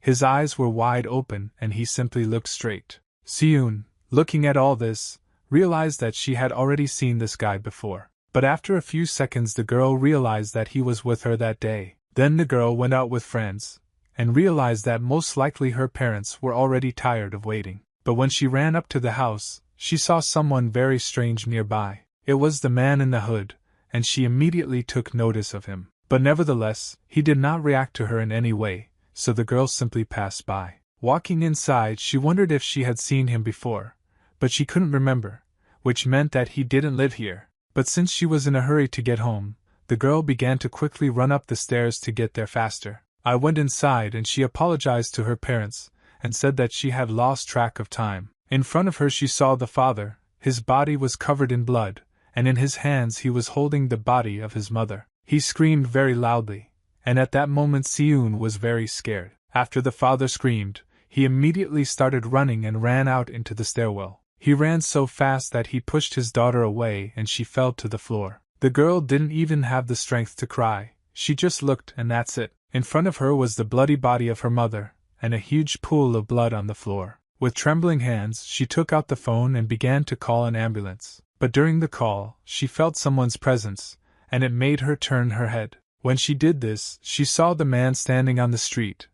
Only now he was carefully looking into the apartment. After that, he quickly hid, and after that the girl did not see him. He disappeared, and I thought that Dad must have run after him. But that day this man disappeared without a trace, just like his father. She never saw him again. Despite the fact that she gave a statement to the police, they also could not find him. Then she realized that this was the same man, and asked if he had seen everything then. But instead of answering, this man turned his head towards Father Young. Then he took a few steps in his direction, which seriously alarmed him. A moment later, he grabbed Father Young by the neck, and it became clear that Lung would not be able to resist. After that, he threw him to the floor, and with his strong hands did not allow him to leave. And then he took a handful of pills from the table, and at the same time still held his father by the throat. He then stuffed a handful of pills into the man's mouth and forced him to swallow them. After the father swallowed the pills, the man turned his head towards the girl. She was very scared when she saw this. These two actions of this man were very frightening. Out of fear, she pushed away from the window through which she had watched and thought about what to do. The fact that she did not understand what this man was doing added to the fear. Through the crack in the window, she saw that the man began to run out of Yang's apartment. At first she didn't understand why he was doing this, because no one would get him there. But then she turned her head towards the entrance, and realized something. She heard that you could hear footsteps in the entrance, and it became obvious that this man was running away. Then the girl decided that she urgently needed to call the police.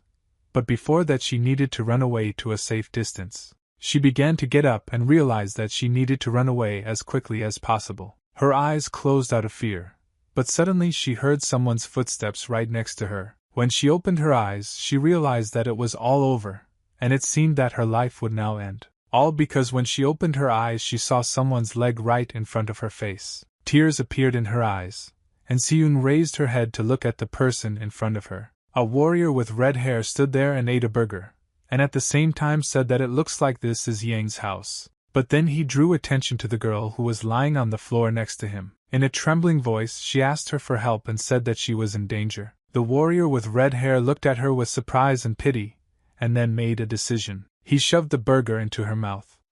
The warrior said that he did not have money with him, but if she was hungry, she could eat his burger. After a few seconds he asked the girl how she was doing and advised her not to rush. Seun couldn't say anything, but then she realized that she needed to act immediately. She knocked the burger out of the hands of the red-haired warrior and loudly shouted for him to be careful. When Gong, that was the name of the warrior with red hair, turned his head to the left, he saw that someone was approaching. It was a man in a black suit, and he was very quickly trying to get closer and strike. For the warrior, it all looked like something out of a movie, and the enemy was moving very slowly towards him. His hand was getting closer and closer, and the Gong understood this. At the very last moment he dodged this blow, and also realized that he needed to counterattack. He raised his leg to strike his opponent, and he succeeded. The man in black rushed forward even faster, but now changed his trajectory. He flew several meters forward and then crashed into a concrete wall and fell.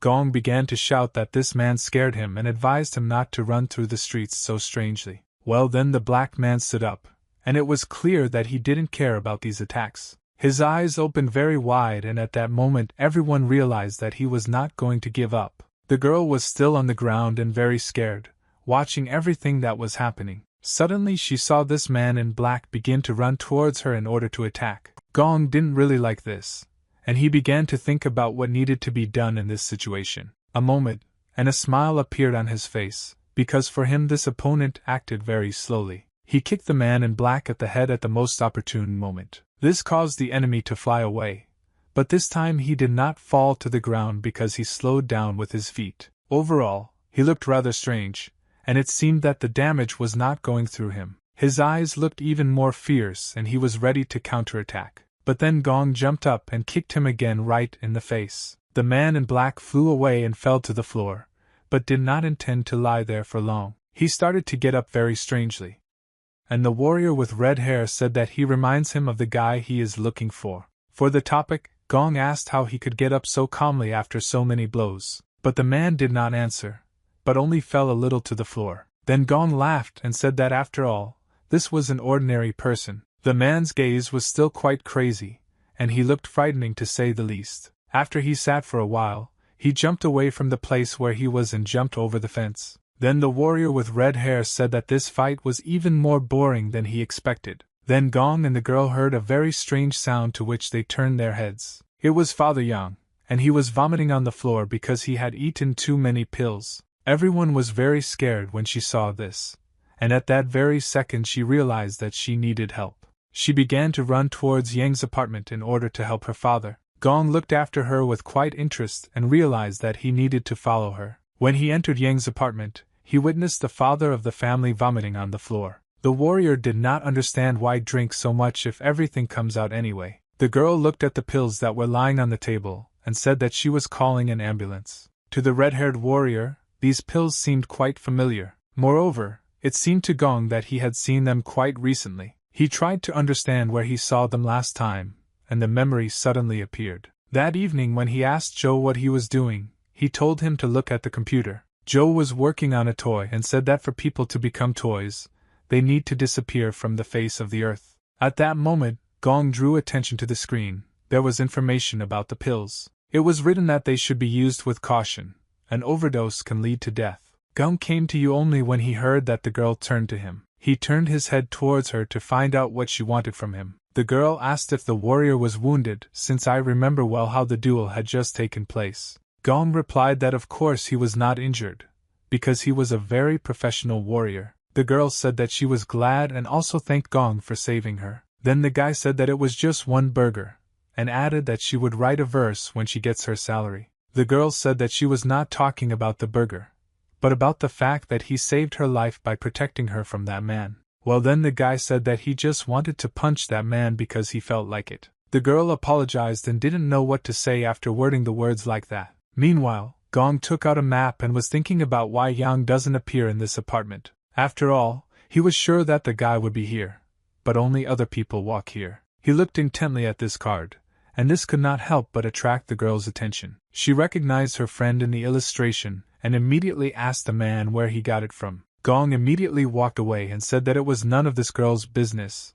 Then she asked why he was looking for Yang. Then the guy realized that perhaps through the girl it would be possible to contact him, and he asked if she had seen him. She snatched this card from the guy's hands to take a closer look. The warrior with red hair didn't really like this, but there was no other way to know. The girl offered to look for Yang together, for the reason that she, too, had been looking for him for a long time. For some time the Gong was silent and just looked into her eyes, thinking about whether this was beneficial. The girl wasn't sure. Now she couldn't stay away any longer. After all, she had many tasks ahead of her.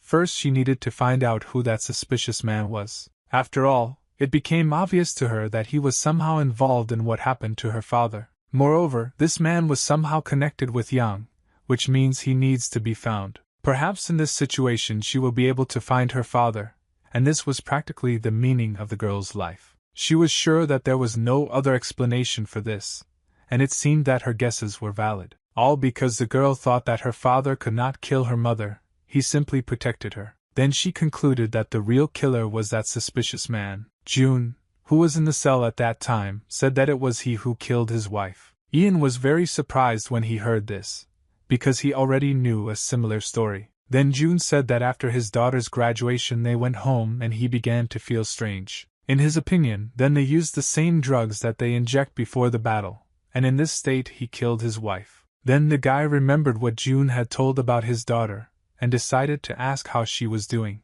June told him that he himself would like to know about it, because the last time he saw her was at graduation, and all he wanted to know about his daughter was whether she was alive. For some time, Ian was silent, and tried to put together several sentences he heard from June into a puzzle. The guy said that his friend said that the same thing happened to her father. At that moment, June had a little hope in his head, and he believed it. Young said that her friend's father also disappeared after he killed his wife. But the girl also said that she never believed the official version that was voiced by the police. She said that her father, who never raised a hand against her, could not have done such a thing. She believes that her father will return someday. And she never moved and still lives in the same house. Everything is fine with her.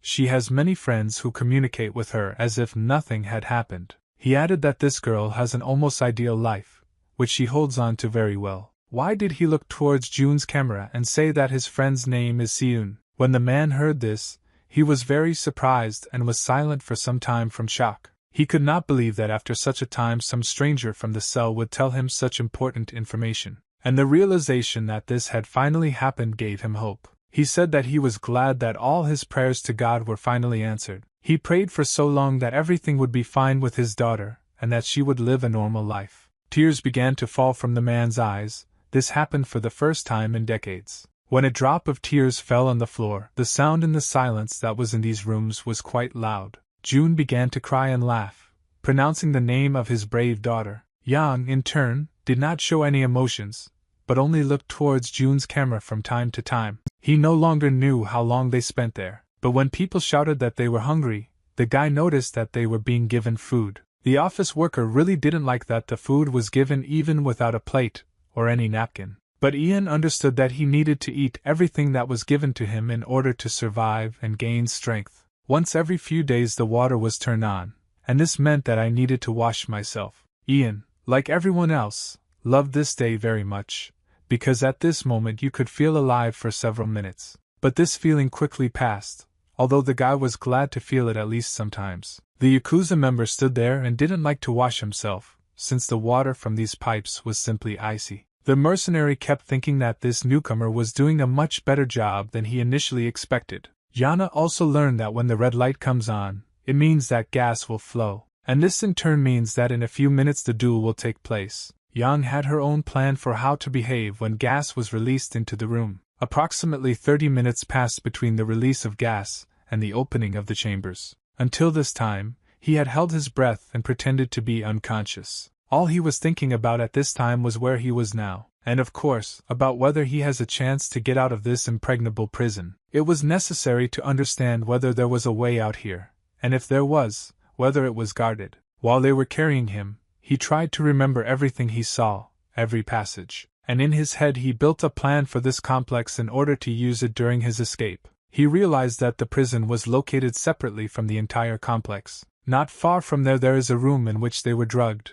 You can walk to it in just a few minutes. The closest thing to this room is the elevator that led to the arena, but to get there you need to walk along the corridor. Ian also realized that there were conditions under which he would be able to take advantage of all this, and when he went up to the arena, he always remembered this condition. Every time I saw an enemy in front of me, I realized that escape would not be so simple. After all, Ian, in order to get out, you need to survive the battle with zombies. When the Yakuza came on the ringtone, he heard the man who brought him into street fighting. He told him that today Sandu would kill his first man, and he added that this time you can even give your life for the organization. The Yakuza understood his order, and in a distraught state began to run towards the enemy. In front of him, he did not see Yang, but saw only the gray image of a man who was hostile. He struck the first blow, but the guy managed to dodge it quite easily. After this, the Yakuza began to deliver even more blows, but Yang was able to dodge them too. After one of the blows, he clearly grabbed the bald Sandu by the head in order to carry out one attack. Holding his opponent's head, he struck him in the back of the head directly with his knee. Yan knew that under the influence of the drug, the enemy loses all reason and begins to fight like the possessed. Even after the guy kneed him with all his might, the guy was still conscious. In his eyes, he saw only the enemy, and understood that this was his only goal. Yang very quickly realized that compared to his previous opponent, this one was much stronger and faster. He struck much more violently, and moreover, their speed was greater. Having turned from one of the horizontal blows, Yang, being practically on the floor, struck with his heel on the chin. After that, he straightened out and straightened his head in order to look around. Why did he take a stance? Because he saw that the enemy was already approaching closer. Sandu came as close as possible and began to attack directly at Yang's block. The guy realized that all he needed was to personally go into the gap to attack when the enemy was rushing forward.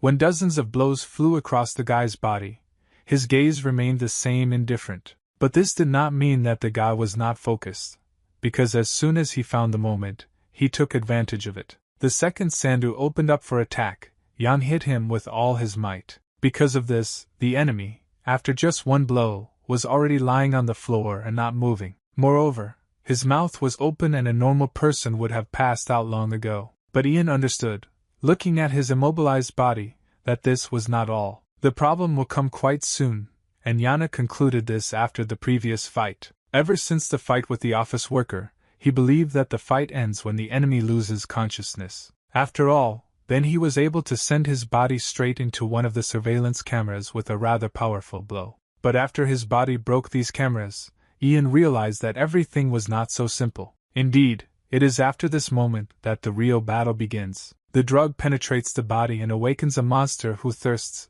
only for blood. At that moment, even the office worker looked like a real killing machine. There was a similar situation in the fight with the Yakuza, and the guy understood why the audience came. They want to see zombies who fight until the end, until he or his opponent dies. Sandu's eyes were still maddened. Only the enemy was visible in them, and the drugs made Sanda think that Ian killed all his friends and the entire Yakuza organization. Because of this, he saw his closest friend ordering him to sacrifice himself in order to avenge everyone. All that was in Sandu's head now was an order that he just needed to kill the enemy. He began to run with all his legs in order to break through the block in which Ian stood. When he ran close enough, I delivered a very strong blow with my left hand to Yang's elbow. At that moment, the guy analyzed the damage received and realized that the enemy had become much stronger. Even if he doesn't feel pain, he obviously can't let the opponent hit him like that again. Then the guy focused and realized that he needed to strike back. He also realized that the enemy would be in this state for only 3 minutes. But even that was already a lot. He struck Sandu in the face with his hand, but he hardly moved from his place. Instead, the Yakuza made a pass at the legs and grabbed his opponent. The guy stood point blank and tried to slow him down, but Sandu's effort was stronger. He looked like a crazed zombie, and moved towards the enemy with great force. For a while, Ian tried to block it, but after a few seconds it became impossible. The guy slipped and realized that Sandu was moving forward quite effectively. This uncertainty on Yang's face was noticeable, since he understood that nothing could be done in this situation. A moment later, Sandu raised the body of his opponent, and the guy realized what this would lead to. Yang fell to the floor, and now the enemy had the opportunity for simple attacks on him. And so it happened, he himself would begin to deliver multiple strong blows to the guy's body. Ian understood that this situation was very dangerous, and he needed to escape from capture immediately. He decided to take advantage of the fact that this entire battle took place on a substrate of sand. So he grabbed a small bunch of this sand and threw it right into the eyes of the garden. Even though the enemy was mad, he still felt something was wrong when a pile of sand got into his eyes. Then Ian realized that he could do a fairly simple grab by placing the opponent's head between his legs. He closed the lock at his neck with all his strength, thereby blocking the flow of air to Sandu's brain. His head immediately began to turn red and he tried to take in more air. He held it like that for literally 10 seconds. It was noticeable that Sandu lost consciousness. The only way is to induce fainting and wait until the effect of the drug wears off. During this time, the drug slowly dissipates and the body loses all the strength gained. Sandu then turned back into an ordinary person with ordinary abilities. You could hear the audience being indignant, saying that they felt déjà vu, and this match was more like MMA. Someone even suggested that they forgot to drug Yang again. Even if Yang had no strength left after the battle, he still went to prison every time. When they carried him, he opened his eyes and looked around,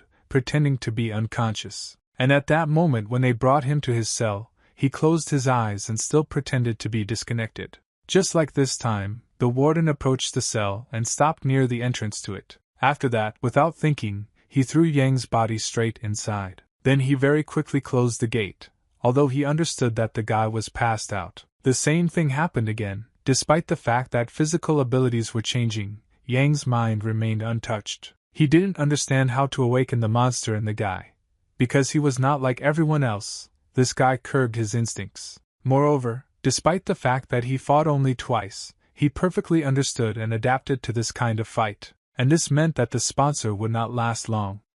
Watching such battles, and it was necessary to field a much stronger opponent. This could put Yang's life in danger, but the overseer felt that soon he would fight as the customer wanted. Of course, at this moment, the warden was thinking about the ideal option for sparring with Yang. This option was the one who dealt with all his opponents very professionally. A real monster who killed 123 opponents in his 124 matches. This opponent was the strongest fighter, an unknown military mercenary. Meanwhile, Joe watched the battles take place through his computer screen. They looked very bloody, and all the opponents who were drugged were constantly killing someone. There were corpses everywhere, and Joe at first really enjoyed watching people kill. They all looked just crazy, and you could see at least one death every day. But very quickly Joe got tired of it all, and he said that he wanted to see something new. Then he received a call from the warden on his phone, and Joe was interested in talking to him. He looked towards the phone and extended his hand to take it. When he picked up the phone, he greeted the warden and said that he was listening.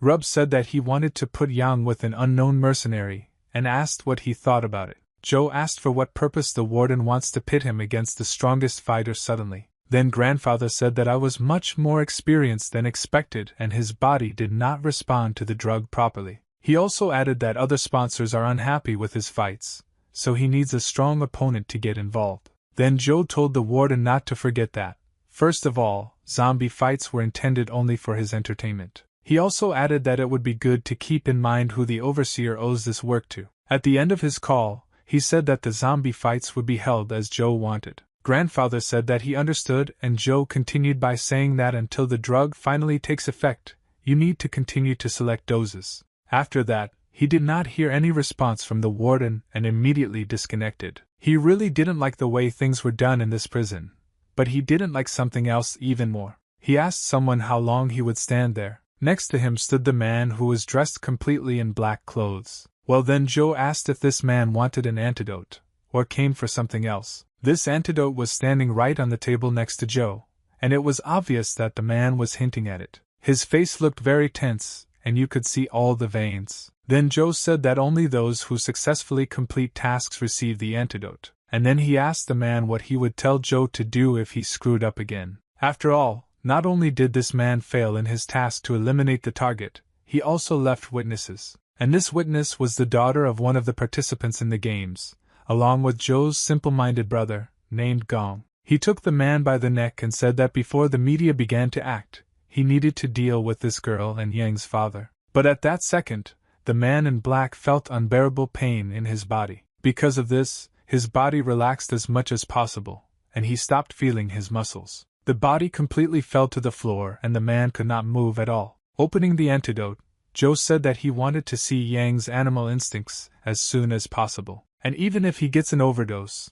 Joe will enjoy a great fight for the first time or another weakling in need of an antidote. But he wanted to look at him more constantly to satisfy his hunger. After Joe said this, he poured the contents of the bottle onto the floor. The color of this antidote was quite interesting and quite bright. The flow of this antidote created a small puddle near the mouth of the man who was lying on the floor. Suddenly he began to feel that he was getting better and more pain was disappearing in his joints. The most recent one was muscle pain, and it also disappeared after a short time. Joe stood over this lifeless body and said that he was giving the omission one last chance. After that, he turned around and slammed the antidote bottle very loudly on the table. Walking away, he said that it was time to finish and go to rest. It was already evening, and brother Joe had also returned home. Ganga was sitting at the table and said that he had already been very hungry all day. Joe, being at the table, said that today they were having a specially heather lamb for lunch. Guing said that he doesn't really like tenderloin because it is small, and asked for chicken breast from the refrigerator. Joe said he could take it and bring it to the table. But suddenly he saw an incoming call that came to his brother's phone. He took a closer look to understand who was calling him. Joe was very surprised when he saw that his brother was receiving a call from a girl who was Jan's friend. Gong really didn't like that she was calling him, and he said that he was tired of this girl. Joe said that he was surprised that he had found someone to talk to, and it wasn't even Joe himself. Moreover, he said that what surprised him most was that it was a woman's name. Then Gong started screaming and saying that this person was not a girl. Then he said that Seun is a girl's name, and it is obvious that this is a girl. Gonga thought for a while. Meanwhile the phone was still ringing. After Gong thought, he said that this girl is not even his friend. The phone was still ringing, so Gong knew that some decision had to be made. He told his brother that he would come soon. Meanwhile, Joe asked to introduce him to her. The warrior with red hair left very quickly and closed the doors behind him. Joe continued to eat and think that something he had long feared had come true. He allows his brother, who wants to know everything about Joe, to get closer to the one who wants to figure it out. Joe apologized to himself and said that he couldn't let this happen to his brother. He also added that pursuing the truth would only bring pain and suffering to his brother. After all, when people begin to suspect, they never stop. From the moment the brother began his investigation, he took the wrong path, and it is sad to see. John didn't really want to admit it, but from that second his own brother became prey. Meanwhile, the red-haired warrior had already headed towards the local train station. There were a lot of people there, but among the crowd he was able to find a girl he knew. He said that she was already tired of him with her calls and asked what she needed from him. Then she said that they wanted to find Yang together, so we need to act together. She said that she found a phone in Yang's house where it was written about some kind of fight club. Ganga said that in this message they talk about street fights. Where did Yang go? The girl was surprised and asked the guy if he meant that Yang fought for money. Then the racer said that Yana fought very well and even managed to get into the big arena. Then the girl asked where this very arena is located, because this is the key to the solution. Gong replied that it was no longer located anywhere because Yang made a mess there, and because of this he was kidnapped, and a fight ensued. During this fight, it turned out that the founder of the big arena died and Ian ended up in the hospital and he saved him. He shouted that after that the guy simply disappeared, and added that the memories of this made him angry. Then the girl realized that the injuries and abrasions were due to street fighting, and the people the police were looking for were not moneylenders. Then she told Gong to forget about the arena, and asked him to hold those street fights. The guy said that he wouldn't do it because he didn't want to, and he skipped dinner altogether. Then Sis asked if he wanted to find Yang. He replied that this was true. Then she said that it is obvious that Gong does not know where to look for him. He replied that this is true. After that, she said that Gong needed to find people who were connected with Yang. He said that this was true. Then she started screaming and said that in this case Gong needs to help the girl. At this point the guy was not sure. The girl said that he didn't even say his name, but he comes here and says that he doesn't know anything. The girl said that she really wanted to find Yang, and asked Gong to take him there. The guy asked if what Si was saying now was true, and the girl shouted that of course it was true, they were a team. Gong thought for a while, but after a few seconds he made a decision. He started running up the stairs and ordered the girl to quickly run after him. Then Si thought that it was with street fighting that she should start searching for Yang. You can also find information about that strange man in the hood. After all, it has already become clear that he is connected with all these cases and he is a rather important character. You also need to find the place where he is hiding and ultimately find his father. After some time, the gong brought the girl to the closed terminal of this station. He pushed aside several people who were standing in a circle with his hands and approached the organizer. The organizer immediately asked what Gong was doing here and how he knew about this place. The battle continued as before, but a small group stepped aside to talk. The organizer asked if they were both looking for Ian, and if they knew anyone who was connected with him except him. The girl said that it was true, and the guy suddenly disappeared. And on top of that, some unknown man attacked him. She asked if the organizer knew anyone who was Yang's enemy or maybe someone threatened. Then he said that the people behind him were other fighters. They all lost to him, so everyone can be suspected, but it could also be security guards and employees who lost their jobs because of him. Or perhaps he also had one enemy who is not so far away. At this moment, the organizer looked at Gong, who looked back at him. There was confusion in the eyes of the red-haired warrior, and suddenly he remembered something. He said that he forgot something and intended to correct this one. After that, he hit the organizer with great force directly in the face with his fist. The man's body was thrown a short distance, and blood immediately began to flow from the wear and tear. The girl asked what he was doing, and the gong replied that he remembered something, that he had to hit him when they met. When she asked what was the reason for this, Gong couldn't remember it, but he assumed that it was because he had made him angry. The organizer could not breathe for some time, but when the blood completely came out of his nose, he was able to take a few breaths. The girl bent down to help him, and the organizer said that since the girl was looking for Ian, she must be his friend. So he advised her to choose her friends better. Because the red-haired one wants to find Yang in order to kill him, because he has already come here before. He said that the Gong is a killer, and not someone you can trust. After that, the girl turned her head to look at this same Gong. She asked him if it was true and if Gong had killed anyone before. Then the red-haired warrior said that he once killed someone in a street fight because the blows were very strong. Then the girl realized that this man needed me as a punching bag. By this time, the organizer had already recovered and was able to get back on his feet. He told the group to follow him because he knew a person who could help. The three of them began to walk in the direction of this organizer. At the very last, the gong began to sound, since he was still thinking for some time whether it was worth doing this. But as soon as he was about to take the first step, he realized that there was no need to do this. The wind organizer ordered him to stop and not take a step. The red-haired warrior was very surprised when he heard this and asked why. The organizer said that he doesn't want to talk to the killer, so only see goes, or they both leave. Gong didn't like this very much, but he understood that in this situation there was no other way out. The girl felt even more secure when the organizer voiced this. They continued their movement and the gong, in turn, began to stand still. He didn't wait too long and went to his home in the hope of finding Joe there. But when he came home he shouted Joe's name, but no one answered. He began to walk around different rooms and tried to find him, but it was unsuccessful. Gong went into literally every room, but his brother was still not there. He called Joe names, but even after he did this, nothing happened. Then he concluded that his brother really seemed to have left, and he himself was at home. But suddenly Gong noticed something very interesting on Joe's desk. It was his laptop, and it was turned on and with the password entered. He became interested in what was written there, because he remembered that Joe was working on a new toy. When he opened the very first page, he was very surprised to see a familiar face there.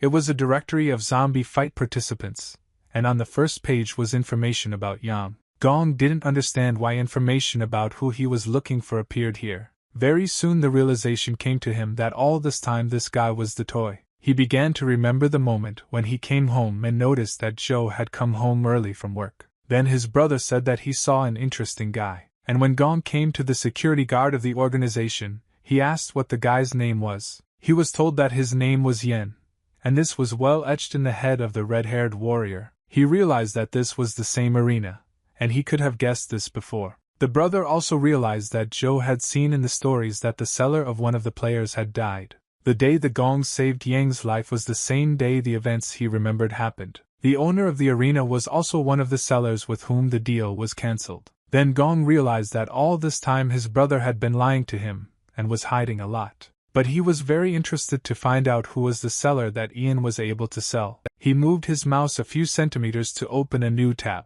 and when I noticed a very familiar face, to put it mildly, I was shocked. This seller was the organizer, and it was indicated that the transaction was completed successfully. At that moment Yana, who woke up in his cell, said that he remembered something. June was very surprised that the newcomer had just returned from the fight, and a minute later he came to his senses. The guy said that when he was in the hospital, Joe visited him, but the kidnapper came separately. Then Joe came and congratulated Ian on his discharge, while holding something in his hand. He brought in a basket of flowers, and when Ian saw this he got a little angry. Joe said that he came to say goodbye and ask for forgiveness, adding that he was sorry for being so persistent. He also smiled and told Yang that he would no longer stutter about any fights and wished him good luck. After that, he left the room and did not say anything more to him. At that moment, Ian thought that this Joe was acting like a real weirdo. The guy was discharged from the hospital, and when he came out he met his friend.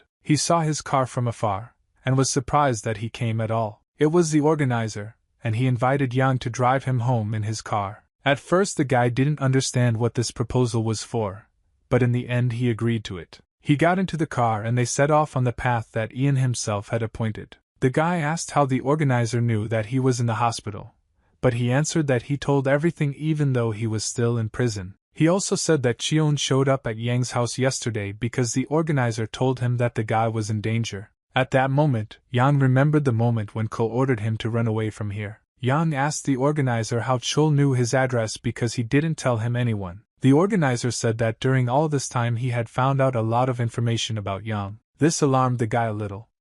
But the organizer said that in fact he is not one of those who makes money by betting. His main income is from selling fighters, and he was afraid that the booty would be taken away from him by the boss of the organization. After all, then the boss beat him and took a photograph in order to send it to all the bettors. And when he told the organizer that next time he would go to Yang, the organizer realized that he needed to act immediately. He waited until they left and took the most correct actions. The man took out his phone and immediately called Sheol. For a long time he couldn't get through to him, but when he got through, he immediately said hello. The organizer said that he had a small task for Cole. He said that he should find Yang to tell him to run away because the guy is in danger. Then after he said this, he turned off the phone and began to feel angry. The organizer could not believe that the boss would take such a valuable product from him. The man smiled very broadly and thanked Ian for surviving. The guy was very scared when he heard this wording. He turned his head because he heard that there was some noise in the back seat. The same man in a black robe appeared who was holding a syringe with drugs in one of his hands. Grabbing Yang with one hand and injecting the drugs with the other hand, he instantly put him to sleep.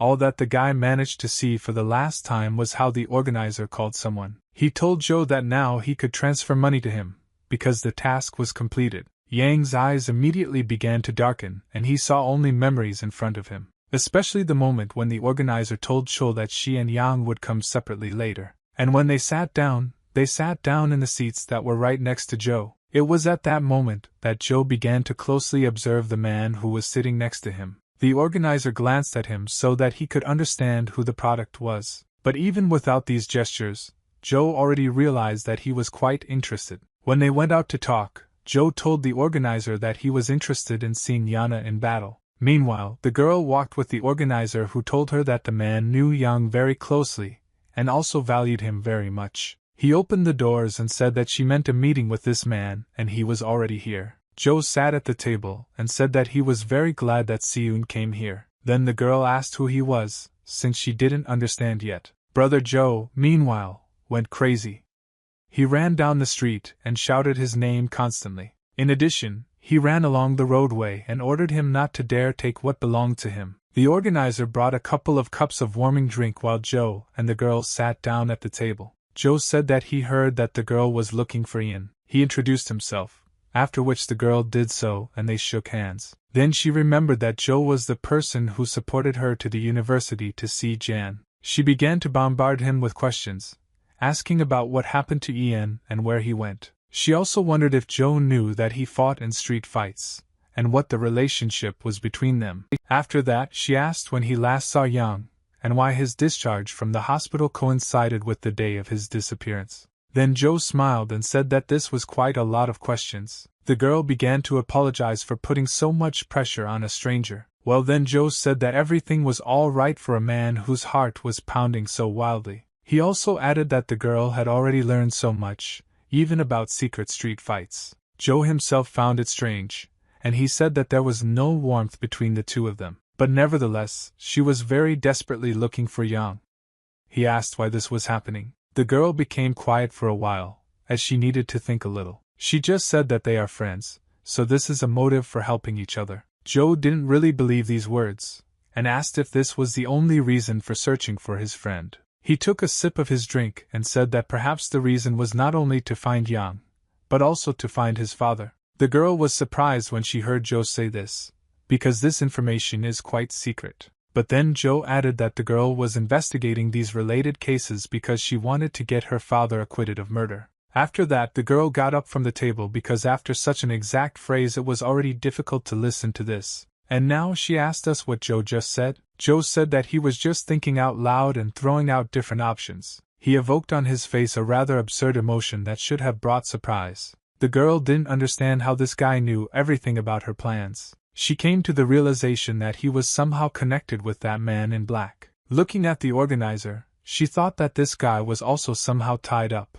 The organizers were a little nervous, as they realized that it looked like the girl was beginning to understand everything. Joe added that C's father killed her mother, and that must be hard to comprehend, especially seeing everything with your own eyes. He also said that it would be even worse if someone else died trying to find her father. Then the girl told Joe to shut up, and she said it in a rather quiet voice. But Joe followed this order and said nothing for a few seconds. She, in turn, said that all these articles are lies, as her father once did not dare to do this. But then Joe said that such confidence was unnecessary, because only her father left fingerprints on her mother's body. And moreover, the knife with which her mother defended herself was the blood of only her father. And in fact, she is a reality witness that no one broke into the house.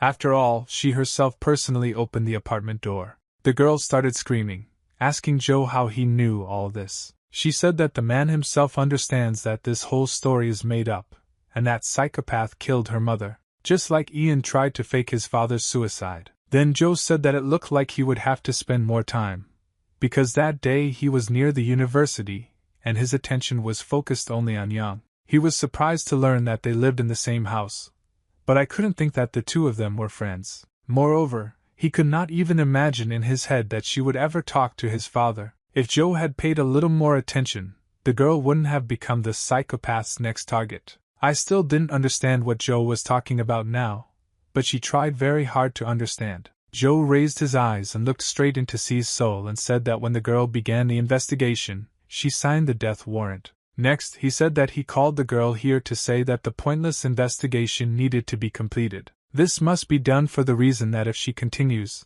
the psychopath will follow her too. Coming closer, he said that he sincerely wants to save her, so the girl should listen carefully. After all, there are dozens of serious people behind the scenes, but the girl is all alone and doesn't even smell like victory. She thought very hard for a while, and then she was able to think of one question. She asked Joe why he needed all this, including Ian. Joe immediately replied that he needed all this for only one purpose: entertainment. After all, in fact, all this began for this guy since childhood. His first toys were insects, and he quickly found a use for them. He first collected them, and then caught special boxes. He released them into a larger box and made them fight, rewarding them with food. But after just a few months, the insect battles seemed boring to him, and he forgot about them. But the baby wanted more entertainment, and he had to try hard to find it. So, as he grew and became wiser, he discovered that the toys needed to provide satisfaction needed to be stronger. And he continued to look for more and more new toys until he found an excellent toy, a man. Joe said that that's all, and he wants to see people as toys, and that's why he takes them. The girl quietly said the word toys several times. She couldn't believe that for Joe they were just for games, and even her father. Then the man said that the girl had nothing to hope for, much less demand, because the people she was trying to save had long been dead. In any case, he said that the girl should thank him for still being alive and run away quickly. He said that this was his last advice, and he and the organizer began to leave this balcony. Before leaving, the organizer glanced at the girl, but then he turned his head to Joe and began to leave with him. The organizer asked if he was going to leave after telling the girl all this, hinting at the danger. But Joe replied that all people are the same in the face of death and do everything to survive. He also added that the only thing he has to worry about is his little brother. After that, Joe asked the organizer how he removed him, and he said that he simply didn't want to talk to the killer, and that's all. Joe said it was a pretty good job and added that it was quite surprising that he left without making a fuss. He also made the assumption that perhaps he showed weakness because he was not indifferent to this girl, and he concluded that he found something in her since he had to despise someone so scared. At that moment, the girl was left on her own and did not know at all how to move on and what to do. She was left alone with herself, and no one was even going to help her. Because of this, she simply stood still and tried to sort out the thoughts that came into her head. These thoughts were very different, but then it was time to visualize. She imagined that a huge flame was creeping up on her from a short distance. This flame becomes wider and larger until it covers the girl with a wall. She said that her dad always told her one very important thing: no matter how huge and fierce the flame is, saving people from it is the true meaning of life. And he said this not only about his work as a fireman. When they first met with Gong, he told her that since the girl was scared, it was better for her to give up. He also said to give her the card, because he saw that her hands were also shaking. Well, then the girl did not give up this card and grabbed it with her hand. She said that even if she is scared, this is not a reason to retreat, and Gong has no idea what she is capable of. At that moment the guy started thinking. He looked at this little girl and saw strength in her. She was not going to run away. And even if she dies without achieving anything, if there are people who need help, then she is ready. The girl told herself that she would save everyone no matter what. Meanwhile, Joe's younger brother had just run up to him. He looked quite angry and began to run towards his older brother at great speed. He ran fast enough. With one blow of his foot he was able to close the doors that Joe just wanted to open. Then he stopped and began to hold the doors with his hand. Joe was very surprised when he saw this and expected his brother to somehow explain himself. But instead, Gung was silent. He was just trying to catch his breath and collect his thoughts in his head. With a very loud gong voice he ordered his elder brother to return Yang to him. Then Joe said that he had absolutely no idea what he was talking about. Then Gong got even angrier and said that on the day his brother came to watch the game, Yang also performed. And moreover, the date of death of his seller coincides with the date of death of the owner of the arena, and the organizer is his second seller. Then he asked how he knew all this, since he hardly guessed it himself. Gong said that he learned all this from the laptop that his older brother forgot to lock. Joe remembered the laptop, and then a small smile appeared on his face. He said that Gong was right and he locked Yang in his toy box. Gong said that he would break his box of toys and get Yang out of there. Then Joe asked if he knew and where she was. The warrior with red hair said that he knows that Joe's company has an underground arena. At the same time, he pointed his finger directly at Joe, and he stopped smiling. After that, he turned his gaze to the side to see who was there. But on that side there was only an empty road on which there was not a single car. He turned his gaze to the other side to see if anyone was there. And there was no one on that side either, just empty buildings near the building. It looks like the organizer Joe and the Gong were completely surrounded by no one, and you could say whatever you want. Joe asked his brother how he knew this because he had never told him about it. Then Gong said that Joe had been telling him about this for a very long time, and asked if he thought he was so stupid. Joe realized that his brother's memory was starting to return, and he needed to give him the pills as soon as possible. He said that he understood everything and offered the Gong to take him to that place, inviting him into his car. But suddenly his younger brother began to run away and said that he no longer respected Joe, and now he would find Jan himself. For the first time in a long time, Joe became nervous and asked his brother to stay put. By that time, things were going rather strangely at the headquarters of one of Joe's organizations. One of the guards said that the boss called and said that an uninvited guest would come in a while. Moreover, he also mentioned that this is some kind of crazy person, you need to be careful with him. The second guard said that there is nothing to worry about, even if the boss reported him. It is unlikely that he is an ordinary person. Plus there are quite a lot of them, so it looks like the boss doubts them. They wondered what kind of immortal was there, but suddenly one of the guards heard a knock near the front door. It was just the warrior with the red voices, and he ordered the guards inside to open the doors. Then this guard did not understand that it would come at all, and what he needed. But the security guard who was called said that it was the one who went who was supposed to come. Then he took a huge cobblestone that was nearby and said, "Sesame, open up." He threw the stone through the glass with all his might, and climbed inside the building. The guards were given orders to destroy this intruder immediately. A rather fierce battle began, which the red-haired warrior fought unquestioningly. He dealt with opponents left and right, striking them with multiple blows. It was very easy for him, and he dealt with all of them with a smile on his face. He used glass to disperse it with blows and drive enemies away. Despite the fact that the speed of this glass was not particularly high, it still immobilized all the guards. And in combination with the fact that there were feet walking after this entrance glass,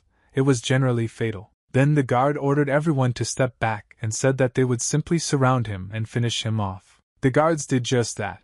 Everyone who had remained conscious until that moment retreated. Then Gong said that the guards are working like a group of ants, and it seems that where they are standing is the entrance to the arena. They were very angry, and at the same time some huge thug was approaching them from behind. He asked why they still haven't dealt with this guy, and said that he would knock him out with one blow. After he pushed them aside, he stood up and expected a blow from the red-voiced guy. But then he made a dash to launch an attack on his own. But at that moment the Gong had several glasses in its hands, and he decided to use them. Turning around a little, he threw these fragments directly at his opponent. But the thug managed to dodge them quite quickly, and he continued his movement straight. Gong was very surprised that the enemy was able to move so quickly, and when this thug got close enough, the red-haired warrior decided to kick. But when the lead was already near the enemy's head, he caught it with one hand. After that, he loudly said that the red-haired man was finished, since now he could not move. However,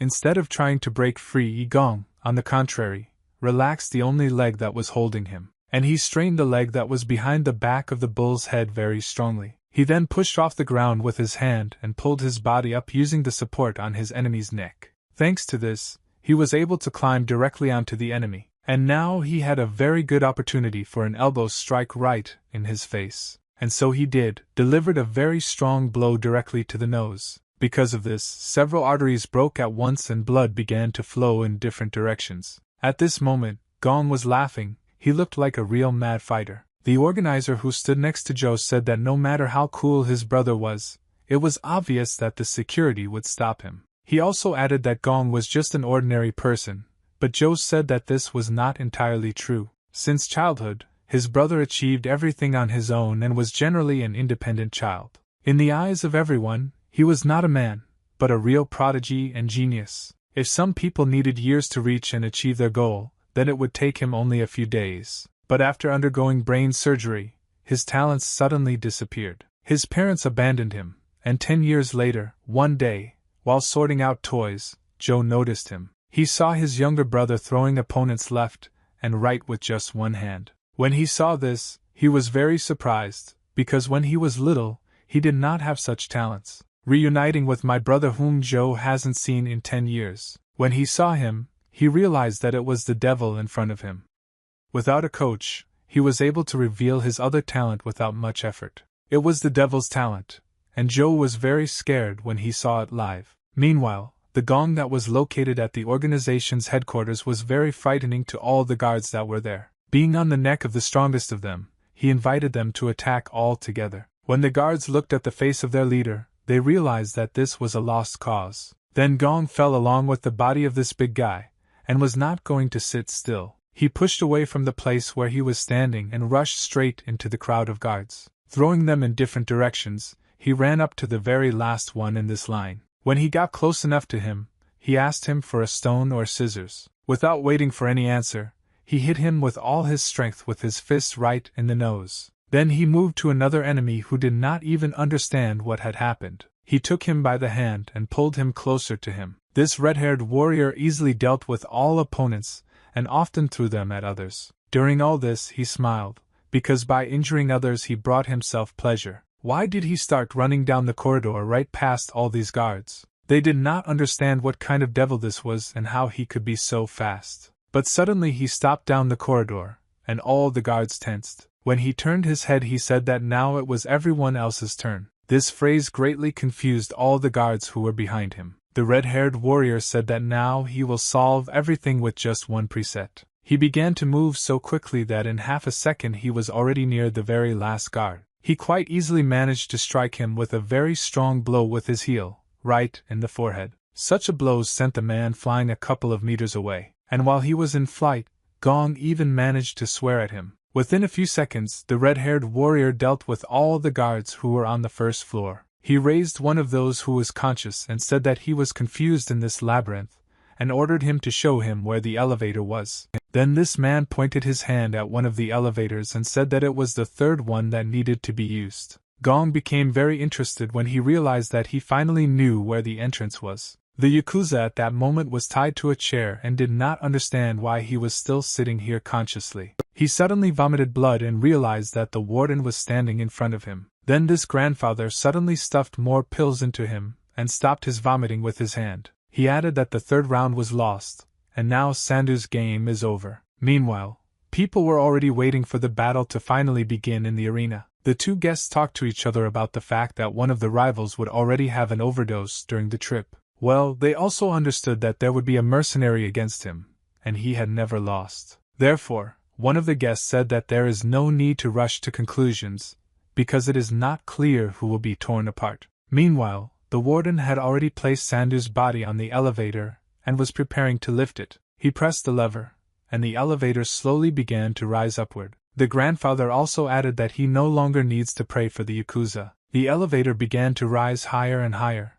approaching the arena. Meanwhile, the red-haired warrior was also riding in the elevator, and did not understand which button he needed to press, which is why he was angry. Meanwhile, the mercenary had already entered the arena and was looking around, and his opponent also climbed the elevator, and gradually he became worse and worse. A few seconds later he stood up, and everyone saw that today one of the rivals would be drugged. The audience greeted him with applause, as they understood that something very interesting was about to happen. One of the guests asked what was wrong with this fighter. After all, he didn't look like a human, and his friend said that it was clear that it was his first time. He explained to him that this fighter had been injected with the maximum dose of the drug, and now his physical abilities had reached their maximum. But he did not have long to live, and at the same time he received incredible power. Meanwhile, the mercenary had already begun to run towards his enemy to deliver the first strike, and he did it quite successfully because he delivered a direct blow directly to the Yakuza's face. But then he realized that the enemy did not care at all about this blow. Instead, he smiled and grabbed the mercenary directly by the face. By taking it in this way, he could easily lift his opponent to a small height. Then he swung very hard and threw the mercenary in the opposite direction, and because of this mercenary flew into the protective glass in the arena at great speed. Then the Yakut found him running in his direction in order to finish him off quickly. The mercenary tried to get up, but he had absolutely no strength to do so. Then Sandu struck him with his hand directly in the face. There was an ovation in the arena again. Everyone really liked how the drugged Yakuza dealt with the mercenary. One of the bones asked whether the mercenary would be able to answer or the match could already be considered over. Well, then his friend said that the most interesting things were just beginning, all due to the fact that at that moment the mercenary began to experience a second wind. His skin began to glow red from the blood that was trying to leave his body, and then he realized that his enemy had one very vulnerable spot that was open. He took his index finger and stabbed his opponent right in the eye. Because of this, the Yakut screamed because despite everything he felt such severe pain. Then the mercenary moved behind him because he understood that Sandu could very quickly switch to himself. He climbed up from behind, climbed onto his shoulders and swung his hand. After that, he hit him with all his strength on the left side of his head with his palm. At first this brought very severe pain to Sand, and he could not throw the enemy off his shoulders. But then this pain became stronger and stronger until a bloody and thick scar appeared on his face. Sandu tried to strike several times blindly, but it was all to no avail. After he struck the second blow and the mercenary blocked it, the mercenary understood how to act. He deflected his opponent's blow to the side and prepared himself. The mercenary stood with his foot very firmly and took the support with it. But a second later the leg was not there due to the fact that he had prepared a rather strong blow. With all the strength he had then, he delivered this blow right between the Yakuza's legs, and after that he swung his hand to deliver another powerful blow. This blow flew straight into the enemy's throat, and because of this he stopped breathing for several seconds. In addition, he felt incredible pain, but was still in fighting condition. Despite the fact that he could hardly see, was breathing difficultly and could barely stand, he was still able to deliver a blow to the mercenary. He stood still and tried to bring himself to his senses while the mercenary lay on the floor. But even lying on the floor, the mercenary was thinking about how to make his next attack. He ran up to his opponent very quickly, and swung his left hand no less quickly. By landing a horizontal strike right next to Sandu's neck, he hoped to win quickly. And in fact, the damage from this blow was quite large, as the blood scattered in different directions. Sandu felt that he had a real cut under his throat and put his hand to his neck. By that time, the red-haired warrior was already standing behind the Sandu, watching everything. The mercenary stopped the fight and looked at Gong, who was looking into his eyes. Little brother Joe said that this arena is just a real treasure. Joe had never shown him such tough guys, and he asked the mercenary if everyone here was so strong. He started shouting, repeating the name Yang and asking where he is now. He wants to fight right here. Then he grabbed one of the guests in a very rude manner and ordered him to show him where the entrance to the arena was. The guest apologized and said that fights between spectators are strictly prohibited. Gong said that he did not look like a spectator and asked the guest if he thought that he was a weakling like everyone else. Why did he hit this guest several times against the barriers of the arena, and ordered him to tell him the password. No one understood who brought this psychopath, and they began to scatter in different directions. Although Gong understood that in front of him was ordinary glass, he still did not understand how to get to the mercenary. But suddenly, in the reflection of this glass, he saw that some grandfather was approaching him very close. Literally a moment passed, and the warden struck the glass with a very strong blow, but was not far from Gong's body. Looking at his younger brother Joe, the warden asked how he even got here. But But the red-haired warrior who had just jumped back could not answer. His gaze was insane, and all he was interested in now was this overseer. He looked at the place where this grandfather hit, and saw that there was literally smoke coming out from under it. It came to him that if he had not dodged, it would have led to irreparable consequences. This action would simply crush Gong's head and turn him into a bloody pulp. From the fact that he began to imagine this, his younger brother Joe began to have a fit and began to scratch himself. The warden came closer and did not understand what was happening with this stranger. Gong began to scratch himself even harder, and told the warden that now they will see which of them is stronger. The mercenary, meanwhile, felt that something was happening to his body. It was like feeling his mind come back into his head, and he now understood what was happening. His mind became more and more clear, and very quickly the mercenary realized that the effects of the drugs were wearing off. It happened so quickly that in just a few seconds he was able to come to his senses. But despite this, he felt exhaustion in his body, causing him to fall dead on the floor. Near him was the immobilized body of his opponent, who was leaning against the transparent wall of the ring. Their fight stopped, and it looks like the end of this fight was quite significant. Suddenly, someone hit the glass near which the soldier's body lay with his hand. This arm was pumped up, and it looked like it was one of the fighters. In fact, it was Gong, and he said that he would not hold back and would kill the old man with one blow, and then move on to the rest. His leg tensed up very much, and he prepared to launch a very strong attack on his opponent. His speed was quite impressive, and within a few seconds he found himself right next to his grandfather's body. Having launched a kick, he expected that with just one blow he would be able to deal with this opponent. But his grandfather blocked him, and even had time to think that he was not a simple upstart, because his blows almost broke through his defense. However, Gong will then have to use his other arm or leg in order to continue the attack. But despite all these guesses, Gong still stood in the same position on the floor, and hardly moved. Moreover, the rest of his limbs also did not move at all. Only one hand moved a little in the air, preparing for the next blow. The grandfather could not understand why he did nothing, and why he did not move. But suddenly the grandfathers felt a kick right on his face, which was quite sudden. His opponents used the same leg, and it looks like he was still standing on the same leg. This meant that his lower body was as strong as if nailed to the ground, allowing him to stand on one leg. But still, grandfather was also a fairly powerful fighter, so he prepared to carry out a counterattack. Race was definitely not ready for such an attack, and looked in surprise at his grandfather's hand flying towards him. This blow must have been quite strong, but most of all it caused damage because of its surprise. A second later, the hand reached Gong's face, causing him to become confused for a few seconds. But after a few seconds, just as my grandfather thought that he would throw the enemy far away, Gong was already on his feet. This surprised this grandfather very much, because the movement of this guy was like a spring. He bounced a few meters,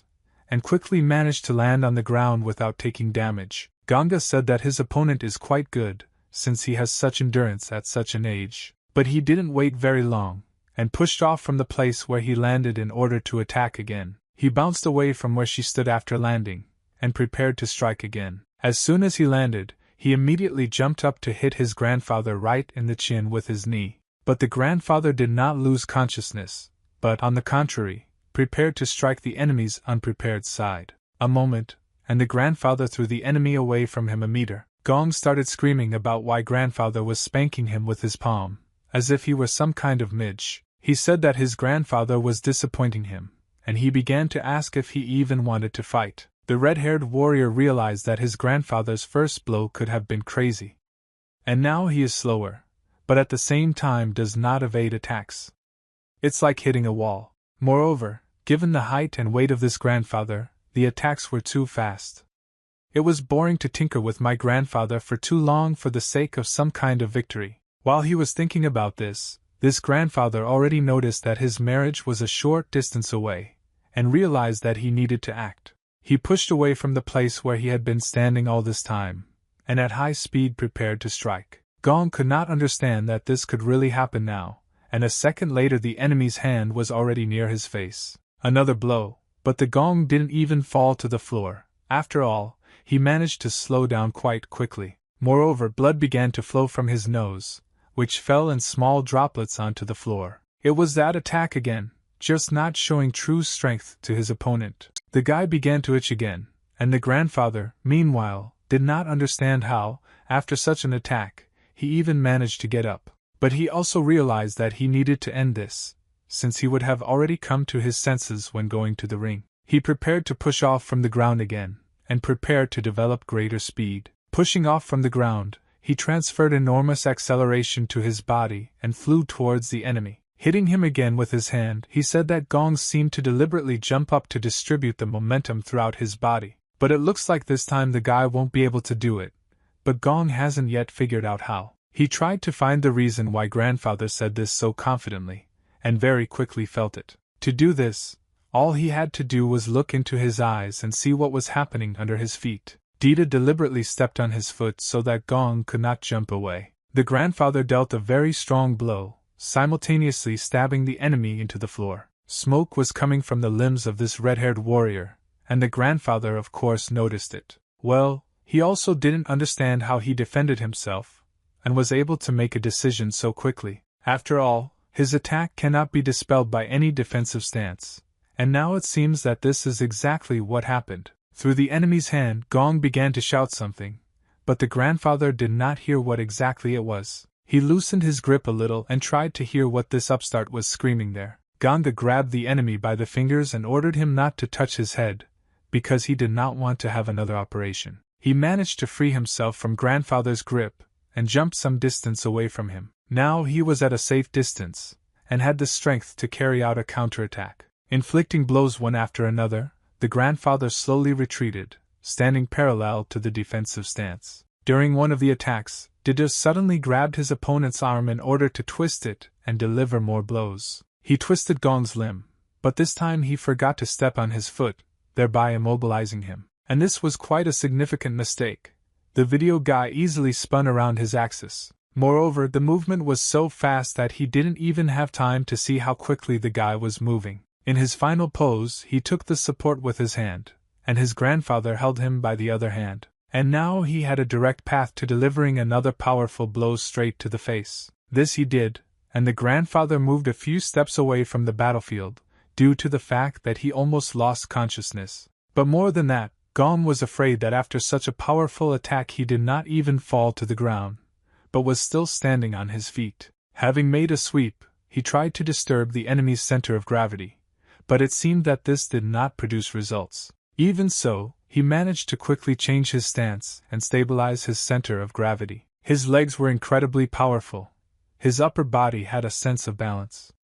Grandfather did not understand whether he was born this way or had a wealth of experience, but all he saw in front of him was an insanely fast and very professional warrior. And then the idea was born in his head that both options were possible at once. Blood began to drip from the grandfather, and he understood that he would not be able to fight for so long. He was obviously losing. Blood dripped directly onto the floor, as if reminding him that he didn't have to hold on like this for very long. In his thoughts, he asked Song Ji-won for forgiveness. He was introduced and would not be able to fulfill his promise. After all, not so long ago this rich man called him and notified him that a guest was coming. The grandfather listened carefully to the information about this guest, and at the same time looked at his monitor. In this monitor, he saw the culprit, and realized that now they were talking about this person. After all, he ran out to everyone who was in the hall, grabbed one of them and began to hit his head against the wall. Then Song Jo ordered him not to kill him, but to contact him and wait for his arrival. And very quickly the grandfather answered him that he understood the task, and would not harm his life in any way. Grandfather apologized to his master, and the Gon heard it, standing at a short distance. He didn't quite understand the meaning of this phrase, but he saw that his grandfather had taken off his outer clothing. After that, he said that in order to end this fight, he must kill this opponent right now. In just a second, he managed to move to the enemy's body and swing his hand. Race was not ready for this, and within a second the video showed a palm flying towards his head at the speed of sound. Yang, meanwhile, was tied to a chair, and was wondering why today everything was not going as usual. He should have already been drugged and sent to the arena. And he could not understand why his turn did not come. Suddenly he noticed that someone came closer to the room, and very quickly realized that it was not his grandfather.